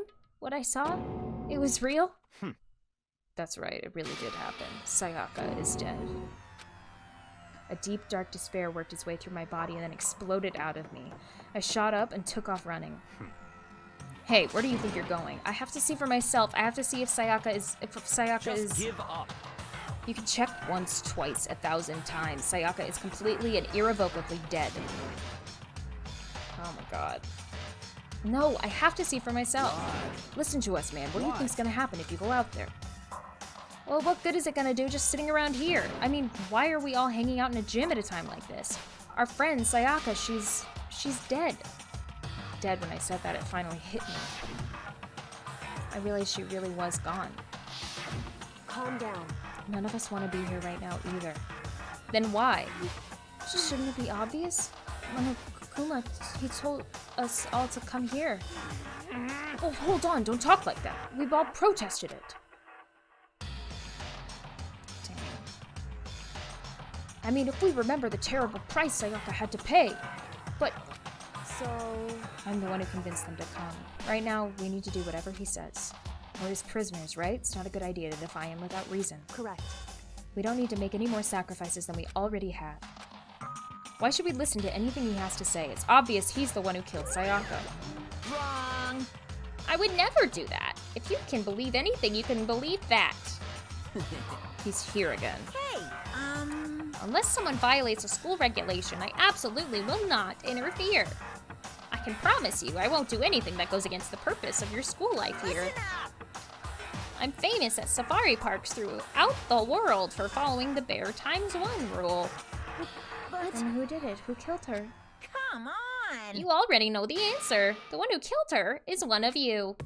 Nobody had a reply for that. One of us killed Sayaka. Don't be stupid. That's... What's the matter? You guys all look like you're about to see a dove get shot up with a Gatling gun. Don't you remember what I told you when this all began? One of you decided to kill Sayaka so that you could graduate. Someone's just following the rules. There's nothing wrong with that. Well... You're lying, right? Of course he's lying. I'm telling you, he killed her. Nope, sorry. One of you is now a bona fide killer. If they wanted to, the one who did it could testify to that little fact. What? Without thinking, I looked around at everyone. They all had the same look on their faces. Everyone looked at each other with a combination of fear, suspicion, and confusion. Are you serious? What is this? Someone killed someone? It is amazing what some people are capable of. Just hold on. Hey, hold on. Don't just assume he's telling the truth. Stop talking. That's enough. Before we do anything else, I'd like to confirm something with the stuffed animal here. If one of us really did kill her, that person gets to graduate from the school, right? Huh? Come on. Don't play dumb. That's what you said, isn't it? If you kill someone, you get to leave. Oh my god. What? They don't get to leave. They don't get to leave. Why are you laughing? It's because you're just so naive. You think it's really that easy? You can just kill someone and waltz on out of here? Hey, come on now. You're super naive. Devilishly naive. Hellishly naive. No, no, no. The real thing has just begun. The real thing? Now then. Are you ready? Allow me to explain the second part of the rule regarding graduation. Just like I explained before, you must kill someone if you want to leave. However, even if you do that, there is still one more part to the agreement you have to uphold, remember? Then perhaps... You are referring to the rule number 6 of the school regulations. If you are the blackened that committed the murder, you can't be found out by the other students. That is what you were talking about, is it not? In other words... Bingo! It's not enough just to kill someone, you have to actually get away with it. Which naturally means you need a system in place to assess whether or not it has been gotten away with. So a certain amount of time after a murder has taken place, a class trial will begin. Class trial? Yup, it'll begin a few hours after the murder. Everyone will gather together, including the blackened who committed the murder. And they and the spotless students will all engage in a one big debate showdown. During the trial, you'll have to present your arguments about who you think the blackened is. And once everything comes to an end, the outcome will be decided by popular vote. If the answer you've arrived at is correct, only the one that disturbed your peace will be punished. The rest may continue their communal life. However, if you choose poorly, then the one who got away with murder will survive, and the rest of you will receive your punishment. Dang. Which of course means your school life will come to an end. As far as class trial rules go, that's all there is to it. Well... So, what exactly is this punishment you keep talking about? Oh, well, to put it simply, it's execution. What? By execution, you mean... Execution is... execution. Execution! Electric chair! Zzz, zzz, poison gas! Torn apart like a paper plane in a hurricane! So, to make sure I understand, if we get the culprit right, then only they die. But if we get it wrong, all the rest of us get executed? Well done! What a smart chimpanzee you are. Look at you, implying you didn't do it without actually saying it. So it's basically what the outside world calls a lay judge system, or an inquisition type thing, which means you'll be deciding who you think the killer is. But judge carefully, because all your lives are on the line. Let me just add the rule I just described to your handbook. Make sure you keep it in mind. Hey! Wait, hold on a second. You're freaking insane, you know that? What the... A class trial? What the hell is that? I don't want anything to do with it. What's this? Why not? Stop it! What do you mean, why not? Why do I have to waste my time trying to figure out who murdered someone? What? Are you saying you're not going to participate in the trial? Only punishment awaits such blasphemy. What are you talking about? What? Punishment? I don't know, throw you in a deep, dark, scary prison or something. Shut the hell up. Say whatever you want, I'm not gonna be a part of this. Don't be so selfish. You're the one being selfish. Kill whoever you want. It's got nothing to do with me. The evil standing here before me. I'm trembling with fear. But I won't give in to such evil. It's my style to stick it out and resist till the very end. If you really want to get out of here, you'll have to go through me first. As he said that, he came charging at us, although it was more of a waddle, but then... Are you enjoying yourself now? Oh, shoot. Are you? Violence against Headmaster Monokuma is not allowed. You violated a school regulation. I invoke the mighty summon spell. Help! To me, godly spear, Gunyear! Oh my god. Knew it.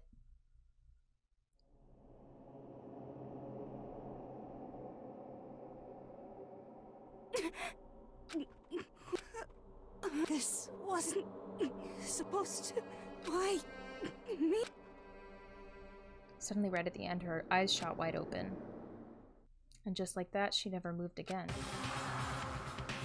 No way! What the? I don't... This can't be real. No way. Now I am painfully aware of the great power and meaning of a promise. I really wanted to keep a corpse from popping up for no good reason, you know. But I guess you all need to be taught a lesson after all. Ah, what an amazing promise. But now you guys understand, right? Now you see just how serious I am. Defy me and you get shot full of holes, exploded, buried alive, disintegrated, etc. So, if you don't want that to happen to you, you'd best obey those school regulations. Okay, Junko's body had been impaled with a bunch of spears. An unbelievable amount of blood started pouring out of her body. It was the first time I'd ever seen the moment someone's life came to an end. Nobody there could deny what they'd seen. Junko, who just until a second ago had been our friend, was dead. She'd died. She'd been murdered. In simple terms, it was the death of a human being. Hey, It's really not all that shocking. She just died, that's all. She went and died. It's no more remarkable than the inevitable demise of the entire human race. It's just as natural as the eventual end of the world itself. This isn't some superhero comic, so it's not like when you die, you didn't really die. This is reality. Why? Why did you have to kill her? Didn't you say you would put her in a prison or something? I changed my mind. I knew it. No, you've been wanting to kill this entire time. say what? Kill this entire time? Don't be silly. You can't kill time. Or are you being metaphorical? Are you saying I wanted to waste the time this whole time? Come on, what do you take me for? I'm Monokuma. Well now. Anyway, none of that matters right now. I have something I'd like to give you to help you in your search for the Blackened. This little file has all the information I've gathered about the death in question. I like to call it the Monokuma file. Oh, I talked over him. Oops. I mean, naturally, you guys aren't experts at this kind of a thing, so you can only do so much with a corpse. So instead, I've gathered up everything I know about the circumstances and cause of death. What's that? How do I know cause of death, you ask? Because the surveillance cameras picked up the whole thing. I got to see it all go down. So then you know who killed Sayaka? Of course I do. If I didn't, I couldn't possibly pass a fair and accurate judgment during the trial, now could I? Correct. That's a good point. The judge has to be able to make the proper decision. That's somehow comforting. Well? Now then, please put your full effort behind your investigation. After all, you don't have any choice but to give it your best shot. Seriously, you don't have a choice. Okay, so we'll meet up for the class trial in a little while. And with that, Monokuma disappeared once again. Oh my god. He left us stunned and confused. He left us at a total loss. He left us with Junko's dead body growing colder right in front of us.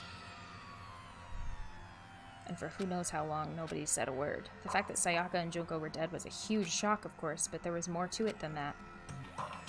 It was also the idea that one of us had actually murdered someone. And that if we didn't find out who it was, we would all die here. We found ourselves in a situation where we couldn't help but look at each other with open suspicion. It was the worst situation imaginable, and yet even in such a perversely terrible situation, she didn't show the slightest hint that it had gotten to her. Hey. Now's no time to wallow in your depression. The worst thing we can do right now is lose all faith in each other. That would lead us to the same disastrous result as having total faith in everyone else. What? Huh? In other words... Cooperation is absolutely key at this point. Who you decide to trust or not trust is, of course, up to you. Continuing to think about and talk about the deceased certainly isn't going to help anything. What the heck? Saying stuff like that is just... How many times have I told you anyone who can't adapt will die? Death is the only thing awaiting those who are unable or unwilling to adapt.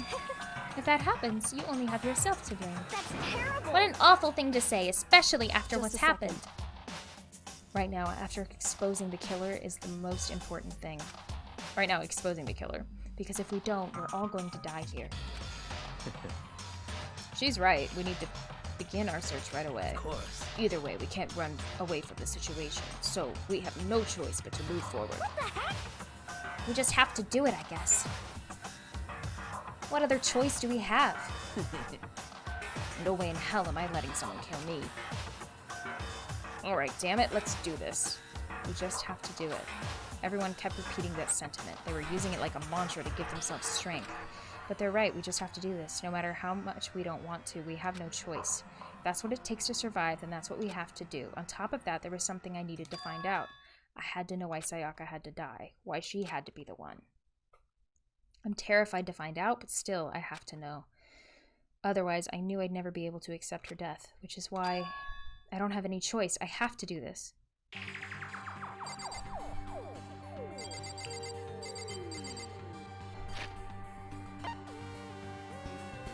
Truth bullets. Okay.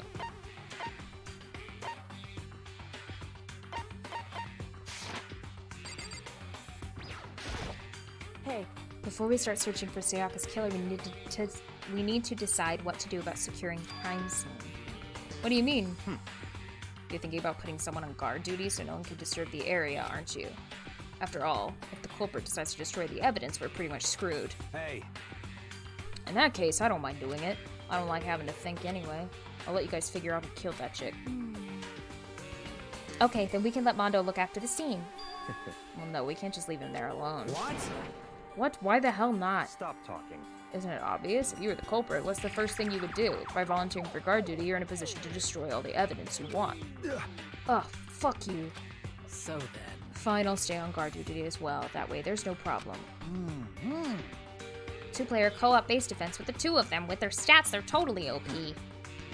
Since we won't be able to help investigate, we're putting our faith in the rest of you. But... I'm still pretty freaked out, but I'll try. Okay.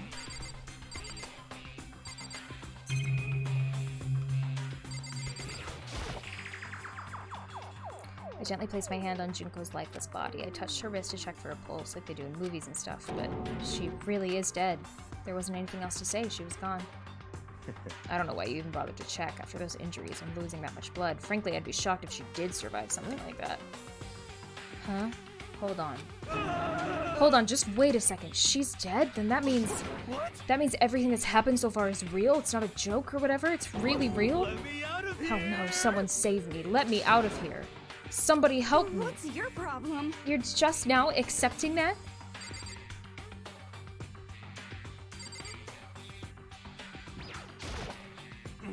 If we find out who did it, then only that person dies. But if we get it wrong, then all the rest of us face execution. That's what that ridiculous school regulation said, right? So stupid. We need to hurry up and figure out who the culprit is. So we're really gonna try and figure out who did it? Oh. Oh, you finally noticed. What the crap? Noticed what? I was looking through the Monokuma file we received, and I noticed something very obvious and very unusual. Huh? What are you talking about? Go ahead, take a look. Notice anything interesting about where Sayaka died? She died in Makoto's dorm. She's right! Then could it be? All at once, everyone's gaze turned to me. Hold on a second, you got it all wrong. For just one night, I traded rooms with her. I did it because she was afraid. What the heck? You expect us to believe that, just to tell us?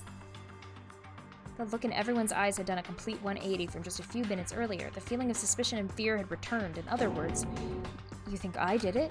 So then... Are we all done talking? We need to begin our investigation soon. At this point, we should split up. We need to get to the bottom of this and find out who killed Sayaka. We'll have to collect clues to form a foundation, then construct an argument to come to a final decision. If we get this wrong... So... Well, do I really have to say anything more? Actually, I'd rather you didn't, no. Goodbye. Everyone pray for good luck. With that, Kyoko hurried out of the gym. I'll be going too. Yo. Oh yeah, I'm on guard duty, huh? I better head out to the scene of the crime.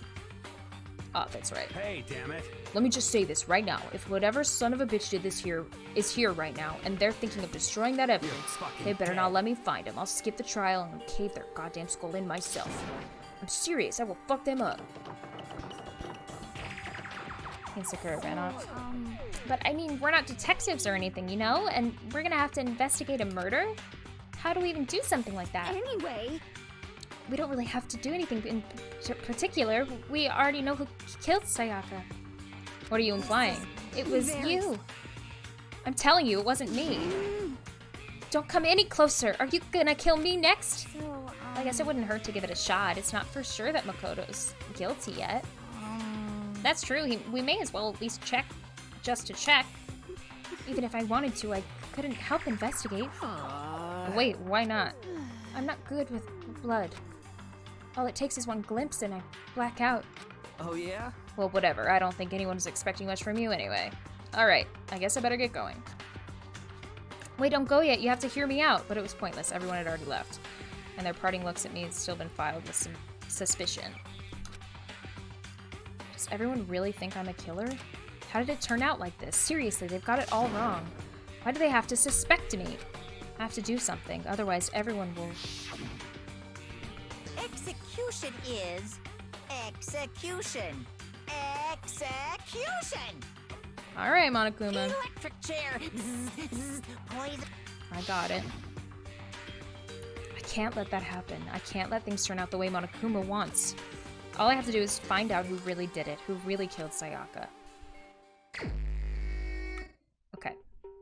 I guess I should look through the Monokuma file we got before. The victim was Sayaka Maizono. The time of death is estimated to be around 1:30 a.m. The body was discovered in Makoto's room in the dormitory. All evidence suggests that the death took place in the bathroom. The cause of death was a stab wound to the abdomen. There was also an injury to her right wrist. Specifically, the wrist appears to have suffered a fracture. How would her wrist get fractured? So it was someone strong. We have no choice but to push forward if we want to find out what happened. Somehow I have to find out the truth so that we can all survive. And for Sayaka, I have to find out how she was killed. Okay, Monokuma File 1 has been added to the Truth Bullet section. I definitely don't think it was either of you. But I'll talk to you anyway. No way, I seriously don't want to die here. I'm begging you, God Buddha, Mother Earth, King, God of Space, King Neptune, help me. I don't care who it is, just get me out of here. Hiro doesn't seem prepared to do any kind of investigating. Are you going to help with this investigation, Chihiro? But I can't leave Junko here. I feel sorry for her. I have to stay with her. That's valid.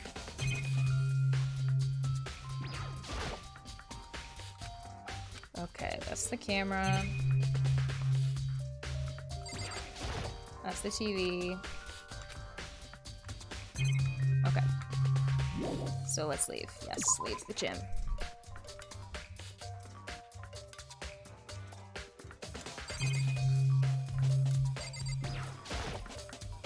Inside the display case. Okay. Were those? Oh yeah, that was always there. Okay.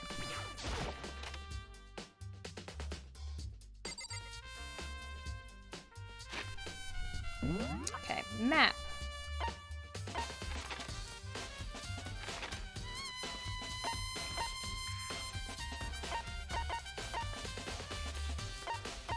Oh, I can't teleport. Okay.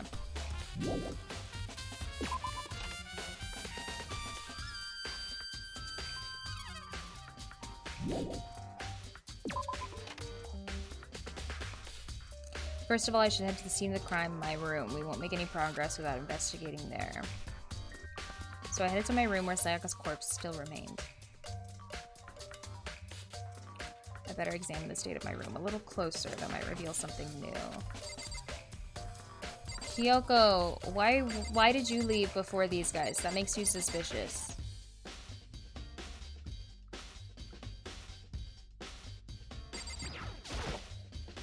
The notepad's still here, but I don't think it's relevant. Toolkit. Can't even imagine a situation where I'd need a toolkit. Yo. Yeah, seriously. Oh, Mondo. We ain't exactly in the mood to be building fucking furniture, right? So you haven't used yours either, then? Not just me, nobody's busted theirs out yet, far as I know. Actually, we were talking about it yesterday. None of the guys have opened their toolkits yet, because, like, why the hell would we? Toolkit's been added to the truth bullets section. Okay. Let me look at the truth bullets. I need to look at her body because I need to know what the stab was, because it was probably one of the kitchen knives. Because it wasn't the sword, because the sword doesn't have anything on it.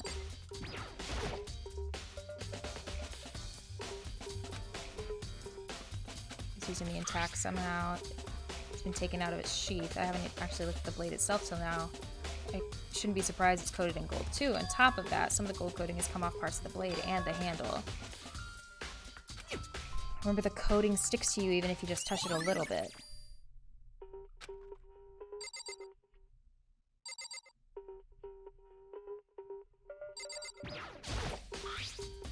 Key on the ground has my name on it, so it must have been my room key.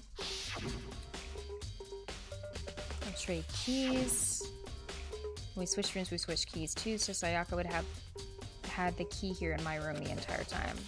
If that's true, then how did the killer get into the room in the first place? Could Sayaka have forgotten to lock the door? No, that seems impossible.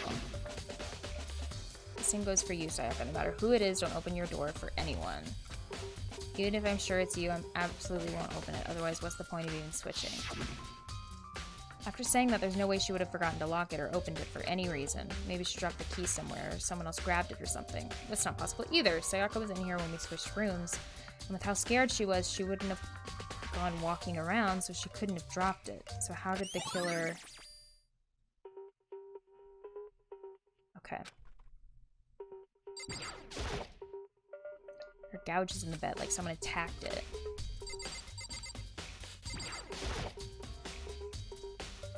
Scratches and gouges on my walls and bed. Is that evidence of a struggle? Yes, it is. Hi, Jenna, you're back. Looks like there must have been some kind of fight in my room. Damn it, I was right in the other room. If only I'd heard something. That would not have been possible. Don't you remember, all our rooms are completely soundproof, so something could happen in the room right next to you and there's no way you could know. Perhaps this was another of Monokuma's strategies, creating an ideal setting for murder. Evidence of struggle has been added, okay. And then the lint roller. Looks like there's way less than there was before. Did Sayaka see how dirty my room was and decided to clean up a little? No. Oh, so trash can. Where's the trash can? Trash can. Oh, I can't look at it?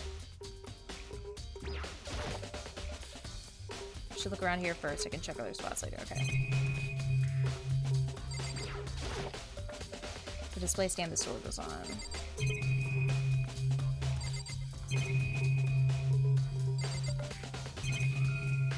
Oh, the table.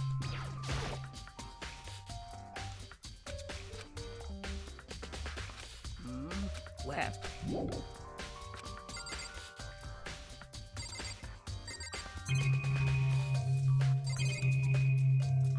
There's the sheath.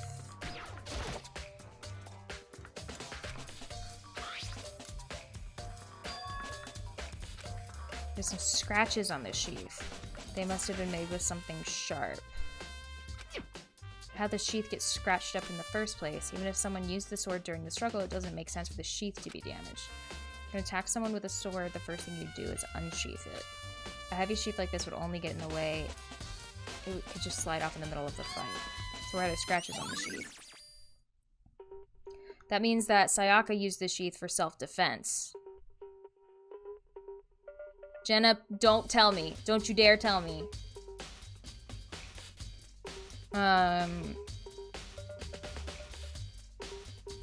Yeah, so that means Sayaka used this as self-defense, and whatever they were attacking her with was...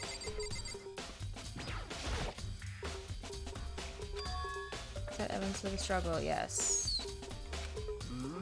Well. Or anything else I need to investigate in my room. Okay. Mastermind was using them to keep an eye on everything. They don't do anything to stop what's happening, they just keep on watching. Now I have to talk to everybody. Okay. Sakura, do you think I'm guilty too? I try not to make assumptions like that. I simply don't know whether or not you did this. Whatever decision the rest of you come up with, I will follow your lead. I see. By the way... You know, I realized something while I was on guard duty. The killer could have already destroyed some evidence, right? Before anyone found the body, I mean.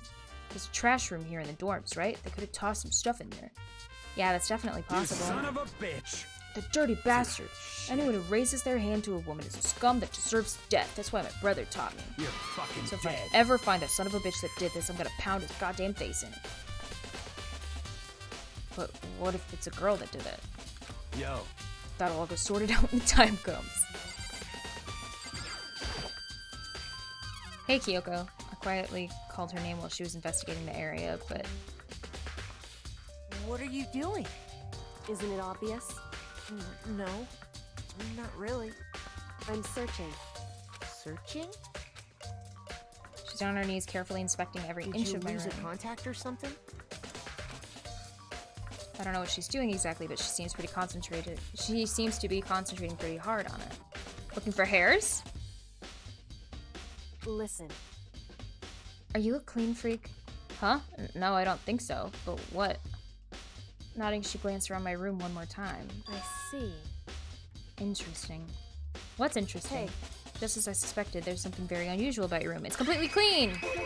There's no hair! Unusual? What do you mean? So... I searched your floor from one corner to another. I didn't find one single strand of hair. Really? Indeed. Not one hair from the victim, not one hair from you, even though you've been living here. You know, now that you mention it, I noticed something while I was looking around before. It looked like the lint roller in my room had been used, but I never touched it. Could someone have used it too? I see. Very interesting. Your room didn't have a single hair in it, and someone used your lint roller without your knowledge. In other words, someone other than you came in and scrubbed your room clean. Was it Sayaka or the killer? Well, that's the question, isn't it? Room cleanliness has been added. Can I look in the trash can? No. Okay, so can I go in here now? Bathroom, and on the other side of this door. Alright. No, I can't let it get to me. I can't afford to freeze up now. Forcing myself to push my panic down, I stepped into the bathroom. It's a kitchen knife! I knew it! Looking at her made it painfully clear it wasn't a dream or an illusion. She had lost everything that made her, her. Sayaka. All at once I was overcome with dizziness, nausea, and the urge to burst into tears, but I can't hesitate now. Why? Why did Sayaka have to die? I have to uncover the truth. I have to find out what happened. I wanted to give up, I wanted to collapse, but that thought held me up and supported me. Alright, knife. I told myself I simply couldn't face what I saw, but there was no time to think like that. I pulled out the Monokuma file to verify what it said about her body. Some sort of sharp object had been thrust into her stomach. That must have been the killing blow. But whatever they used to kill her, where did they get it? It's definitely something I should look into later. It's a kitchen knife. Also, according to the Monokuma file, Sayaka's right wrist is broken. And that's gold. Her wrist does look swollen and bloody, that's for sure, but there's something sort of glittery there on her wrist, too. Right there where her wrist is all swollen, there's something glittery. It definitely concerns me. Another thing that concerns me is there's some blood on her left index finger, but that's it.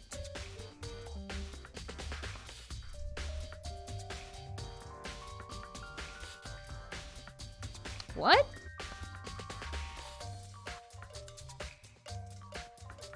How could there only be blood on one finger?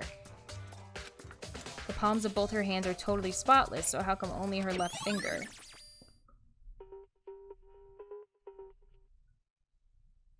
I'm very confused by that. The stab wound in her stomach is what killed her, so when she broke her wrist, that must have happened earlier on. I mean, how would her wrist get broken after she's already been killed? so it's very possible she broke her wrist during the struggle. The killer attacked Sayaka in the main room, which is when her wrist got broken. After that, the killer cornered her in the bathroom, where they inflicted the deadly wound. I looked past Sayaka to the wall behind her, and there I saw... written in blood where the number is 11037. Did Sayaka do this? Some sort of... Oh, yes! Okay. So, she has blood on her finger because she wrote 11037. Okay, cool. That's cool.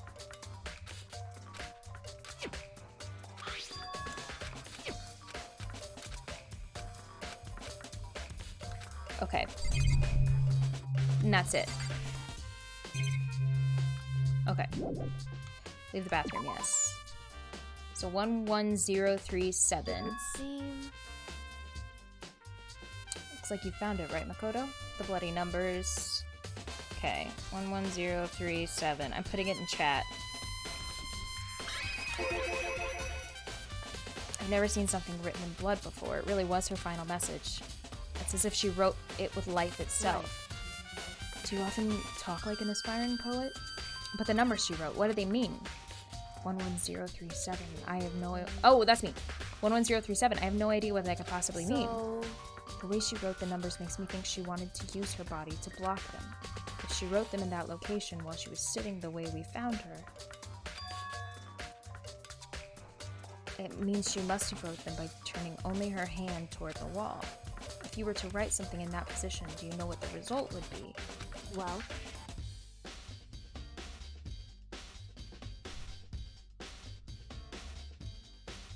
No, I don't get it. I don't get it. Think about it. Makoto. You need to uncover the mystery of this case yourself, otherwise the case will end and you'll remain unconvinced.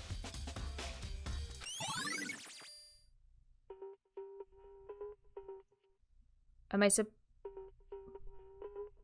to do it backwards?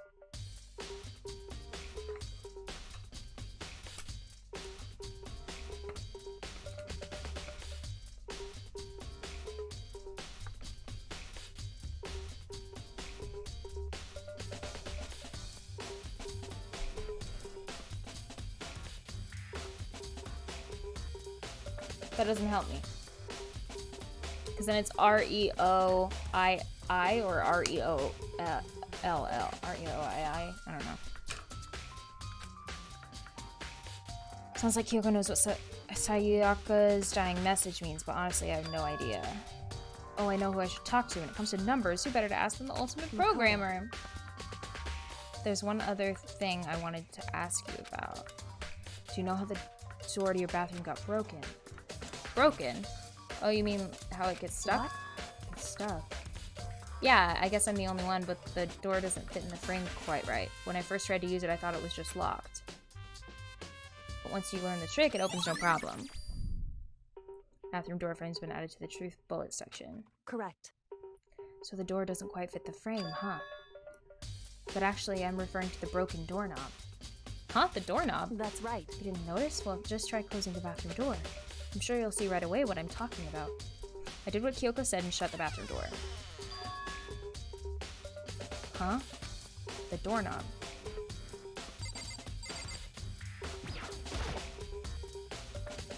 What the heck? The doorknob's practically about to fall off. Why is it like this? It would seem... Someone must have used a screwdriver or something similar to unscrew it. Whatever it was, it's obvious this was intentional. What? It was intentional? Why would someone want to do that? So... I guess maybe they were trying to get the door unlocked and ended up breaking the whole thing. But my bathroom doesn't have a lock on it. Only the girls' bathrooms can lock, right? She stood there for a while, lost in thought, then apparently struck with a sudden realization, she shot a question at me. Just a second. I have just one more question for you. You mentioned earlier that your bathroom door would get stuck, right? Did you tell anyone about that? Oh, well, I did tell Sayaka about it last night when we switched rooms. So what you're saying is only you and Sayaka knew about it. Interesting. She had the slightest hint of smirk on her face. I got the sense that she really started to get into all of this. I see. And that clears that up. What clears what up? I'm so lost. Well, see you later. As if forgetting I was ever even there, she suddenly turned and left the room. Okay, so.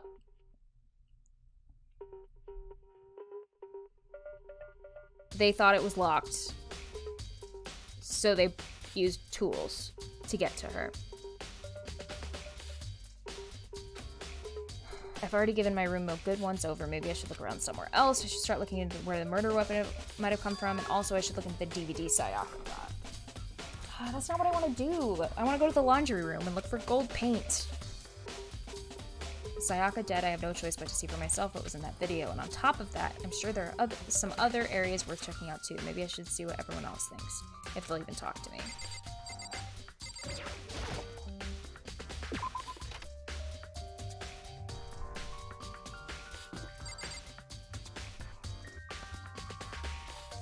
Oh, did we, like, completely switch our rooms?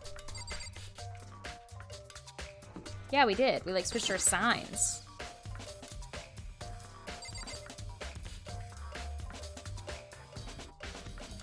So, whoever tested out her door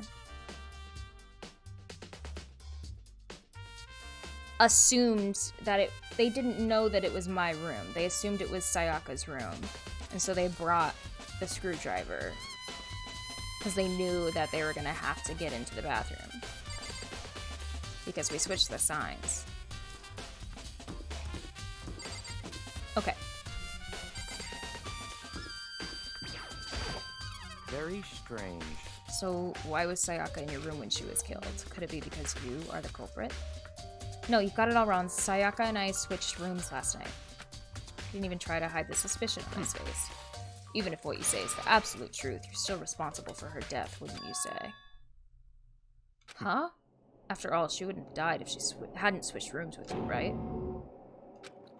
The reason Sayaka was killed is because I suggested we switch rooms? She's dead because of me? Then it should have been me that died? Well, all we can say right now is that it's a possibility.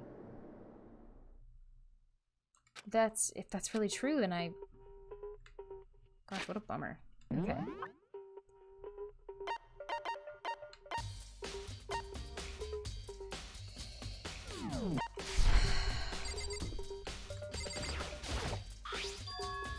That is Sayaka's room, right? But the nameplate has my name on it.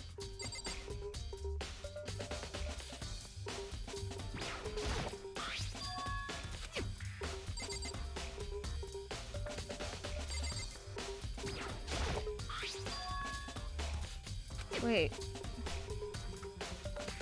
Let me get in.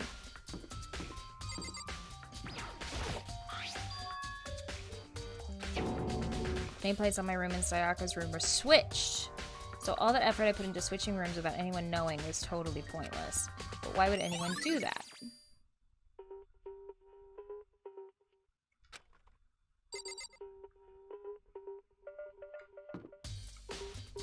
I mean, that could have been... Oh, I don't know. Someone would have had to see me do that. So I'm gonna look into Mondo or Byakuya.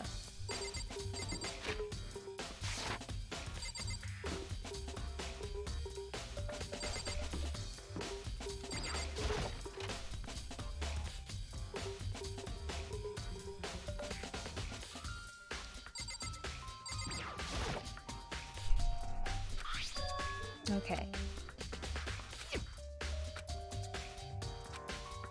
I need to borrow this DVD. Search for clues. Nothing here.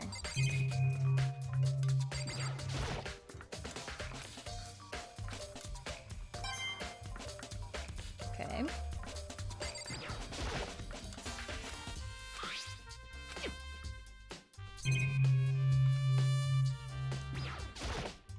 Alright, we got it. That's it.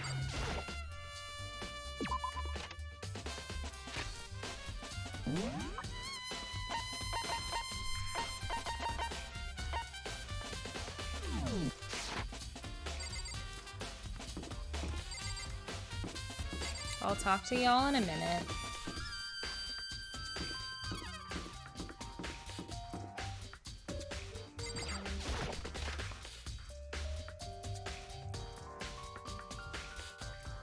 Okay.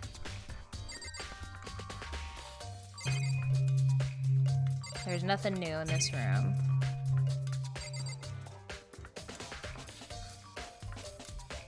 Cool.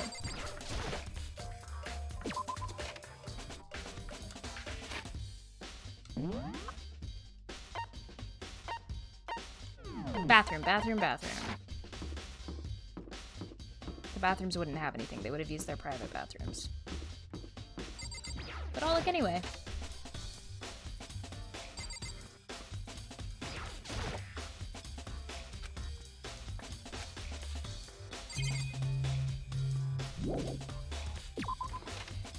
Okay,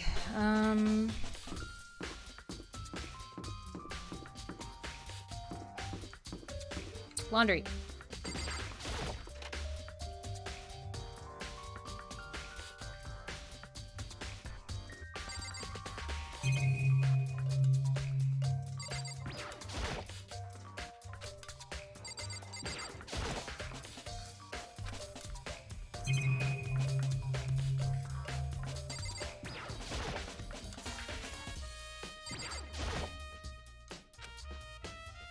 I guess they wouldn't be washing their clothes immediately. It would be in their room.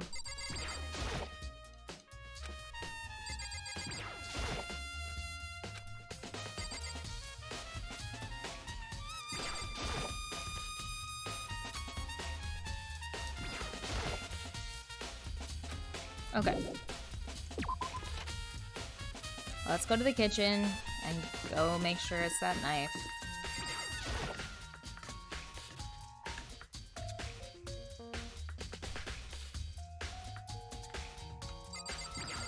How you doing, Owie? Kina, are you investigating the dining hall? Oh no, I'm just taking a break. Actually, I've been taking a break since we started. It's all a first for me, you know? I don't have the first clue what I should be doing. I know what you mean. I don't know why, but being in the dining hall helps me keep calm. So I know I shouldn't, but I've just been kind of hanging around here.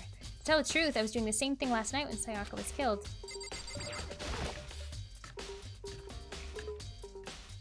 Yep. Are we shocked? We're not. There are all kinds of kitchen. One of them is missing. Great. Who was in the kitchen yesterday?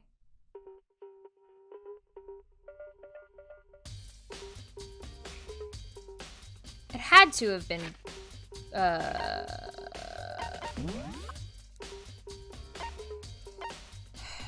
it had to have been either Byakuya or Leon. Because it had to be someone strong enough to fracture her wrist.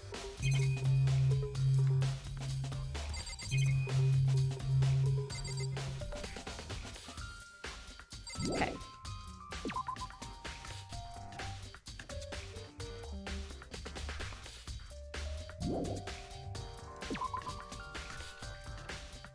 Okay. Okay, map, I got that figured out. Oh, is there something in the dining hall that I need to find? Not in the kitchen? Let me check. Let me check.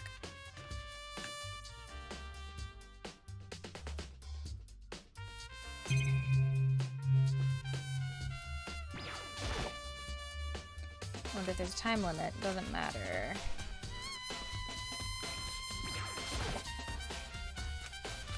Okay. Leave the area.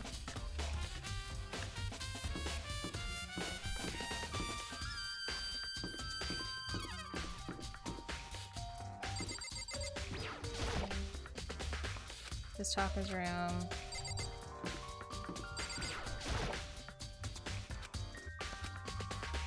Please let me go in your room.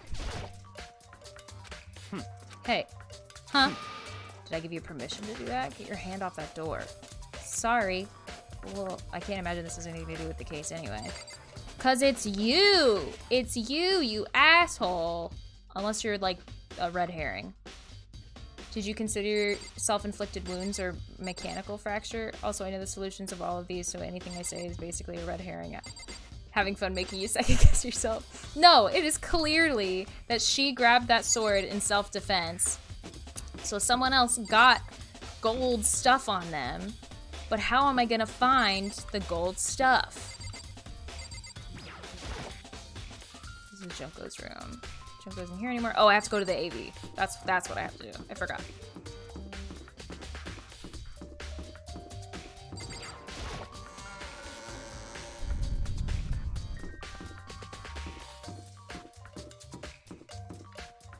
Okay. I'll talk to everybody and see if they saw anybody in the kitchen. But okay.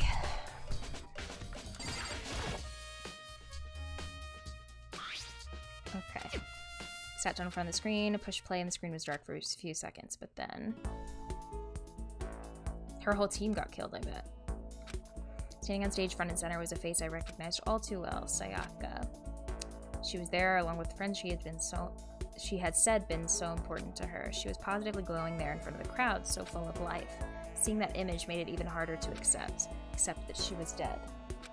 My vision started to blur and darken, and then that voice I'd come to despise so much began to flow out of the speakers. Mizono, the ultimate pop sensation, lead singer for a world-famous all-girl pop band. For these girls, the glowing spotlight only made them that much more beautiful. But then...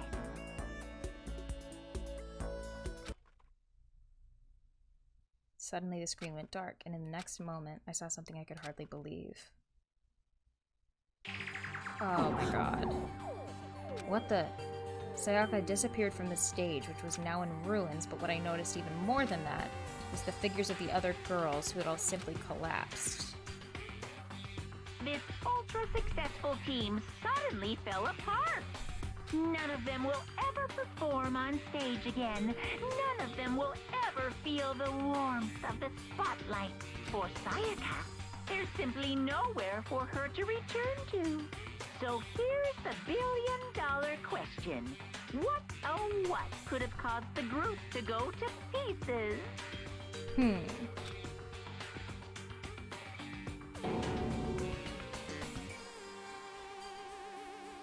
Without warning, the video cut off. What the hell? That wasn't real, right? They're a super famous pop group. Everyone knows who they are. Is he trying to say he was even able to get to them? If that really did happen, everyone on the outside world must be going crazy. What kind of person would take things this far?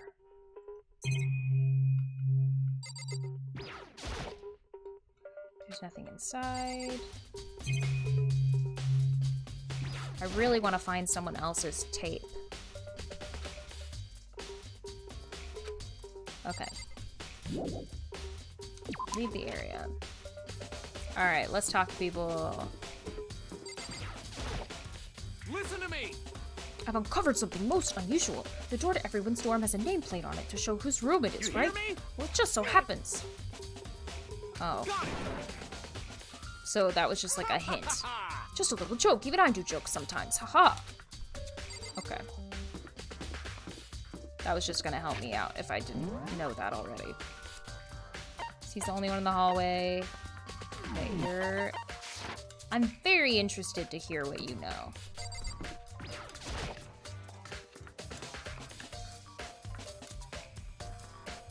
A big part of this game is not just figuring it out, but how do you prove to all of the high schoolers that you're correct? Yeah, exactly. Do you have any clues or anything? What kind of clues? Let us just agree we do not know who the culprit is and leave it at that. Whatever secrets I may have, I don't intend on revealing anything until the class trial. Okay, then do you have any suggestions for where I should start looking? Oh, so annoying. Must you fumble around, fishing blindly for clues? I suppose it wouldn't hurt to give you a little hint. Scene of the crime, naturally, but I think the trash room is also worth looking into. It's the perfect place to destroy evidence, however, there's one little problem, which is... for me... The place is filthy, I would rather die than set foot in there. I'm trusting all of you to conduct a thorough investigation on my behalf. Wait, I thought I couldn't get in there.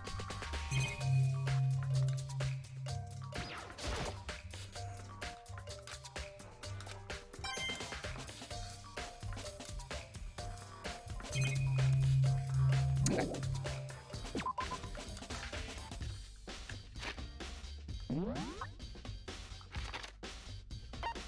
Y'all are still in the gym.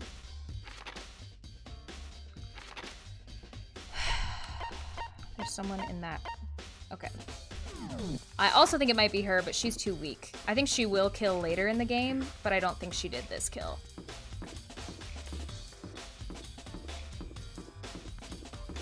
Because she's definitely not strong enough to take down Sayaka.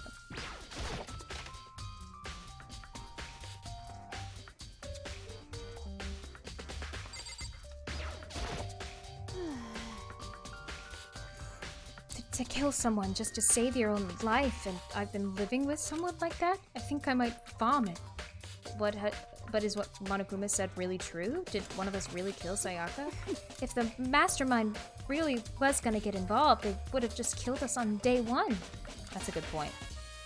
By the way, how's your investigation going? I already told you I don't do blood, so I don't plan on doing any investigating. Besides, I already know who did it. Very suspicious. After all, where was Sayaka killed? In your room, right? What more proof do we need? We already know the truth. She really doesn't trust me at all. Okay, so to convince her, I just have to say that the nameplates were switched. So the fact that she was in my room doesn't actually mean anything.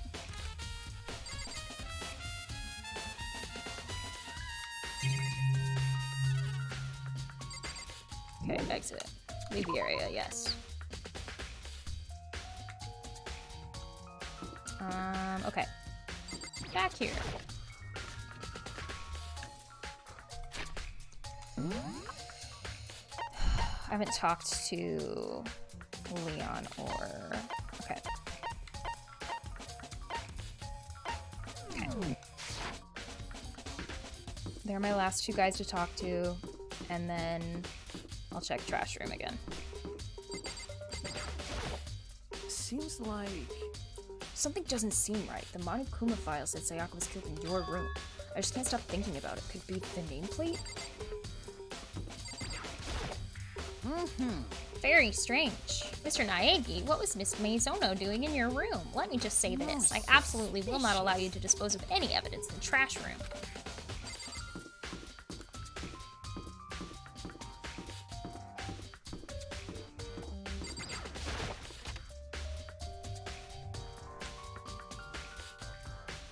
Alright.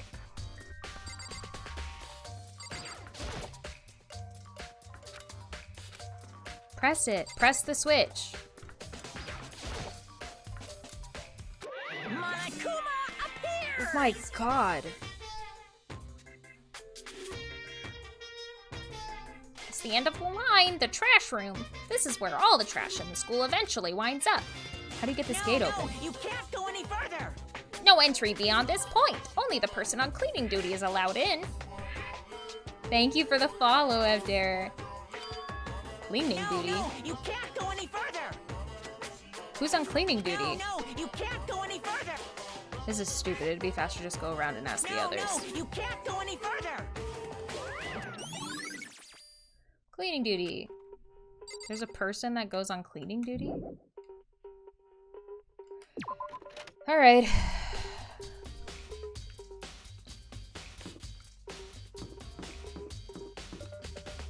Were you on cleaning duty? I'm looking for whoever's on cleaning duty. Cleaning duty? Yes! As a matter of fact, that's me. Why do you ask? Just so happens that Monokuma talked to me yesterday and asked me to take care of it. Without someone on cleaning duty, the school would be flooded with trash in no time. So I formally applied for the position. I was gonna start this morning, but after what happened, I haven't had a chance to get started. And since you're on cleaning duty, you can open the gate in front of the trash room? Of course! It's my job to gather up all the garbage and toss it in the trash room. And to do that, they gave me the key for the trash room gate. But we're supposed to rotate once a week, so eventually you'll be in charge. Very strange. Wait, hold on. You need a key to get in the trash room, and the only person on cleaning duty has access? Only the person on cleaning duty has access to the key? What's the point in going to all that trouble? Why not just leave the trash open all the time so we can all throw things out whenever we want? That does seem more convenient. So in other words... Actually, anyone who kills a fellow student becomes black and will graduate unless they are discovered. So that's it. Okay, that must be why. If anyone could go in and out of the trash room whenever they wanted, then destroying evidence would be easy. The thrill would disappear and things would become boring. Boring? Hey, listen. Anyway, more important than that. Hey, you bastard! Why'd you want the cleaning duty gig anyway? Oh. I just decided to volunteer for something I knew no one else would want to do. What's the big deal? You... Liar, I know why you did it. Is it like... You went to dig through all the girls' trash, looking for, you know, poking around at it. There's no way to think about this in a What are you common talking sense kind of way. about? All my love is for 2D. You know what I mean. There's all kind of trash diggers like that. Maybe you'll get tired of 2D and then turn into... I would never get tired of 2D. After spending a significant amount of time comparing 2D and 3D, I voluntarily chose 2D. The only thing 3D is good for is to shower love and affection on 2D. Oh, and PVC figures. Give me a break. How are you not totally embarrassed to say stuff like that? If you're so worried about Hifumi's questionable morality, there's a very easy solution. Whenever a guy is cleaning duty, Sakura can accompany them, from picking up the trash to disposing of it. What? What? If you're as innocent as you claim, where's the harm in it? That's not how it's supposed to... Anyway, on another topic, Hifumi, since you were on cleaning duty, I have a favor to ask you. What, so now you suddenly want to join my party? Sorry, but you haven't triggered that flag yet. I mean, you haven't helped me recover from a past trauma or save a village or beat a boss. No, nothing like that. I was just hoping to get into the trash room and look around. Oh, okay. So easy. So Hifumi and I headed down to the trash room.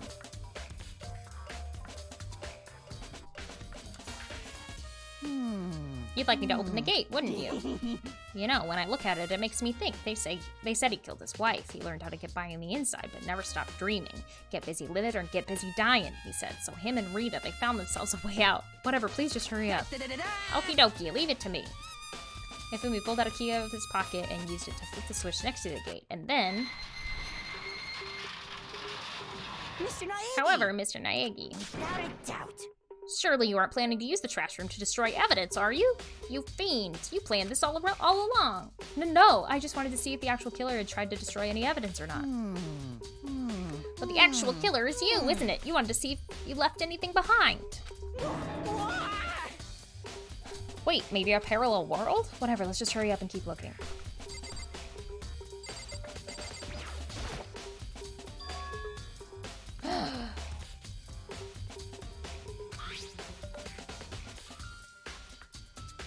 It has to be Byokuya. That's his shirt cuff.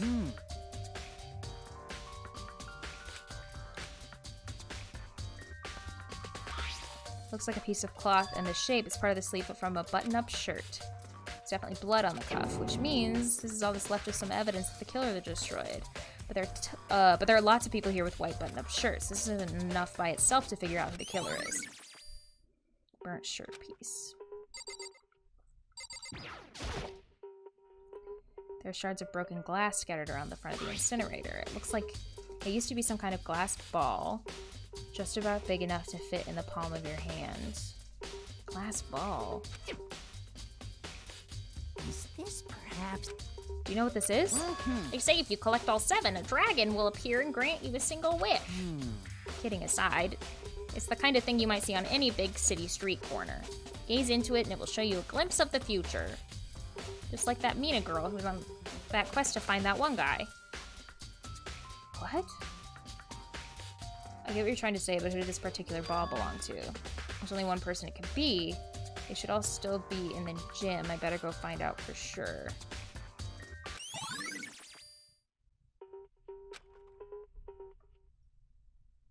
Oh, it's Meditate Boy.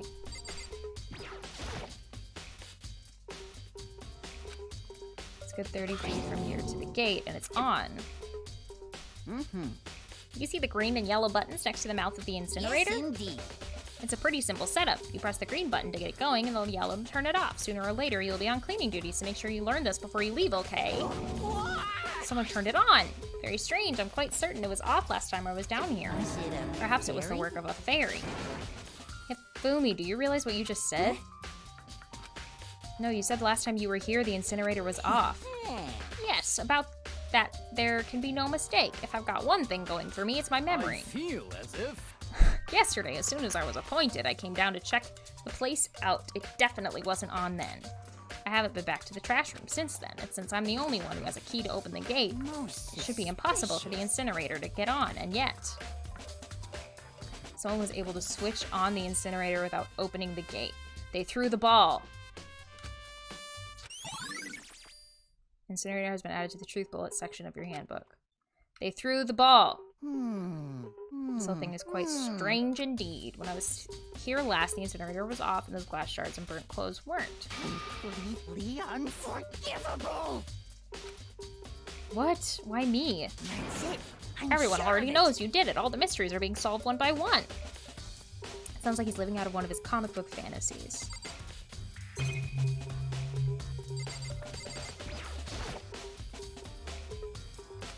Or so it seems, anyway. Okay, so I can't turn it off? There's no point?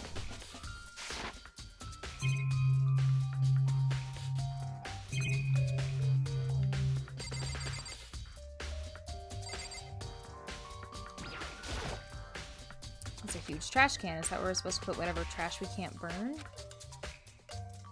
Well, whatever it's for, it doesn't look like it's hiding any clues. Okay.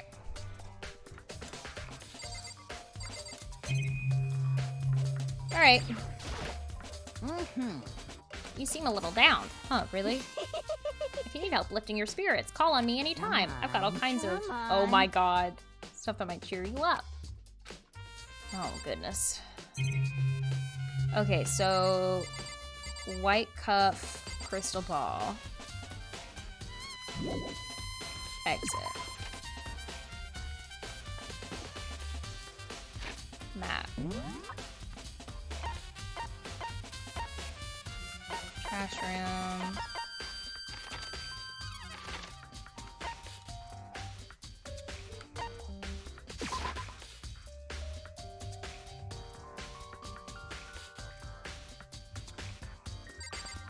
Okay.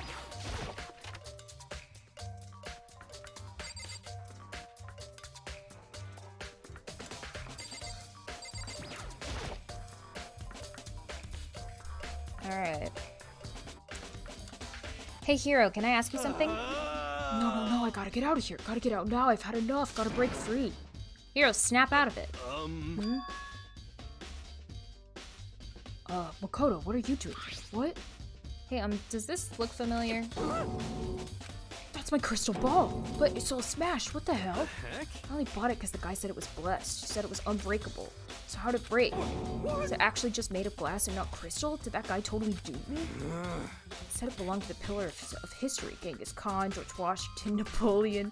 He said whoever controlled that crystal ball controlled the world. Is that seriously all BS?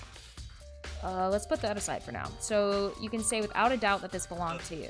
Yeah, that's mine for sure. I probably forgot it in the laundry room last night. Someone must have come by and snatched it. You left it in the laundry room? That means anyone could have found it and taken it. Okay. Thanks, Hero. That's all I wanted to know. By the way, I'm almost afraid to ask, but how much did you pay for that thing? Everything I saved up from fortune telling for 2 full years came out to like $1 million. $1 million? It's pretty cheap, actually. I mean, considering it gives you the power to control the world. That's just too stupid. I can't even feel bad for him. Okay. So someone stole it from the laundry room.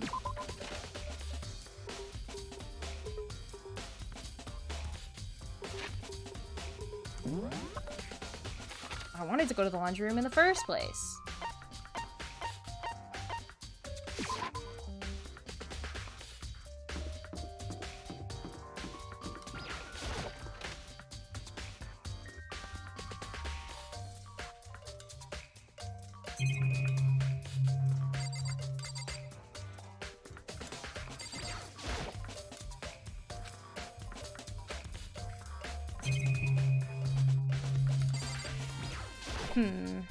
The vending machine's still there, so it doesn't have any way of helping in case.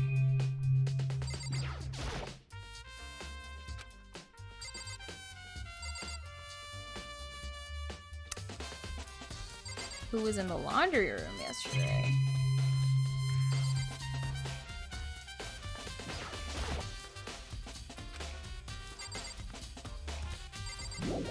Okay. Okay, so where else do I look?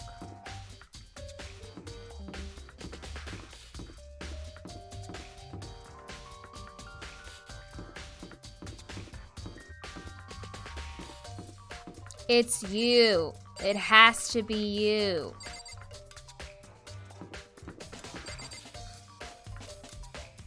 Or you, but you're my backup.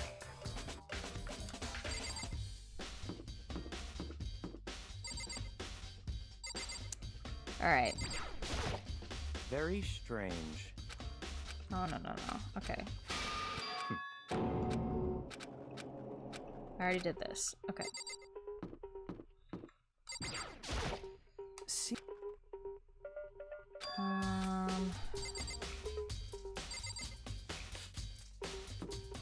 If anyone could have stolen it.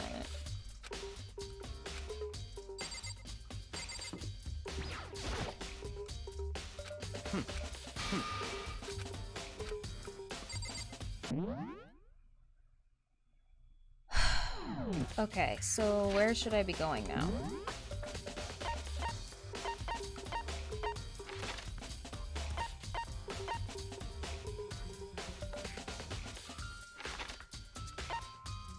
Oh, should I have talked to her? I probably should have talked to her.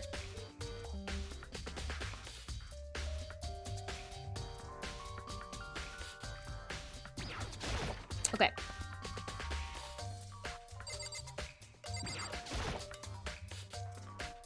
I was hoping I could ask you something. Oh, what is it? Before she died, Sayaka left a message. Oh, I forgot about the message. She wrote the numbers 11037. Do you have any idea what those numbers might mean? Like, could they be a code or something? Sorry, no.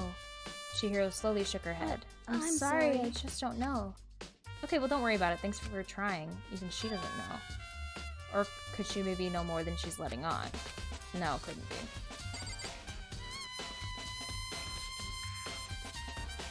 She was writing...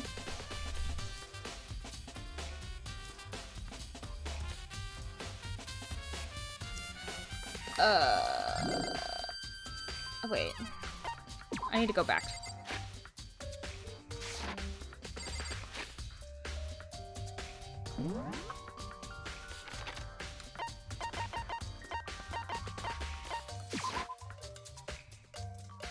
Okay, I need to go back and look.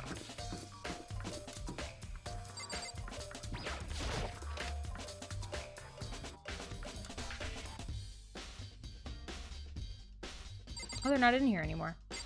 Oh, because this is my room. Yes, leave the area.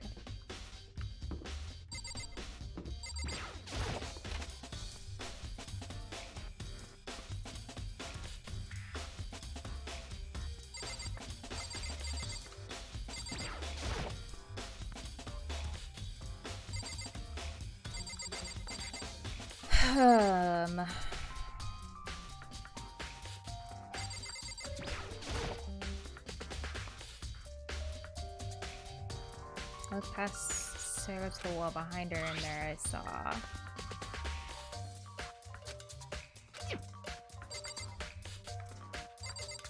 She was riding behind her so that they wouldn't see it.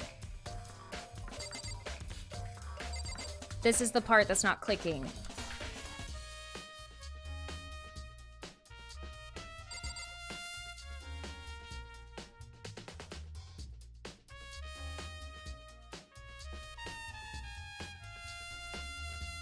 Wait. Is it this hand?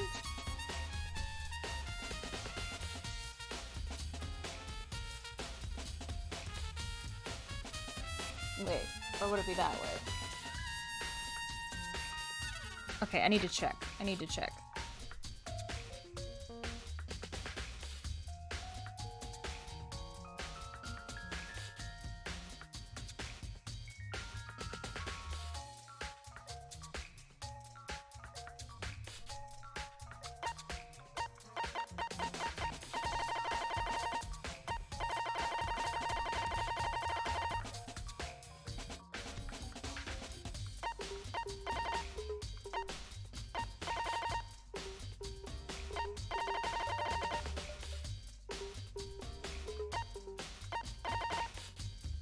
All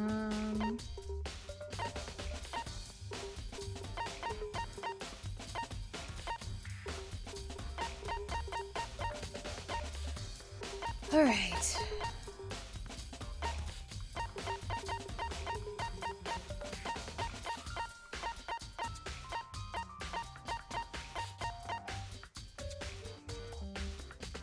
Dang it, I can't go back that far. Okay.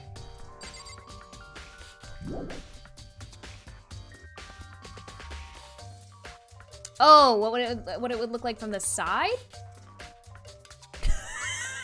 Is this the kind of, is this what I'm being reduced to?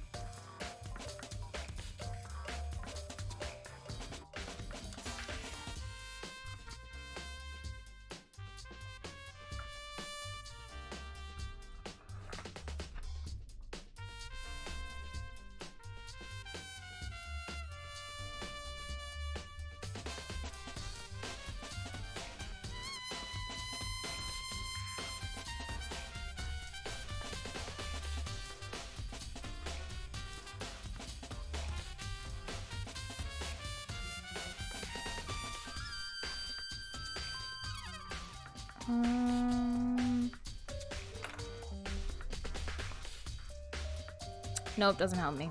Leave bathroom, yes. I'm just gonna go talk to everybody again. By the way. Okay. You son of a... You. Yo. Okay, so you don't have anything new to say. Hey.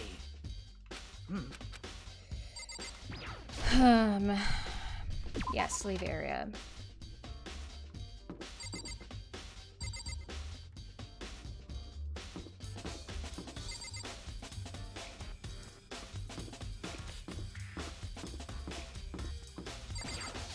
Kyoko, I need to talk to you.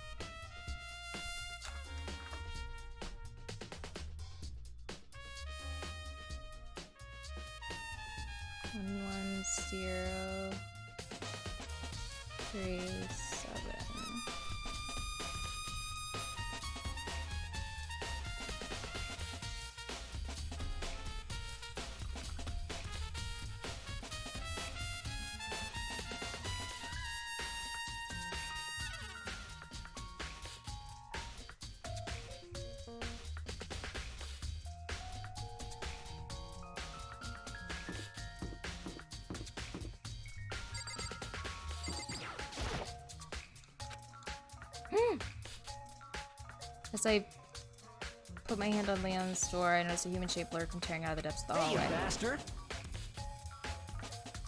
Ooh. Oh, wait! I was right! Wait.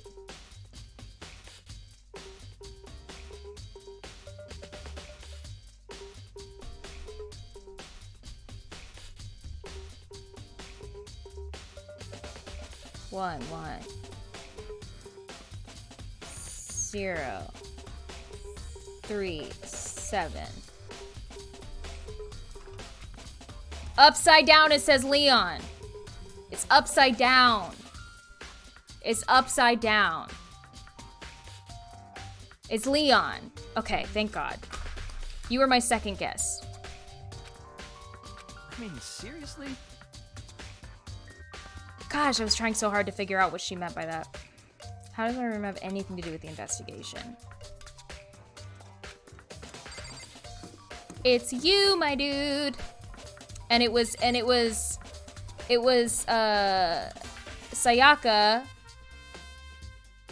It was Sayaka because she was the artist and he was like pissed that she had everything. So why does she need to be here? his dream is what she has. Okay.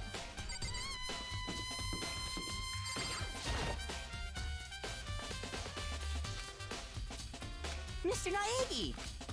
There's no way to think about Trying this to enter in a someone's common room. sense kind of way. Without their express permission is the highest breach of etiquette. Whether it's related to the case or not, you must respect a person's right to privacy. You're not wrong. Okay, so now what do I do? When do I get to go? I should talk. Wait, who should I talk to? Okay. It's like this from the gym entryway.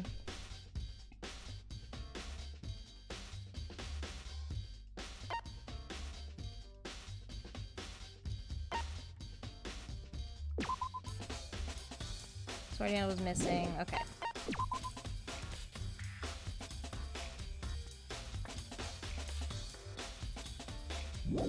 Okay. But could have been the both of them working together? No, I don't think it's gonna be that complicated that quick.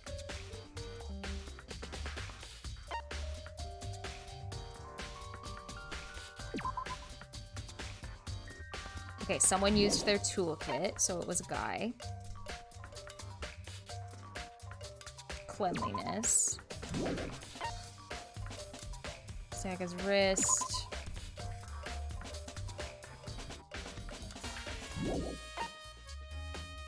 Leon. Door frame. Bathroom doorknob, door nameplates.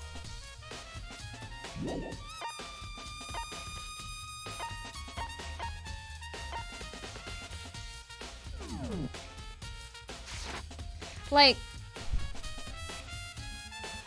could it have been both of them? No, because only one person gets to get out. So that doesn't make any sense. Yeah, exactly, Cart. It would be alone. Hey, so did you notice that one of the kitchen knives is missing from the dining hall? Totally. Yeah, weird, huh? I thought it was kind of strange. So it wasn't missing from the beginning? That's right. Nope, last I remember they were all lined up in a nice, neat row. So when did you notice one of them had disappeared? Well, I went to go get some tea from the kitchen last night and all the knives were still there, but when I finished my tea and went back to the kitchen to wash my glass, one of the knives was gone. So you're saying the knife disappeared while you were drinking your tea in the dining hall? Yeah. In other words, you were right in the dining hall when someone came and took it. Then you should be able to say for sure. You can tell everyone I didn't come to the dining hall last night, which proves I didn't take it. Perfect. Hey, by the way, did you really kill Sayaka? What? Of course not. I would never. Hina, do you really think I murdered her? I mean... Well, she was killed in your room, right? So, I mean, you guys were supposed to be friends, right? But you still killed her. On the other hand, two people becoming good friends, then one killing the other is a classic drama setup. So, when you consider everything together, I honestly have no idea. Alright, good. We got it all. Good to go. I'm getting tired of waiting. What say we just get started? It's time I'm ready. for the long-awaited class trial! I'm Now ready. then, allow me to appoint a proper location for the proceedings. Please go through the red door on the first floor of the school. See you soon! Okay, red door. Time for class trial!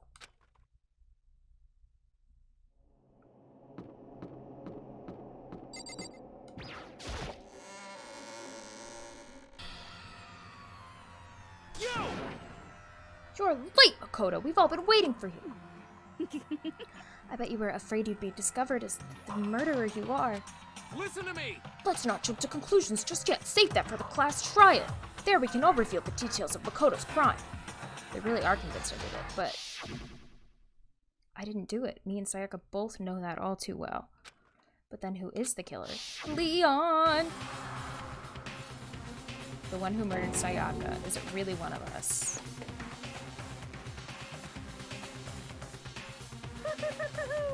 Is everyone here? Okay then.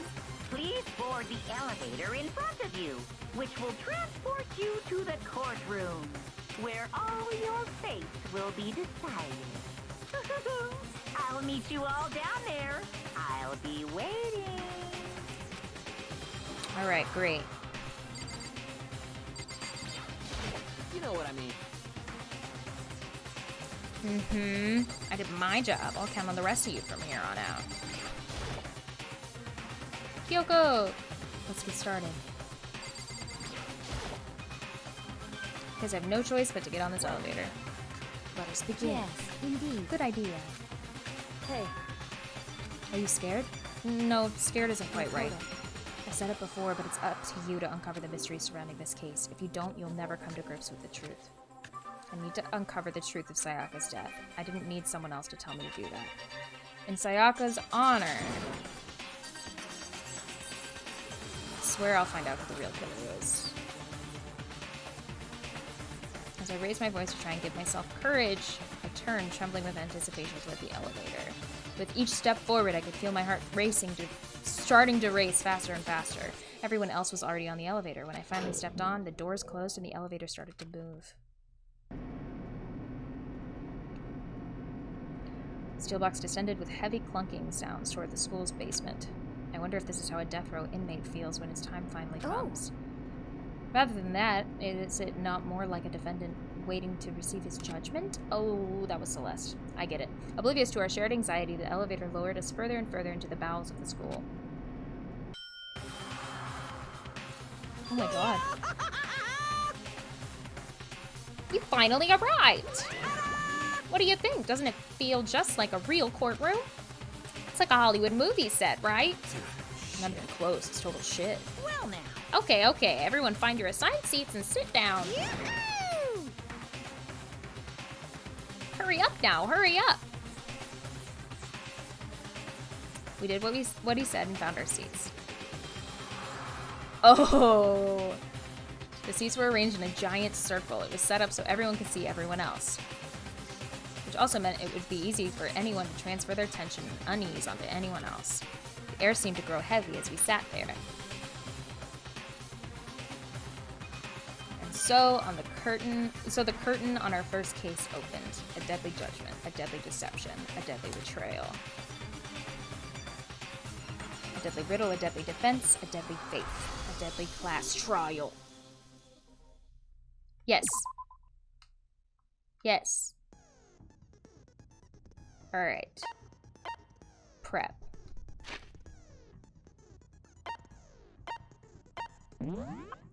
Truth bullets. Cause of death with a stab wound. Right wrist was fractured. I remember that. There was tons of struggle, which means this guy was strong. It was not sneaky sneak. The sword, we should ask him about the gold. Switching rooms. Oh, the sheath.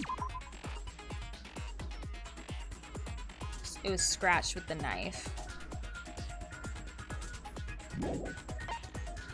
Switching rooms.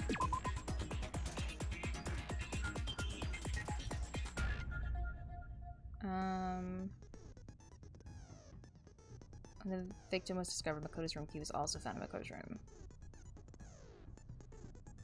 Okay. Yeah, so the nameplates were switched. Ask about who has a toolkit. Somebody used the lint roller to clean up their hair. Wrist fractured. Leon. The door frame, they used the screwdriver.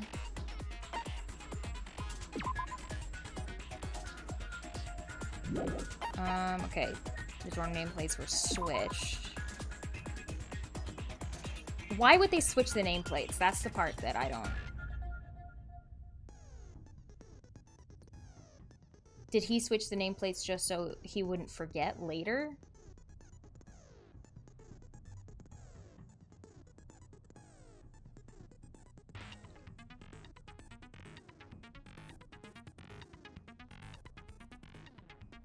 Or did he kill her? No, because he knew that she was in that room, so he switched them so that she would know that to go into that room later. Or he meant to kill me. No, because he brought a screwdriver, so he's expecting it to be Sayaka. Okay, that's the part that I don't know.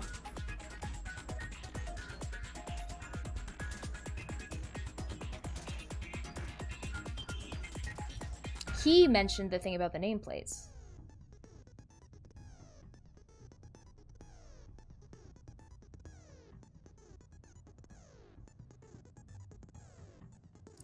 So...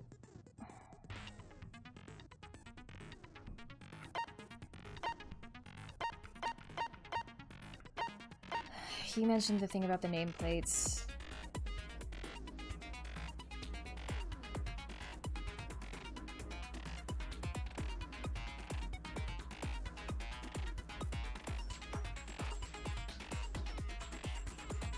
Yeah, I don't know.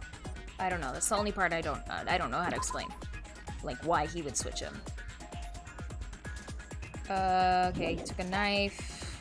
She saw me not go through. Trash duty. And they threw the glass thing so that they could turn on the incinerator. And it's a white button up.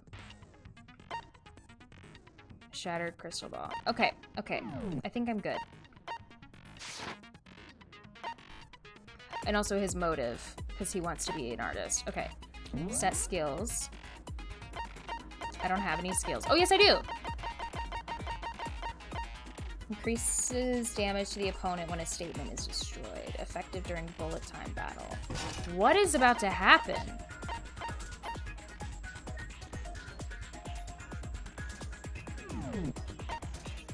Finish preparations.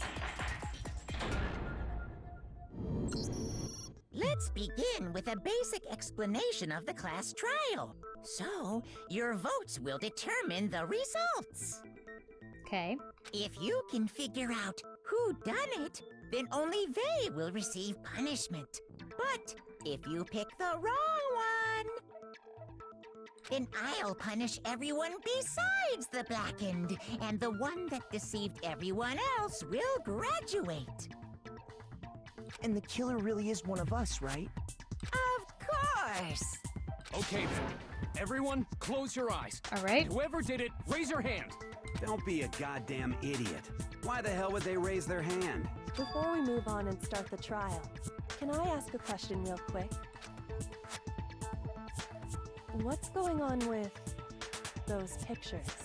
I'd feel awful if they got left out just because they died. Friendship penetrates even death's barrier. Okay. Friendship penetrates? Okay, but what about that Dumb. other empty seat? There were only 15 of us to begin with, so why are there 16 seats? Oh, no reason. It's just that our little courtroom here can technically fit up to 16 people. What? Okay, that about does it for the preamble. Oh, no reason? To get started. First up is the case summary. Now, let the class trial begin. Okay, case summary. Debate to decide who we think the killer is. Anything I found, anything I noticed, I have to be ready to speak up about everything. Because this isn't just about me, everyone's lives are on the line. Oh, goodness. First non-stop debate is about to begin. Would you like to hear more? Absolutely. As things progress during each class trial, you engage in a number of non-stop debates. During these discussions, characters will speak one after the other without pause. It is up to you to unearth any lies or contradictions buried within their statements. What this means is you'll have to use your truth bullets to refute what they say. Any relevant truth bullets you found during your investigation will be loaded in the truth cylinder. Use the left stick to aim, then fire with the Y button. What? Okay. Pay close attention to each character's statements and use your truth bullets to blast the right ones. Note that if you run out of time, you will automatically fail, so please be careful. Or if you press the start button during these arguments, you can review the controls. Okay. This sounds really stressful.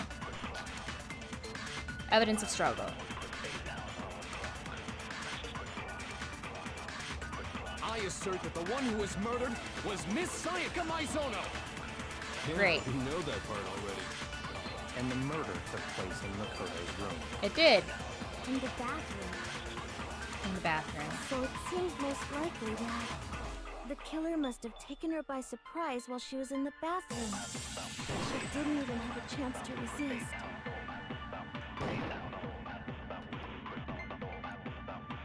Something's off about what was just said, because if Sayaka hadn't resisted at all, there's no explanation for what happened in my room.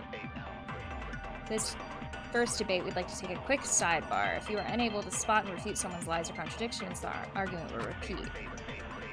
Wait, I pressed Y! In group of statements, some words will appear in a different color. Did you happen to notice? That represents the potential hole in a person's statement, a possible weak spot. These weak spots reveal important, though not always inaccurate, sections of a person's statement. Truth bullets are only effective against these weak spots. So when you see one come up, take aim and fire, but only if you're sure it's actually wrong. Do I shoot at the words, or do I shoot at the person? Good luck and have fun. I assert that the one who was murdered was Miss Sayaka Maizono. Yeah, we know. Okay. Wrong statement or truth bullet. I can concentrate and slow down passage of time. Hold down B button to speed up debate. Subtext may appear in yellow. Okay, so when the text appears in yellow, that's when I do it. And the murder took place in Makoto's room. In the bathroom. Oh yeah, I shoot the words. So it seems most likely that the killer must have taken her by surprise while she was in the bathroom. She didn't even have a chance to resist. There we go. No, it's wrong.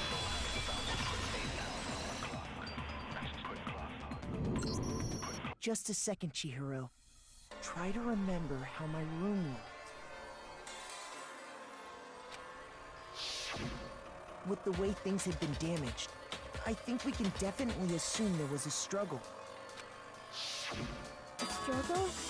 Between who and who? Between Sayaka and the killer, of course. So you're saying Sayaka wasn't caught by surprise in the bathroom? She must have been attacked in the main room first. Then, she ran to the bathroom to try and hide. Yes. The killer followed her in, and that's where they finished the job.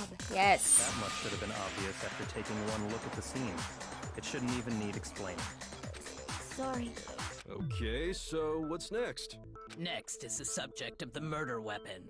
Wow, this is starting to sound like a real trial. I'm excited. It's the kitchen knife. This is so cool. So what was used to kill her? There was some kind of sharp object thrust into her stomach. You're right. Without a doubt, that is the murder weapon. You're correct. So the killer used some random knife that... No, it's wrong.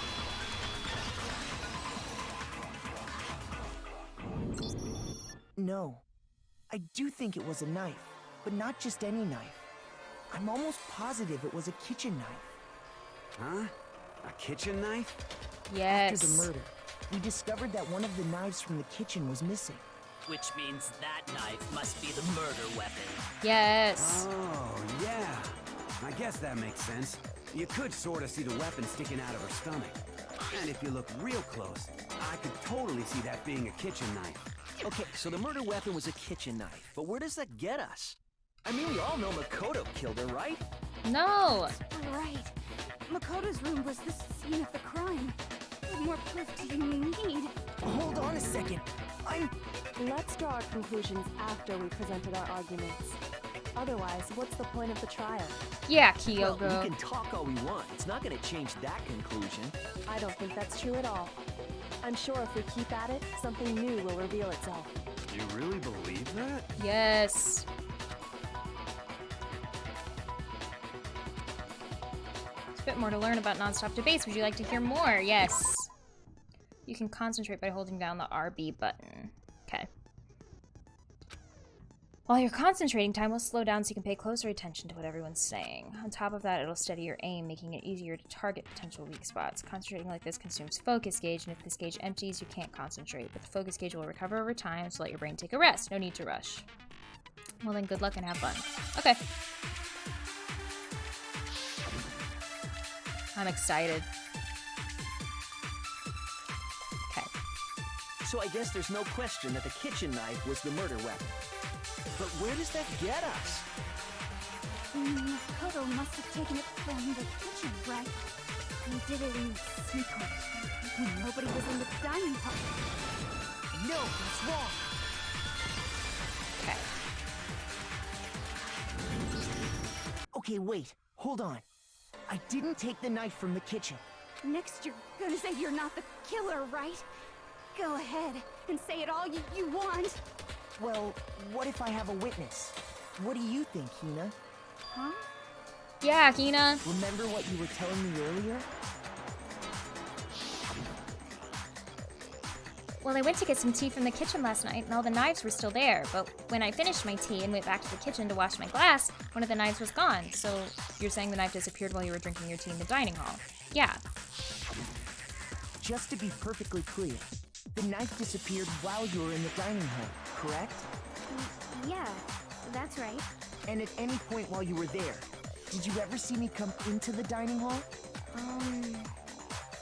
No, I don't think so. You don't think so? No, he definitely wasn't there. The knife disappeared while Hina was in the dining hall. But I wasn't there the entire time. In other words, there's no way I could have taken the knife. Okay, then what about this? What if the idiot swimmer girl and Makoto are in on it together, and lying to protect each other? Why would someone work together? It's swimmer girl! Oh, and more importantly, why would I get involved in something like that? Speaking of which, I'd like to ask the bear, if there is an accomplice, do they also become blackened? So you ask, and so I shall answer. Each murder is allowed to have an accomplice, but only the one who does the killing will get to graduate. So in other words, two people can work together, but one of them has no chance of profiting from it. Then there's no way anyone would work together, right? But yeah. What if they did work together, and they just didn't know about the rule? Good grief! Enough already! No, okay? There are no accomplices in this case! He's just like, no. No. Oops! Did I say that out loud? Anyway, I didn't go to the dining hall, and I didn't take the knife. So I'm not the killer. Okay, so then, who did take the knife? Hina seems the obvious candidate. After all, she just said she was in the dining hall. No way! I swear it wasn't me! Sure, but can you or anyone else prove that? I can. Ooh, yeah, Sakura. Sakura was with me the entire time I was drinking my tea. I hate to have to ask, but just to be sure, Sakura's... Me. Right. But then, couldn't either one of them have grabbed the knife? Actually, no. Because, well... Just spit it out already.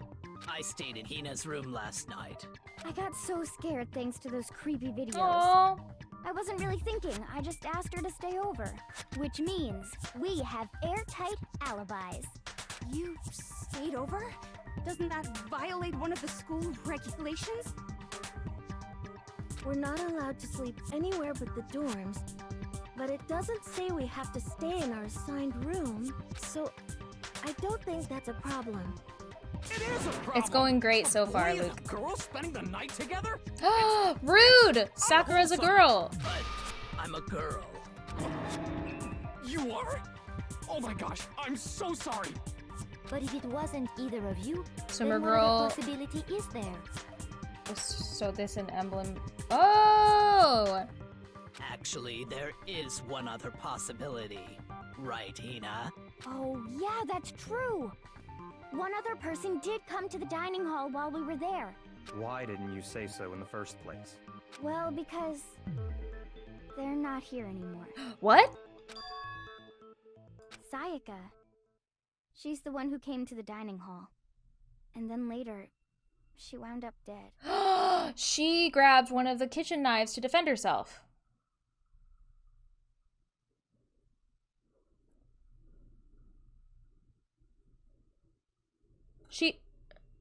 So she grabbed the kitchen knife. So the person who took the knife from the kitchen was Sayaka. I got it! Then, Sayaka is the one who took the knife? That's the only possibility. And thinking back on it, she was acting kind of unusual. When she came into the dining hall, she didn't even look at us. She just went straight to the kitchen. As she left, she said she just wanted a drink of water. But most likely... And the person who took the knife was the victim herself. Okay. I'm sure she just took it for self-defense. So you're saying the knife she took was then taken from her, and she was killed with it? In that case, you may not have taken the knife, but you still could have killed her. True. I still could have killed her. Oh, it's definitely Leon, Evder. Don't say anything to respond to that, but that's the way I think it is. See? He did do it after all. No, you're wrong. So, that's how you would twist the argument and send us all off in the wrong direction? You possess a most terrifying talent. Okay. If they convict me, everyone's gonna die. It's still too early to decide conclusively that Makoto is the killer, wouldn't you say? Because you see, if the room did belong to the killer, then they did something most bewildering. And until we unravel that little mystery, you simply can't declare that he's the killer. Yeah, it's the doorknob. Bewildering? What the hell are you talking about? Something was missing from the scene of the crime that by all rights should have been there. Wait, what? You know what I'm talking about, don't you? What? What was missing? Absolutely. Hangman's Gambit will eventually take place. The point of this is to reveal an important phrase related to the incident in question. You'll have to deduce the phrase from the letters flying around and the letters already known. Complete the phrase by shooting them down flying letters in the right order. Use the left stick to aim. Press the Y button to shoot the desired letters. If you shoot down the wrong letters, you'll suffer damage to your influence gauge. As gauge reaches 0, you run out of time, you fail. Well then, good luck and have fun. Something that should have been at this scene, but wasn't.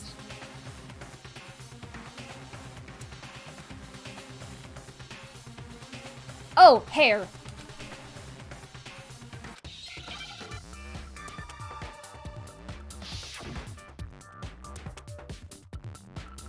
Yep, hair.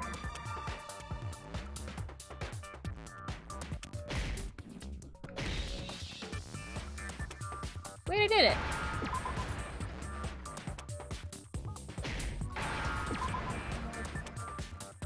Now I understand. All right. That's right. There wasn't a single hair on the floor. So, the culprit removed some evidence? Yes.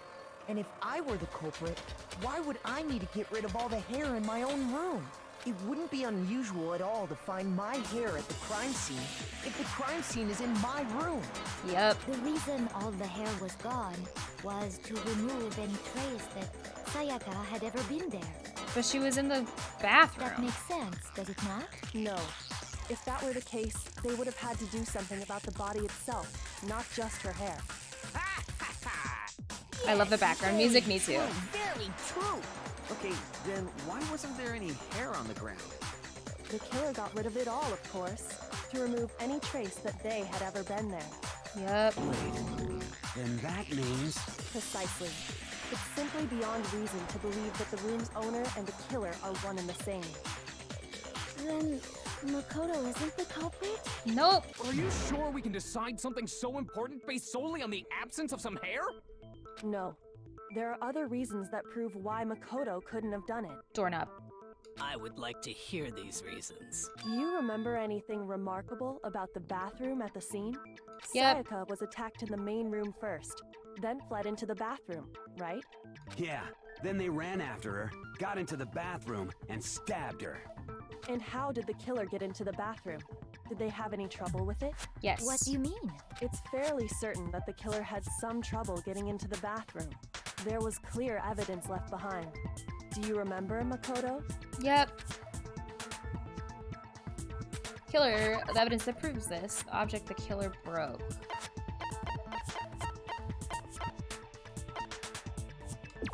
Bathroom doorknob. Present key item. I got it! Evidence that the killer had trouble getting into the bathroom. You're talking about the doorknob, right? Huh? The doorknob? What doorknob? The doorknob for my bathroom. It was completely broken. See how the top part was unscrewed? And the doorknob's about ready to fall off? Oh yeah, true. But what does it mean? In trying to bypass the lock, they ended up nearly removing the entire doorknob. Oh, so they switched the nameplates to cover up the fact that they had to unlock the bathroom. So that they were like, well, it's the girl's bathroom, so it's fine. This is another most bewildering act for the room's owner. It proves Makoto is beyond suspicion. So what? You're saying he wouldn't break the door in his own room? But if the only choice you have is to break it, you break it. There's nothing bewildering about it. You still don't see? Okay then. Let's take another look at how the incident unfolded. Hopefully that will help you understand. Kyoko said it was a bewildering act. I almost didn't notice it at first, but is that the key point here? There's a bit more to learn about non-stop debates. Would you like to hear more? Absolutely. Number of weak spots will start going up, but no matter how many weak spots, there's essentially only one lie or contradiction in that debate. What I'm trying to say is not all weak spots you see are necessarily false. Use a truth bullet on the wrong one. Not only will you fail to refute what they said, but you also lower your trust with everyone. Your influence gauge will take damage. If your influence gauge reaches 0, you fail. You have to rely on your own logic to determine which weak spots are actually lies or contradictions. Well then, good luck. Oh my god, I'm nervous.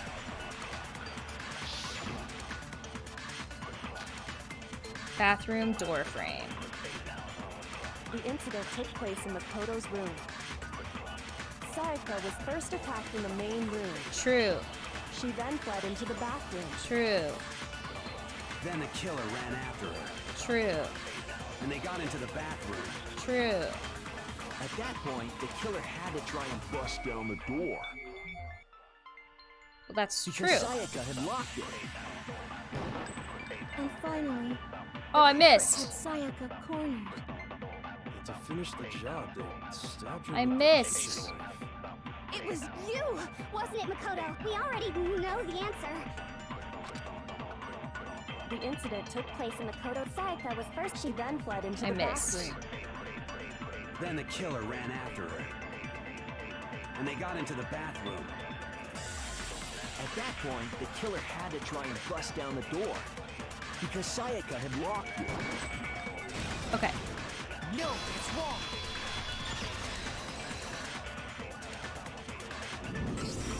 The reason my bathroom didn't open wasn't because it was locked. There we After go. all, the girls' rooms are the only ones with walk-in bathrooms, right? Yes, now that you mention it, that is true. Then why didn't your bathroom door open? Because it was stuck. Da-na-na-na. What are you talking about? My bathroom door doesn't fit in the frame quite right. Monokuma over there can testify to that. Yup, true as true can be. But you know, you're supposed to be the ultimate lucky student, right? But to have such a cruddy door... That's not lucky at all! So the reason the door didn't open was just because it was stuck. But the killer didn't know that and assumed it was locked. So they tore apart the doorknob to get in. Okay, but then why would the killer even think the door was locked in the first place? Everyone should have known you can't lock any of the boys' bathrooms. The killer could easily make that mistake, thanks to one important detail about the scene of the crime. The killer was convinced the bathroom door was locked, so they didn't know that the door actually couldn't be locked. In other words, the important detail about the scene of the crime they didn't know was the crime took place in my room. I got it! The killer must not have realized that it was my room. Who switched the nameplates, though? Are you saying the culprit didn't even know where he was? That's inconceivable. And yet, he's absolutely right. So Sayaka switched the nameplates? Well, to be more specific, what the killer didn't know was that Makoto and Sayaka had switched rooms. Which is what led to the misunderstanding about the bathroom. If Sayaka had been in her own room, then there would have been a lock on the door, and they would have had to break through.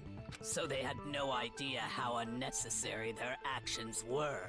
ultimately, we can't know if it came open by force or simply by accident. But the killer must have been considerably confused, with no idea how they actually got the door opened. Regardless, it was a pointless act. Wasting time trying to break down a door that wasn't locked is... definitely something I wouldn't do, since I would have known exactly why it wasn't opening, right? That is a definite possibility. Yep. So the killer would have to be someone who didn't know they'd switched rooms? Then Makoto couldn't have done it. Yep. Okay, then who did do it? Leon! Sorry, but I give up! Quit without saving! But what happens if we can't decide on who we think did it? Well, why don't we just vote right now? Majority rules! Majority rules? You really think that's a good idea? Yeah, our necks are on the line here. Someone seriously needs to do something. For serious. Does no one have any other thoughts or questions? It does not matter how trivial they may seem. Oh, as a matter of fact, I do have one question. Oh, you don't gotta sound so disappointed. It's fine, it's fine. Just ask your question. Oh yeah. Okay, so, well, I was just wondering, how did the culprit get into Makoto's room in the first place? I have no idea. Yes. How did the killer get inside? Maybe Sayaka just dropped the key somewhere and the culprit picked it up. That's possible, right? I don't think so. That seems way too convenient. Then maybe someone picked the lock? Negative! If you remember, Monokuma made it quite clear that the locks are all unpickable. Fine. How about this? The killer got in the easy way. They could have knocked and said they wanted to talk or something, and Ms. Maizono just let him in. No, that can't be it either. Oh, trying to argue against me? Sounds like someone doesn't know his place. Yeah, I'm still working it all out. Hello? Why exactly can't that be it? Because she asked me to do something in particular because of how frightened she was.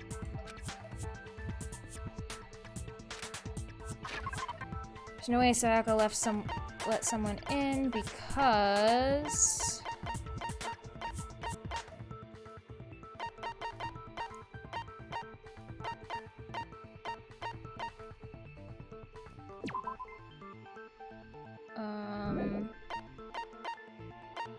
Wait, where is it? Oh my gosh, I don't have it! I don't have that piece of information. Nameplates on the doors apparently switched at some point. I don't have that information.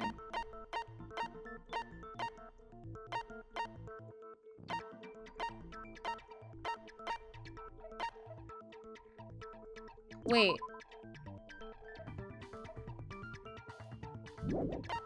Because we made a promise.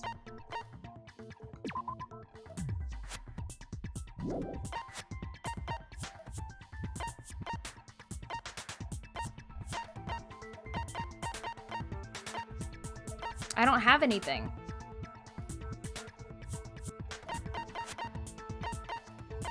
All right, chat, you can answer this. Am I just missing the piece of evidence of Sayaka's promise to never open the door?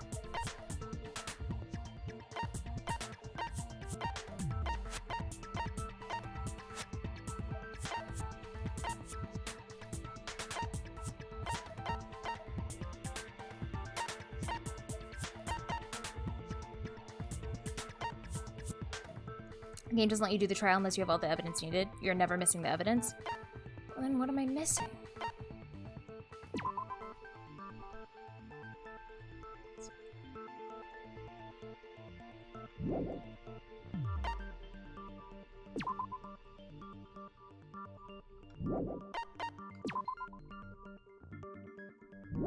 Okay. Dorm nameplates.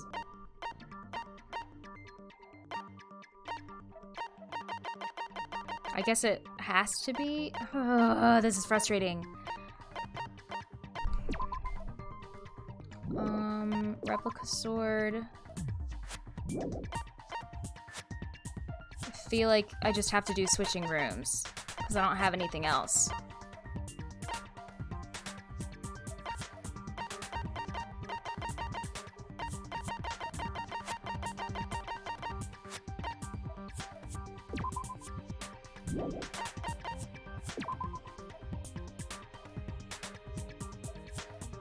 I mean, I just have to. I got it! Because Sayaka was already scared, remember? That's why she asked me to switch rooms in the first place.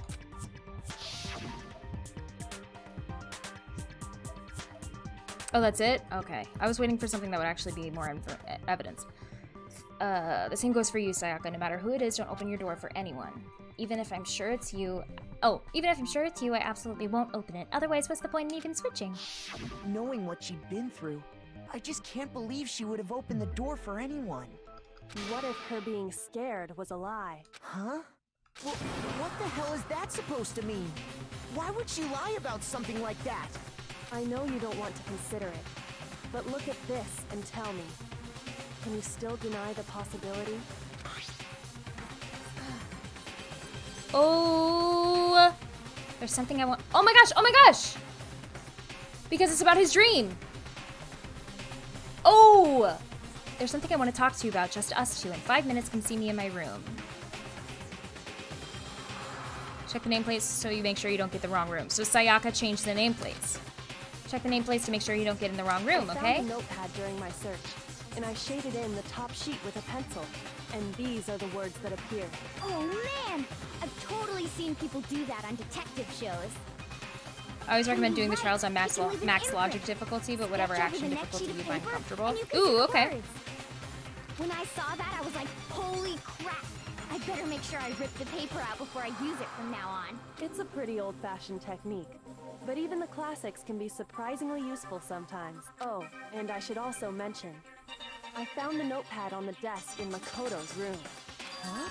Which means only someone who had been in Makoto's room before the incident could have written it. Then either it was Makoto who lived there, or Sayaka who switched rooms for a single night. So, Makoto, did you write this? No. No, I didn't. But... Of course you didn't. Because the note also bears a perfectly legible signature. Sayaka's signature. In that note, Sayaka wrote it. But why? Why would she write that? Because of Leon's motive. Likely her way of getting in touch with a certain someone. She must have slid it under their door to let them know she wanted to meet with them in secret. If you got an invitation like that from the ultimate pop sensation, what young man could resist? Of course, I'm only into 2D, so it wouldn't have any effect on me. Oh, his thing. But can you be sure anyone even got this note? And honestly, even if they did, I do not think they are at all involved in what happened. Huh? What makes you say that? Would you like to hear what I have to say? Yes, Celeste, Very well, go off. Pay attention.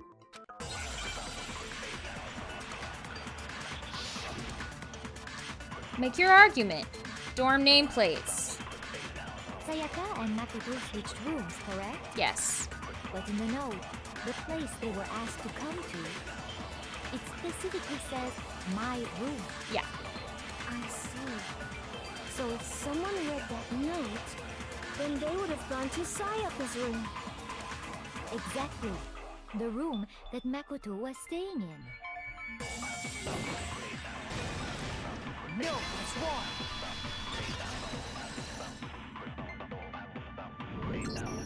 The nameplates on Mai and Sayaka's rooms got switched. They got switched?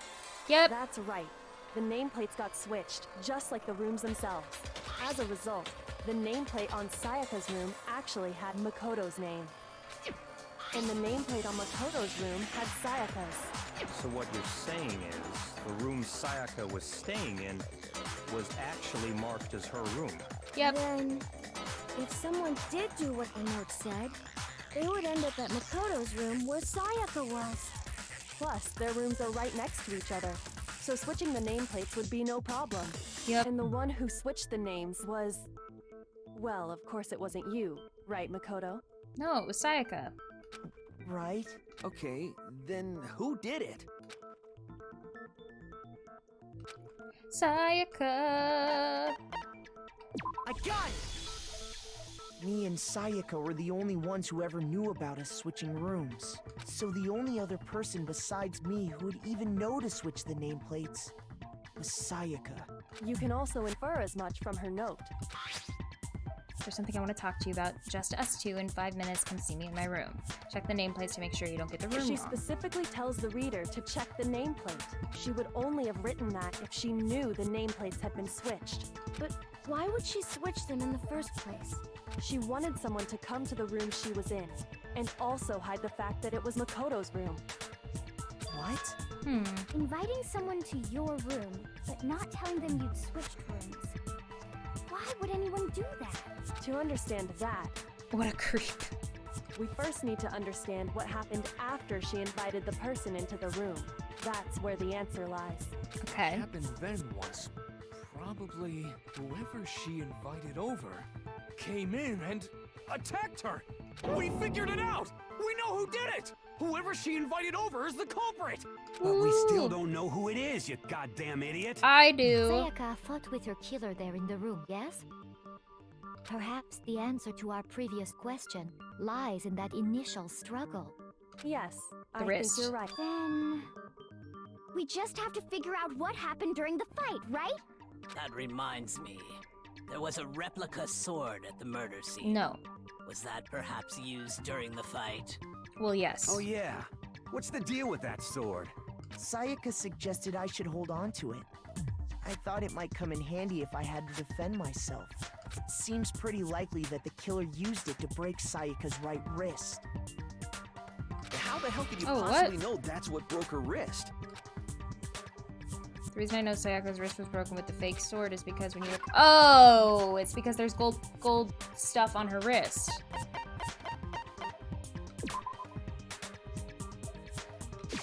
I got it! All you have to do is take a good look at her broken wrist, and it should become pretty clear. Right there where her wrist is all swollen, there's something glittery there. See? I do see. Is that gold? It sure is. Specifically, the gold coating from the replica sword. You barely have to touch that stuff, and it'll stick right to you. And there's some on her wrist because... I got it! Because she got hit with the sword! Right there on her wrist! I see. And so the truth draws ever closer. Alright, then it's about time to solve this mystery. What happened in my room and what led to Sayaka's death, that's what we need to make clear. There's a bit more to learn. Sure, starting with the next debate, I'll start loading multiple truth bullets into your truth cylinder, but just like with the weak spots, only one of those bullets can actually refute the proper statement. Oh, what? In other words, from here on out, you'll have to combine the right truth bullets with the right weak spots to refute each statement. If you come with the wrong combination, you'll take damage to your influence. You can press LB to rotate the cylinder and choose which bullet to fire. Press and release LB to cycle through each bullet. Okay, or you can hold down the LB button, then use the left stick to select a specific bullet. Okay. Fewer bullets will be loaded into the cylinder per kind, but for our purposes, the logic will be set to mean.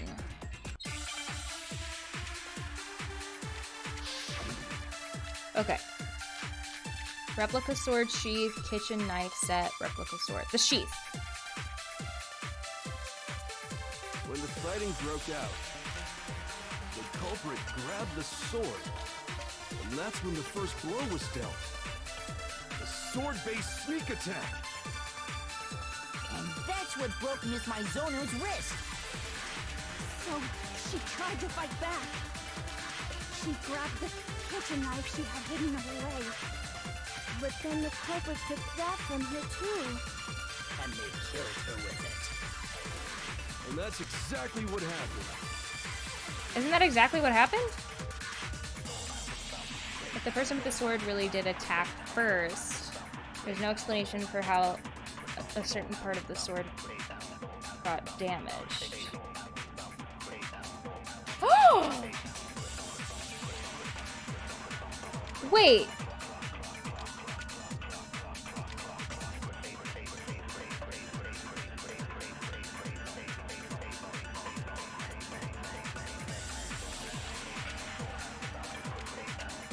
When the fighting broke out, the culprit grabbed the sword, and that's when the first blow was dealt.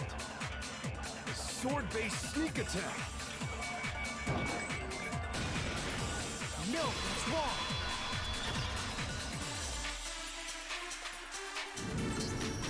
Actually, no. I don't think the fight started with the sword. Why not? Because the sword's sheath had been scratched. See? There's a gash in it. Like someone cut into it with something sharp. Something sharp? You mean like the kitchen knife? That was the only sharp thing found at the scene. Stop jumping ahead. Slow down and explain it so I get what the hell's going on. If the sword was used first, there wouldn't be any explanation for the Wait, so scratch on the Sayaka sheath. was gonna kill Leon? If you were going to attack with the sword, you'd take it out of the sheath first, right? That's true. With the sheath on, it'd be heavy and bulky and useless as shit. Okay, so how did the sheath get damaged? If they got attacked with the kitchen knife, maybe they grabbed the sword as a defensive impulse. In that situation, there wouldn't be any time to actually unsheath the sword.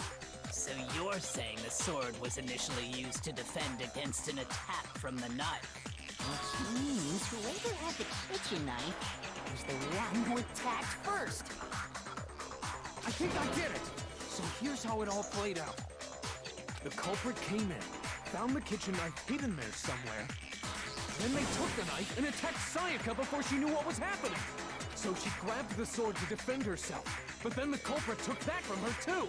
No, because if she had grabbed the sword, she would have had gold on her hands. Then, after they broke her wrist with the sword, they took the knife and finished it. Sorry, but I don't think Sayaka used the sword to defend herself. What? How the hell can you not think that? Because she never held the sword at all. There's a certain part of her body that makes this clear. Yep, her hands. Part of her body that shows that she never used the sword. Her palms. I got it! So You're she talking invited about her Leon palms, over to kill right? Leon. The palms of her hands were perfectly clean, so I don't think she ever picked up the sword. How can you know that just by looking at her palms? Like I said before, the gold coating on that sword comes right off. All you have to do is touch it. In fact, if you look, you'll notice that a lot of the gold has already come off the handle. It's safe to assume that's because whoever used the sword got some of it on their hands. There's really no way she could have picked it up and come away completely clean. Jeez. Maybe she washed her hands after she escaped into the bathroom. Sorry, but I don't think so. Why do you say that? Is it because you think I'm ugly? Coco! No, that's not it at all. There's no way Sayaka washed the gold coating off her hands because there's a certain regulation that talks about what happens in bathrooms at nighttime. The water was off. I got it! According to the Monokuma file, Sayaka's time of death was around 1:30 a.m. In other words, at nighttime. And the water in the bathroom shuts off at nighttime, right? Oh, I didn't know that. Actually, I haven't taken a shower yet. Oh my. You're no different. You smell like a big fat ugly donkey. I'm not sure whether to take that as an insult or a compliment. An insult, obviously. So anyway, Okay. if Sayaka never touched the sword, And that means she attacked first. the killer is the only one who used the sword. But hold on. If that's right, then the one who damaged the sheath with the kitchen knife was Sayaka. A gun! Sayaka? She had the kitchen knife? But we already said that the attack started with... The person with the knife attacked first, and the sword was used as an impromptu defense. Then the one who attacked first was... Sayaka. Sayaka? Now do you understand? She wasn't a blameless victim in this. No. far from Dang. it. It's almost as if she'd been planning to commit a murder of her own. She took the knife from the kitchen, then And she was gonna invited the frame culprit me. to the room she was staying in. And if it's true that she had the kitchen knife and attacked without provocation, Indeed. These are all the actions. So of she an was gonna kill and then frame me. Which brings up another point. Makoto, Sayaka was the one who suggested you two switch rooms, correct? Maybe the reason she wanted to switch rooms was so that she could pin the crime on you. That is a possibility, is it not? Sayaka wanted to... on me? Yep. That would also explain why she would switch the nameplates. She wanted to get whoever she had targeted to come to Makoto's room where she was staying. And by committing the murder there, instead of her room, that would implicate Makoto. But for that to work, the target had to be lured out while still keeping the room swap a secret. If the target knew she had switched rooms, they would have become suspicious right away. So all that's why she switched the names? But doesn't that plan seem a little risky? For one thing, even if her plan worked, Mr. Naegi would just tell everyone they'd switched rooms. I don't know. I'm not sure our soft-hearted Makoto is capable of that kind of cutthroat behavior. I'm sure Sayaka realized the same thing, which is why out of all of us, she asked him to switch rooms. Plus, she was the ultimate pop sensation. Thank you, IFB10. Hi, thank you for the follow. A totally forgettable kid. Or a national superstar. Who are you more likely to believe? Wait, then you're saying she had this all planned out? Definitely. Holy shit! But in the end, her plan backfired. She launched her attack with the knife, then found herself under attack in turn. That must be when her wrist got broken, and she was forced to drop the knife. The Dang. tables were suddenly turned on her, and she died at the hands of the one she'd planned to murder. Just hold on! That can't be true! Because... Hey! You guys have totally derailed the argument. You're being super boring right now. Come on, hurry up and decide who did it. Wouldn't it be awful if I had to punish you all just because Thank you for ran out of deleting time? chat messages, Luke. I didn't see them, so if they were spoilers, I really appreciate it. Oh yeah, we gotta decide who we think did it. Oh, was it not a spoiler?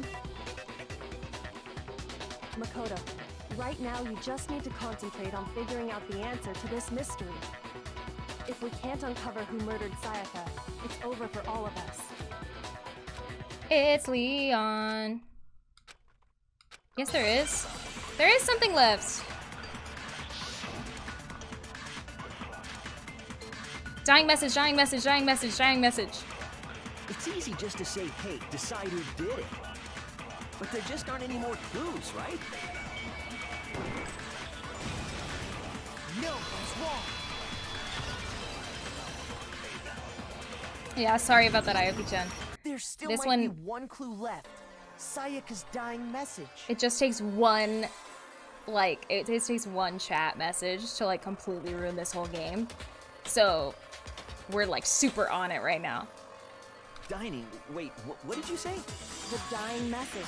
She wrote something on the wall behind her, remember? 11037. Written in her own blood. Well, oh, sorry. Before we get too far into that, I need to ask, Can we really be sure that Sayaka is the one who wrote it? Oh yeah, left index finger. I got it! Her left index finger had blood on it. That could only be because she used that finger to write the message. I see. She broke her right wrist during the fight, so she'd have to use her left hand to write. Sure. I think we can all agree Sayaka wrote it. But still, what the heck do those numbers mean? 11037? Hey, Chihiro. You're a computer nerd or whatever, right? You should know all about numbers and shit. No, that's not...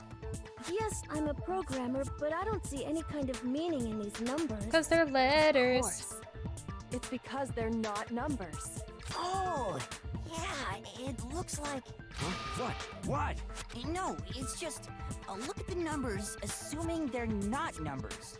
Don't these first two, 1, 1, look less like two numbers and more like one letter? Ah, you're right. Chihiro's the best. The connecting line is barely there, so I assumed it was 1, 1, but looking at it now, you could also read it as an N. Whoa, you might have finally just said something worth a shit. Our little princess are really getting excited now. But even if that really is an N037, doesn't make any more sense. It's than upside before. down. Rotate the image 180 degrees. Maybe I see something. Oh my god. Now I see. She wrote down the killer's name. Yep. Huh?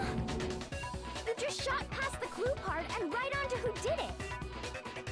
So, whose name did she write?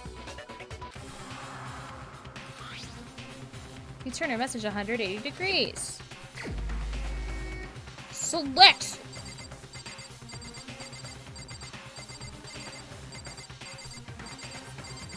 Leon. Here's my answer. The key to solving this mystery was simply to rotate the writing 180 degrees. Yeah, Kyoko said that. Don't repeat. If you turn the message around, it becomes the letters L-E-O-N. L-E-O-N. Or more accurately, Leon. What the hell are you talking about? It's just a coincidence. It's just a bunch of random squiggles that happen to look like my name. No, it's not random at all. We did it. She wrote that message on the wall behind her as she was leaning up against it. Yeah, so if it was here and she was that far below. I didn't catch on that it was that far position, below her. She couldn't move to write normally and had to write upside down, as it were.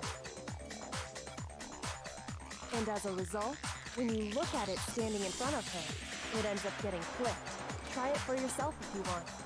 Write something sitting like her, and the letters will be inverted. That sounds like one hell of a stretch to me. I'm the killer? You can't just go and say shit like that. If you're not the killer, then why did you try to destroy the evidence? Huh? You know what I'm talking about. All right, we're getting there. The evidence Leon tried to get rid of?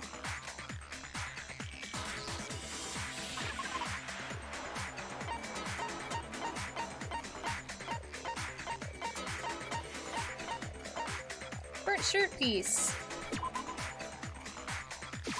I got it! You mean the burnt shirt piece I found laying on the ground by the incinerator, right? As the killer stabbed Sayaka, they must have gotten some of her blood on them. And to dispose of the shirt covered in the victim's blood, they threw it into the incinerator. Yep. One piece burned off and got left behind. And the killer didn't notice. If they had, they most certainly would have panicked. Isn't that right, Leon? But is one scrap of fabric enough to conclude that Leon is guilty? Yeah, I mean, Leon's not the only one wearing a white button-up. That's right. There are plenty of other people here with shirts like mine. With just that one little charred piece, there's no way you can say for sure who it belongs to. I know, he's trying so hard. You're right. That alone isn't enough.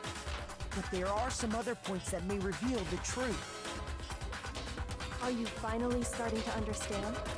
The answer... Yeah, I think so. There's something about it we need to pay attention to in order to figure out who is responsible. How it was disposed of? Where it was disposed, when it was disposed. How? I got it! If you look closely at how the shirt was disposed of, we should be able to figure out who the killer is. Oh yeah, that's a good point. I think I know what you're gonna say. You can't reach the incinerator without opening the gate in front of the trash room, right? And obviously, you wouldn't be able to hit the switch to turn it on either. You'd need the key to get in, and the one with the key was the person on cleaning duty. So the killer had to be whoever was in charge of taking care of the trash, right? Interesting. There's another way to use it.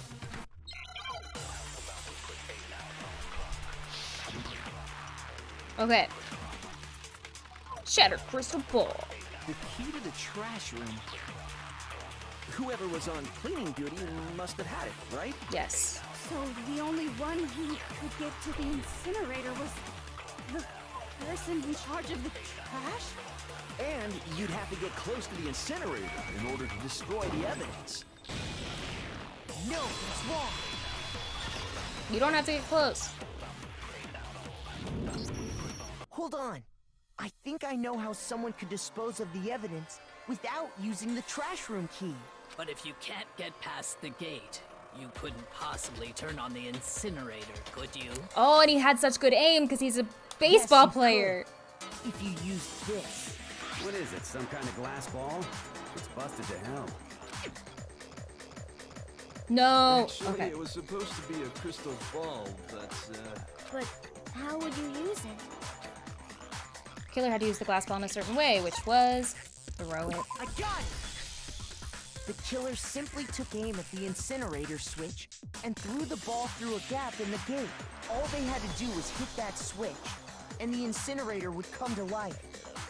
Someone threw a gap in the gate? Remember what you said before, Hifumi? Someone turned the incinerator on. Very strange. I'm quite certain it was off last time I was down here. Perhaps it was the work of a fairy. Hifumi had the key, so the only way the incinerator could have been turned on without his knowledge was because the killer was able to hit the switch without opening the gate. Once they got the incinerator going, all they had to do was ball up the shirt and toss it in. Yep. Hey, come on! What the hell is this? All you have to do is look at the scene to know that the killer never actually went inside the trash room. The shards of broken glass, the incinerator left running, the piece of shirt that escaped the fire. If the killer had been on cleaning duty, the evidence would have been taken care of much more thoroughly. Wait, no, just hold on. Okay. But the distance from the gate to the incinerator has to be at least 30 feet, right? The pinpoint accuracy you'd need to throw a glass ball that far and hit something that small. Could someone really do that? He could if he was a winning That's right. pitcher. There's no way. It'd be impossible. Difficult, absolutely. Impossible? I don't think so. World-class Because the pitcher. killer is Ultimate baseball star. Because the killer is the ultimate baseball star. Isn't that right, Leon? Do you have any idea how stupid you sound right now? A target 30 feet away would surely be little challenge for the ultimate baseball star. You can't be serious. I'm not the killer! These goddamn shipper brains have got it all wrong, I'm telling you! You still won't admit it? Okay then. Makoto, go ahead and review the incident one more time to make his crime perfectly clear. And Will with do. that, we can end this. Listen to me! What the hell do you mean, end this? Say what you want, Leon. But all the questions have been answered, and the truth has been revealed. Now here's what happened. Closing arguments about to begin. Would you like to hear more? Absolutely. Every case has one last element to bring the class trial to an end. Closing argument. In this phase, you'll give a complete summary of the case. You'll have to reproduce the flow of events for the case in form of comic book. However, you'll notice that in the comic there are a number of pieces missing. It's up to you to complete the comic using provided truth panels.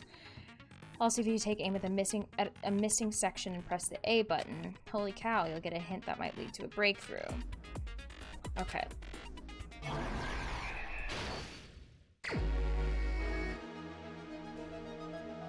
What?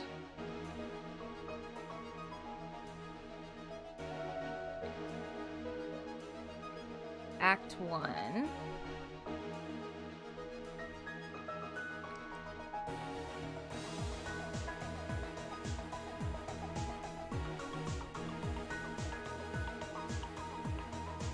Oh, that's when she drops it. I get it.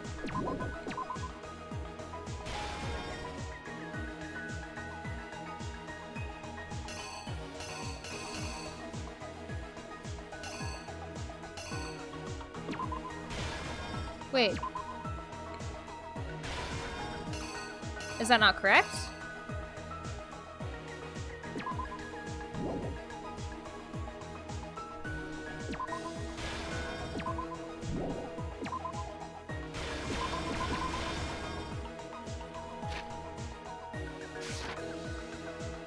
Help.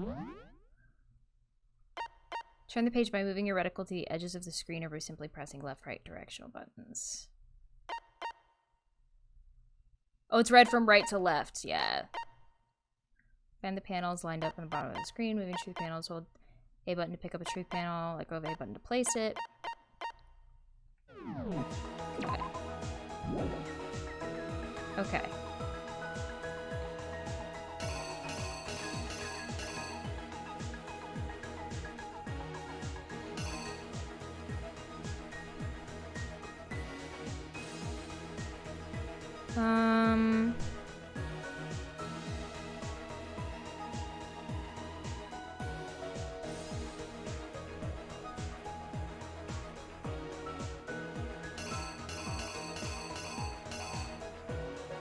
Oh.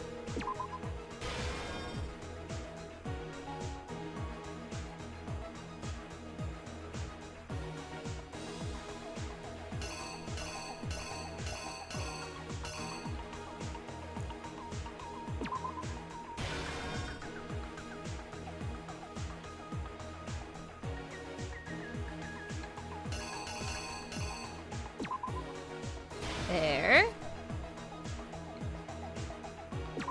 There.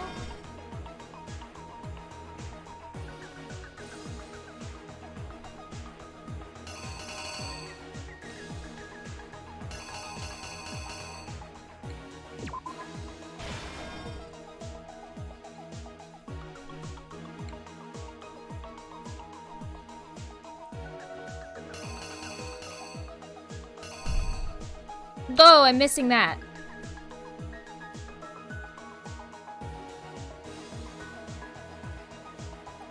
So what is that?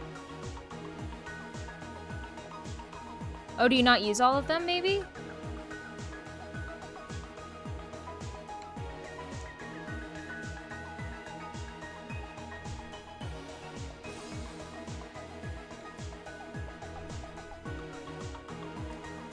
So you hit...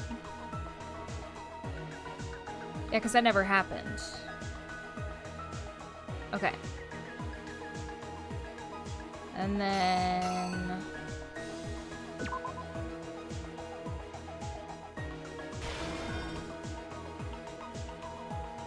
Okay.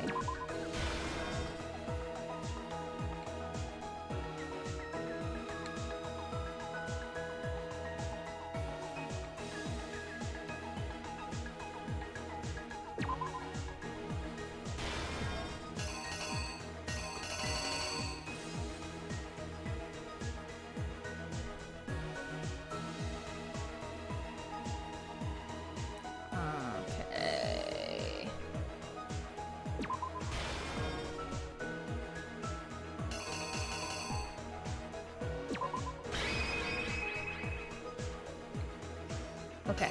Was that the only one not used?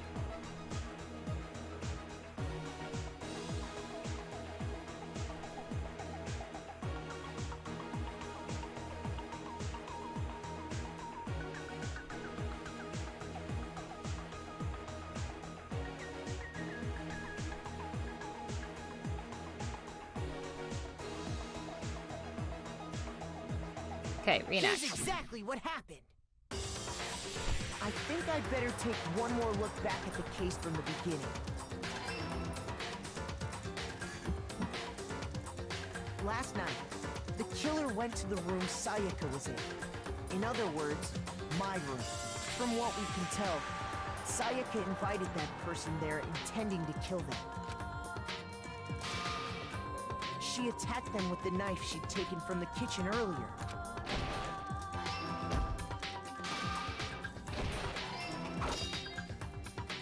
But then something happened that she wasn't prepared for. They grabbed the fake sword I put in my room and fought back. During the struggle, a strike from the sword broke Sayaka's right wrist.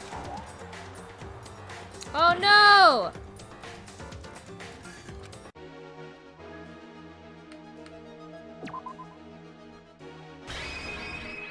Is that the one that I have to use?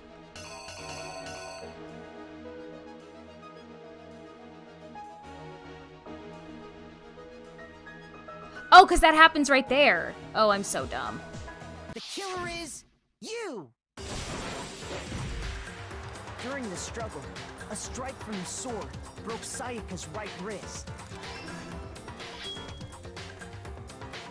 And that's when she lost her grip on the kitchen knife.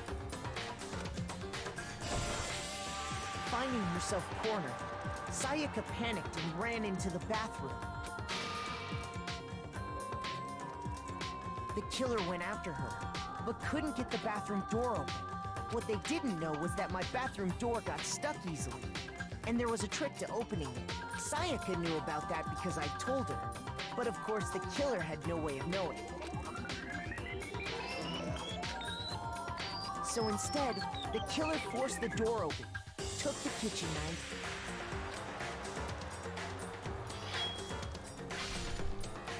and stabbed Sayaka.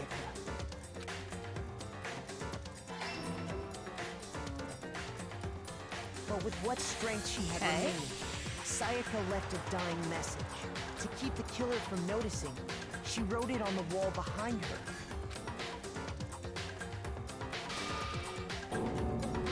And with that, all her strength was gone. Alright. With Sayaka dead, the killer quickly began destroying the evidence. First, they took off their shirt, which was covered in their victim's blood.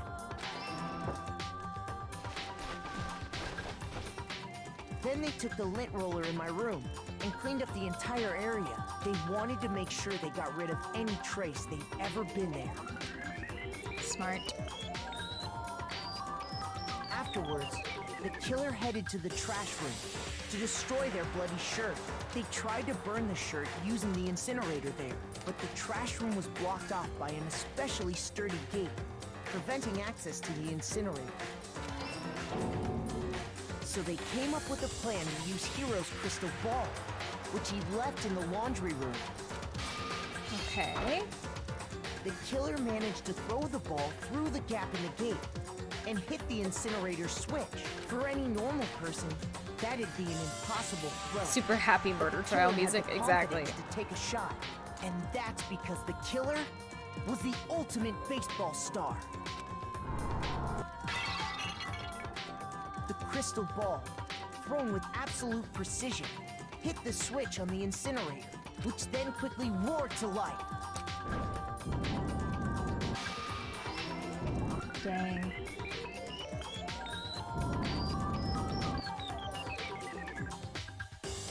Having destroyed the final piece of evidence, they left the area with, I imagine, a sigh of relief. But there was one thing they missed. Part of the shirt they'd thrown into the fire burnt away and fell out of the incinerator. The killer sure didn't did. notice this, and so left I love how behind a piece Makoto of says this indisputable dramatically. I'm evidence. loving it. Exactly, right? He's like, no, I got it. Isn't that right, Leon? It would appear that Hiro simply forgot his crystal ball in the laundry room. You went there to try and wash the blood out of your shirt, and that's where you saw it, right? Seeing the ball, you thought of a way to take care of everything. So, Leon, do you object to anything that's been said? Do I object? Hell yes, I object! Of course I do! I object! I object! I object! I mean, all of this is just a bunch of stupid theories! Oh, dang. We need evidence! Where's the evidence? Without evidence, it's all bullshit! It's bullshit and I refuse to acknowledge it! Well then, I guess this is as good a time as any to present the evidence that proves you did it. Makoto, I believe you're in possession of that evidence. What?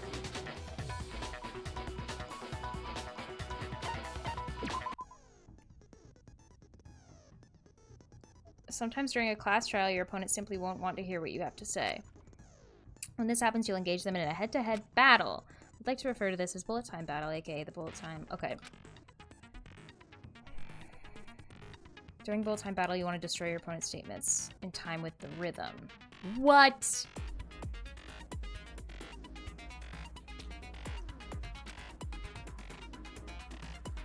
Match your button presses with each tempo marker as they move across the screen and reach the center. Okay. Press the A button to lock onto an opponent's statement. Destroy the statement you've locked onto with the Y button as the tempo marker reaches the center. Wait, what? Use this method to deal damage to your opponent. If you can't pull it off, you'll be the one in pain.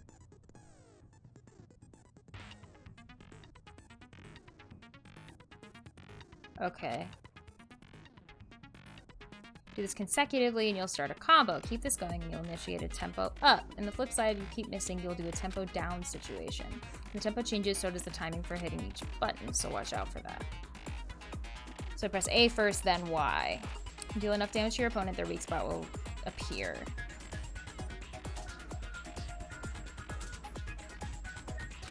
At that point, you can press the Y button to shoot it down with a truth bullet like any other statement. Repeat their statement fast enough and you'll come out victorious. Just like before, if your influence gauge reaches 0 or you run out of time, you fail. Good luck and have fun. When the killer removed the screws from the doorknob, they didn't use anything from your room to do it. These are Xbox buttons. I have Xbox buttons. Instead, they must have used something that belonged to them. Their toolkit. I refuse to acknowledge you. You're stupid. Stupid, stupid, stupid. Stupid, stupid, stupid, stupid, stupid, stupid, stupid. All right, Leon.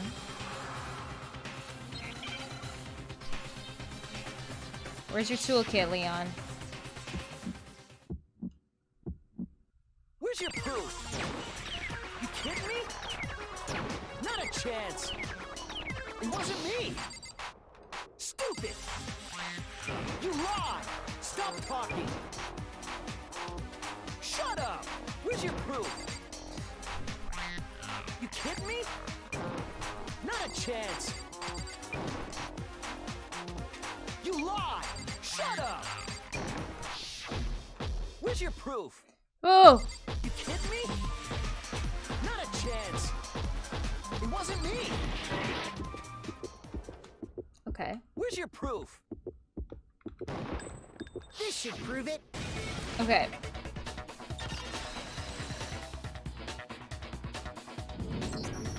The screws on the bathroom doorknob were removed. I wonder what kind of tool the killer used to remove them. I mean, it had to be a screwdriver, right?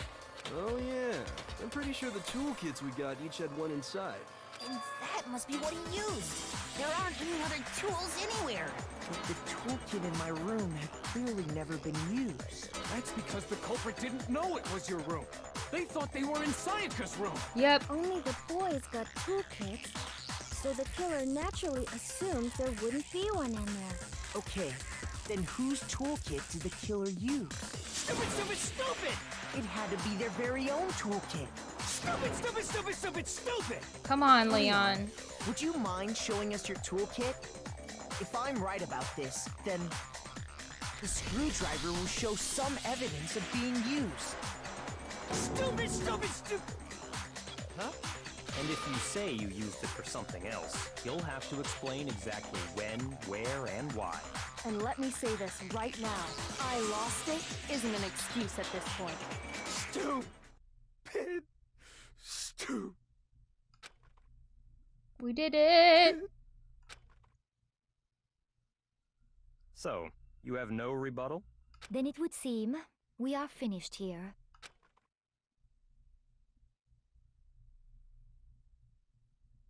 That graphic. F for Leon, absolutely. Hey, that's not bad. I got an A.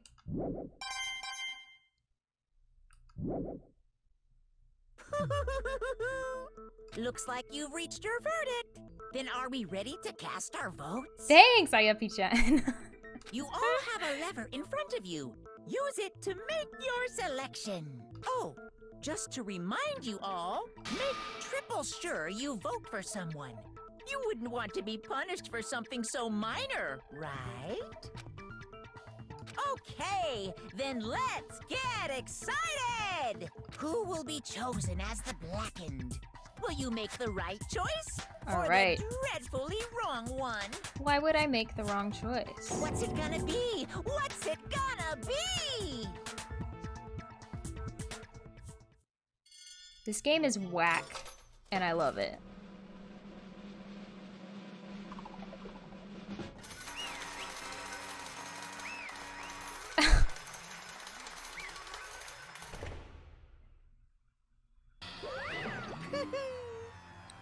Uh-oh, looks like you got it right on the money.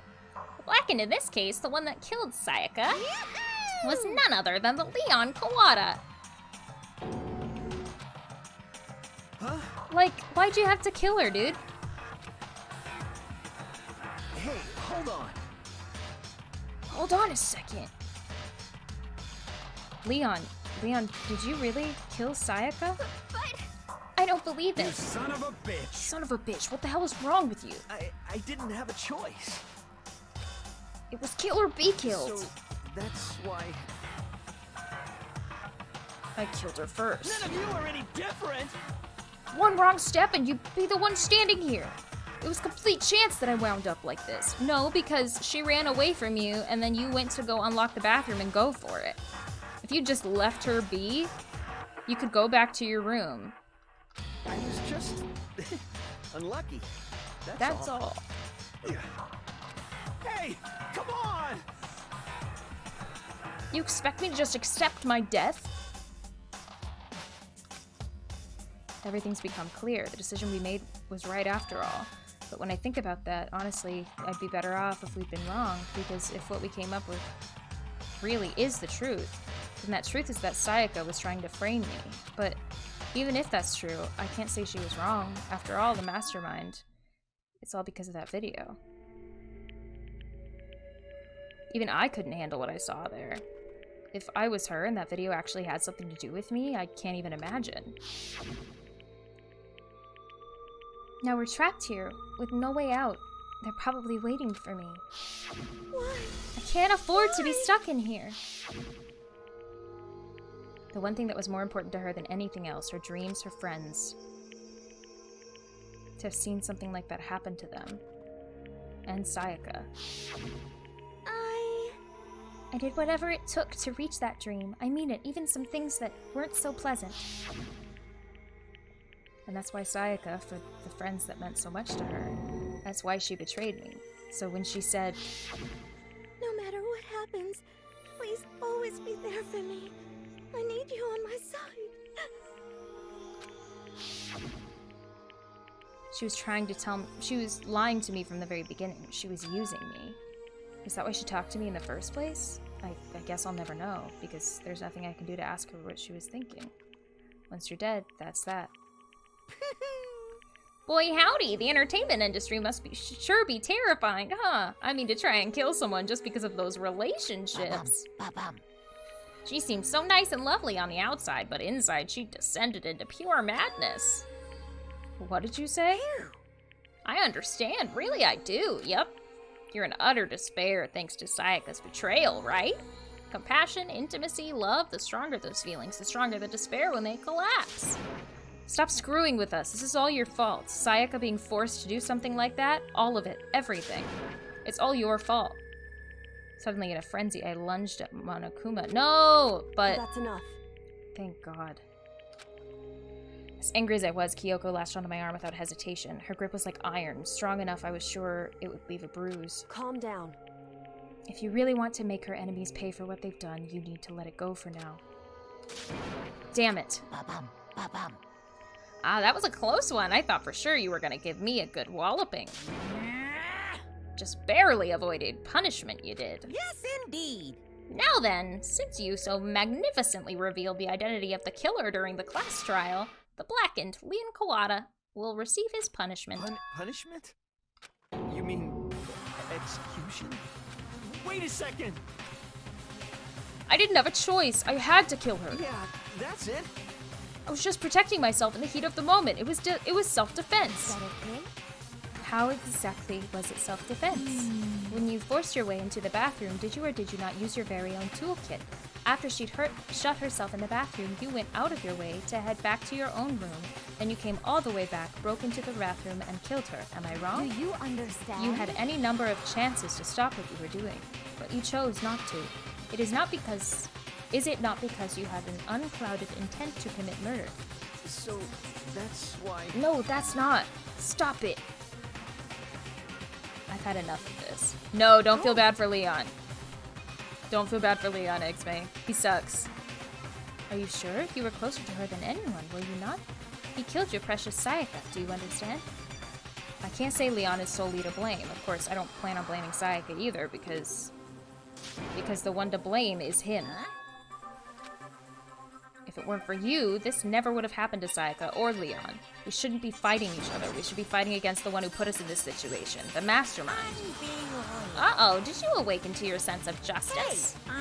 Well, it just so happens that there's nothing more unethical than an unwavering sense of justice. After all, it's people with that sort of mentality that perpetuate war all over the world. Is that the kind of justice that's awakened within you? Just shut up. Okay, well, anyway, more importantly, let's hurry up and get to what everyone's been waiting for, the punishment. I'm begging you, please, don't do this! Hey, come on now. No more excuses. You must pay the penalty for breaking the rules. Society demands it. Stop, please!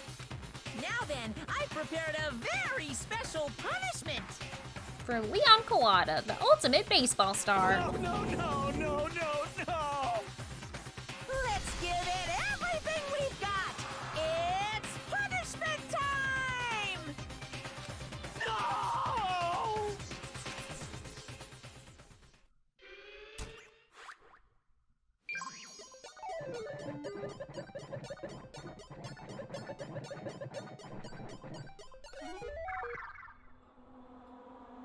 Oh, what is this graphic?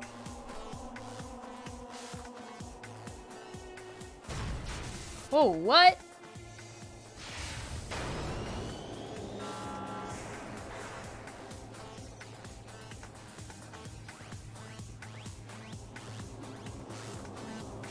No way.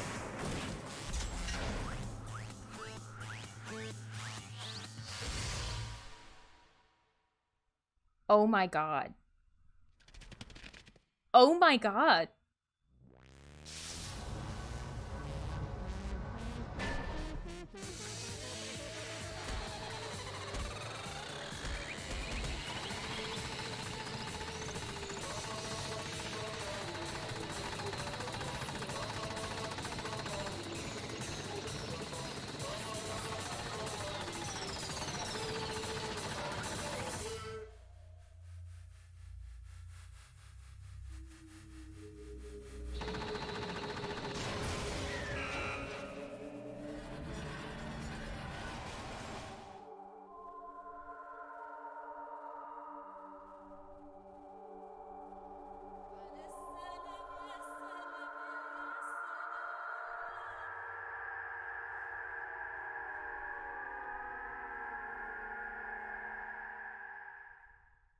Oh my god.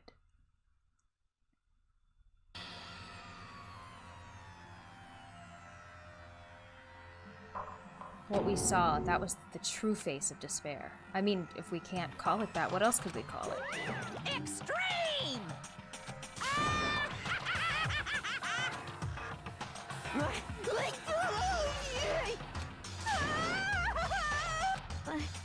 I can't take it. Do we really have to keep doing this? I just can't take it. Well? Hey, if you don't like it!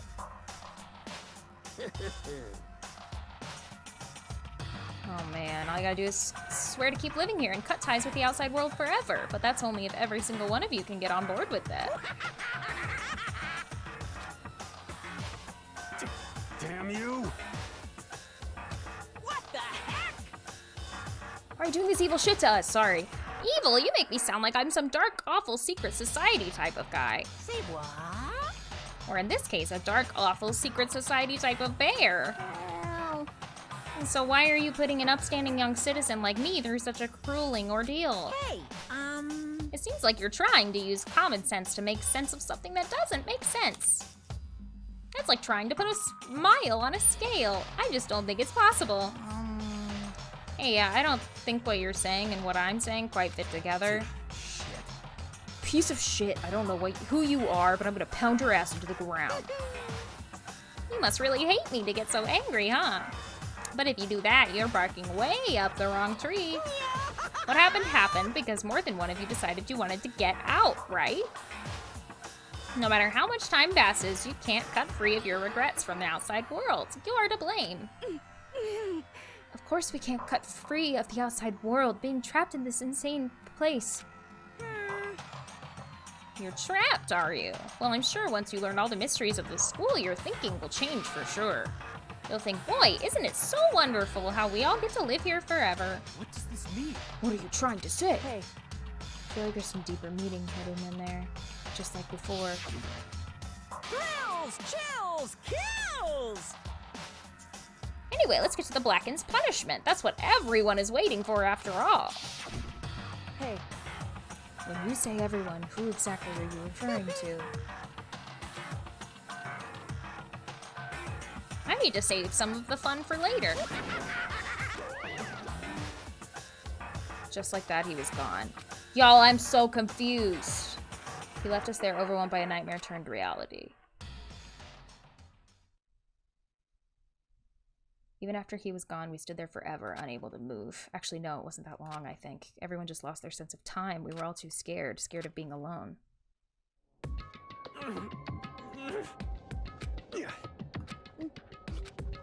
No one even tried to speak. Their faces were stone, their voices dead, but it was in that moment. Just a second. Makoto, can I talk to you for a second? She moved in close and whispered into my ear. Makoto. Before we head back, there's something I want to talk to you about. It's about Sayaka, isn't it? I'm surprised you figured it out. Listen. I told you before the class trial started, you had to figure out the mystery of this case yourself.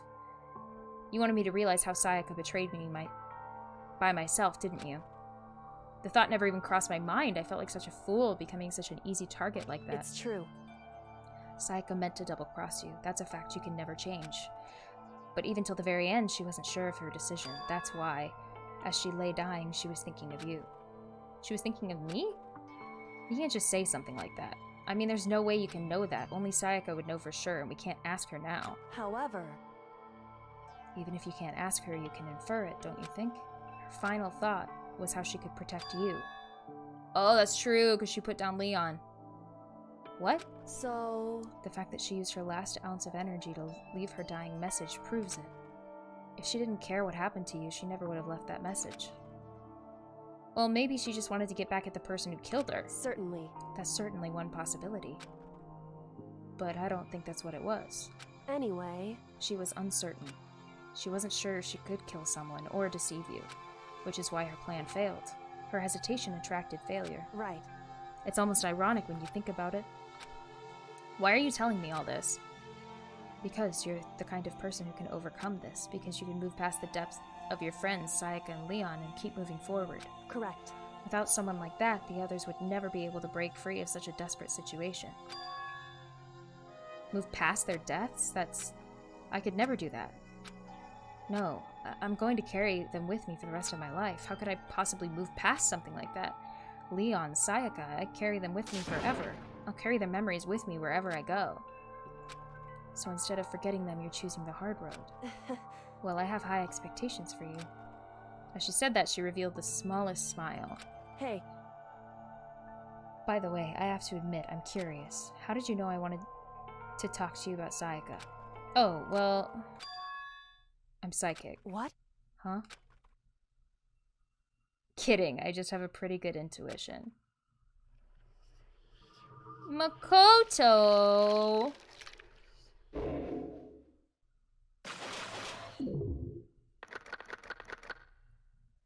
Dang, 3 down.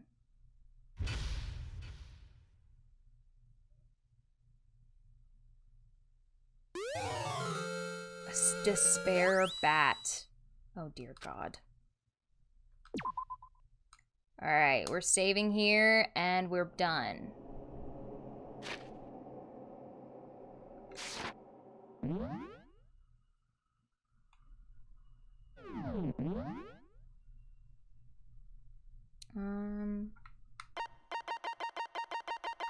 Okay. We're done for the day. We have to be done. Because, oh my God, I had no idea that would last that long.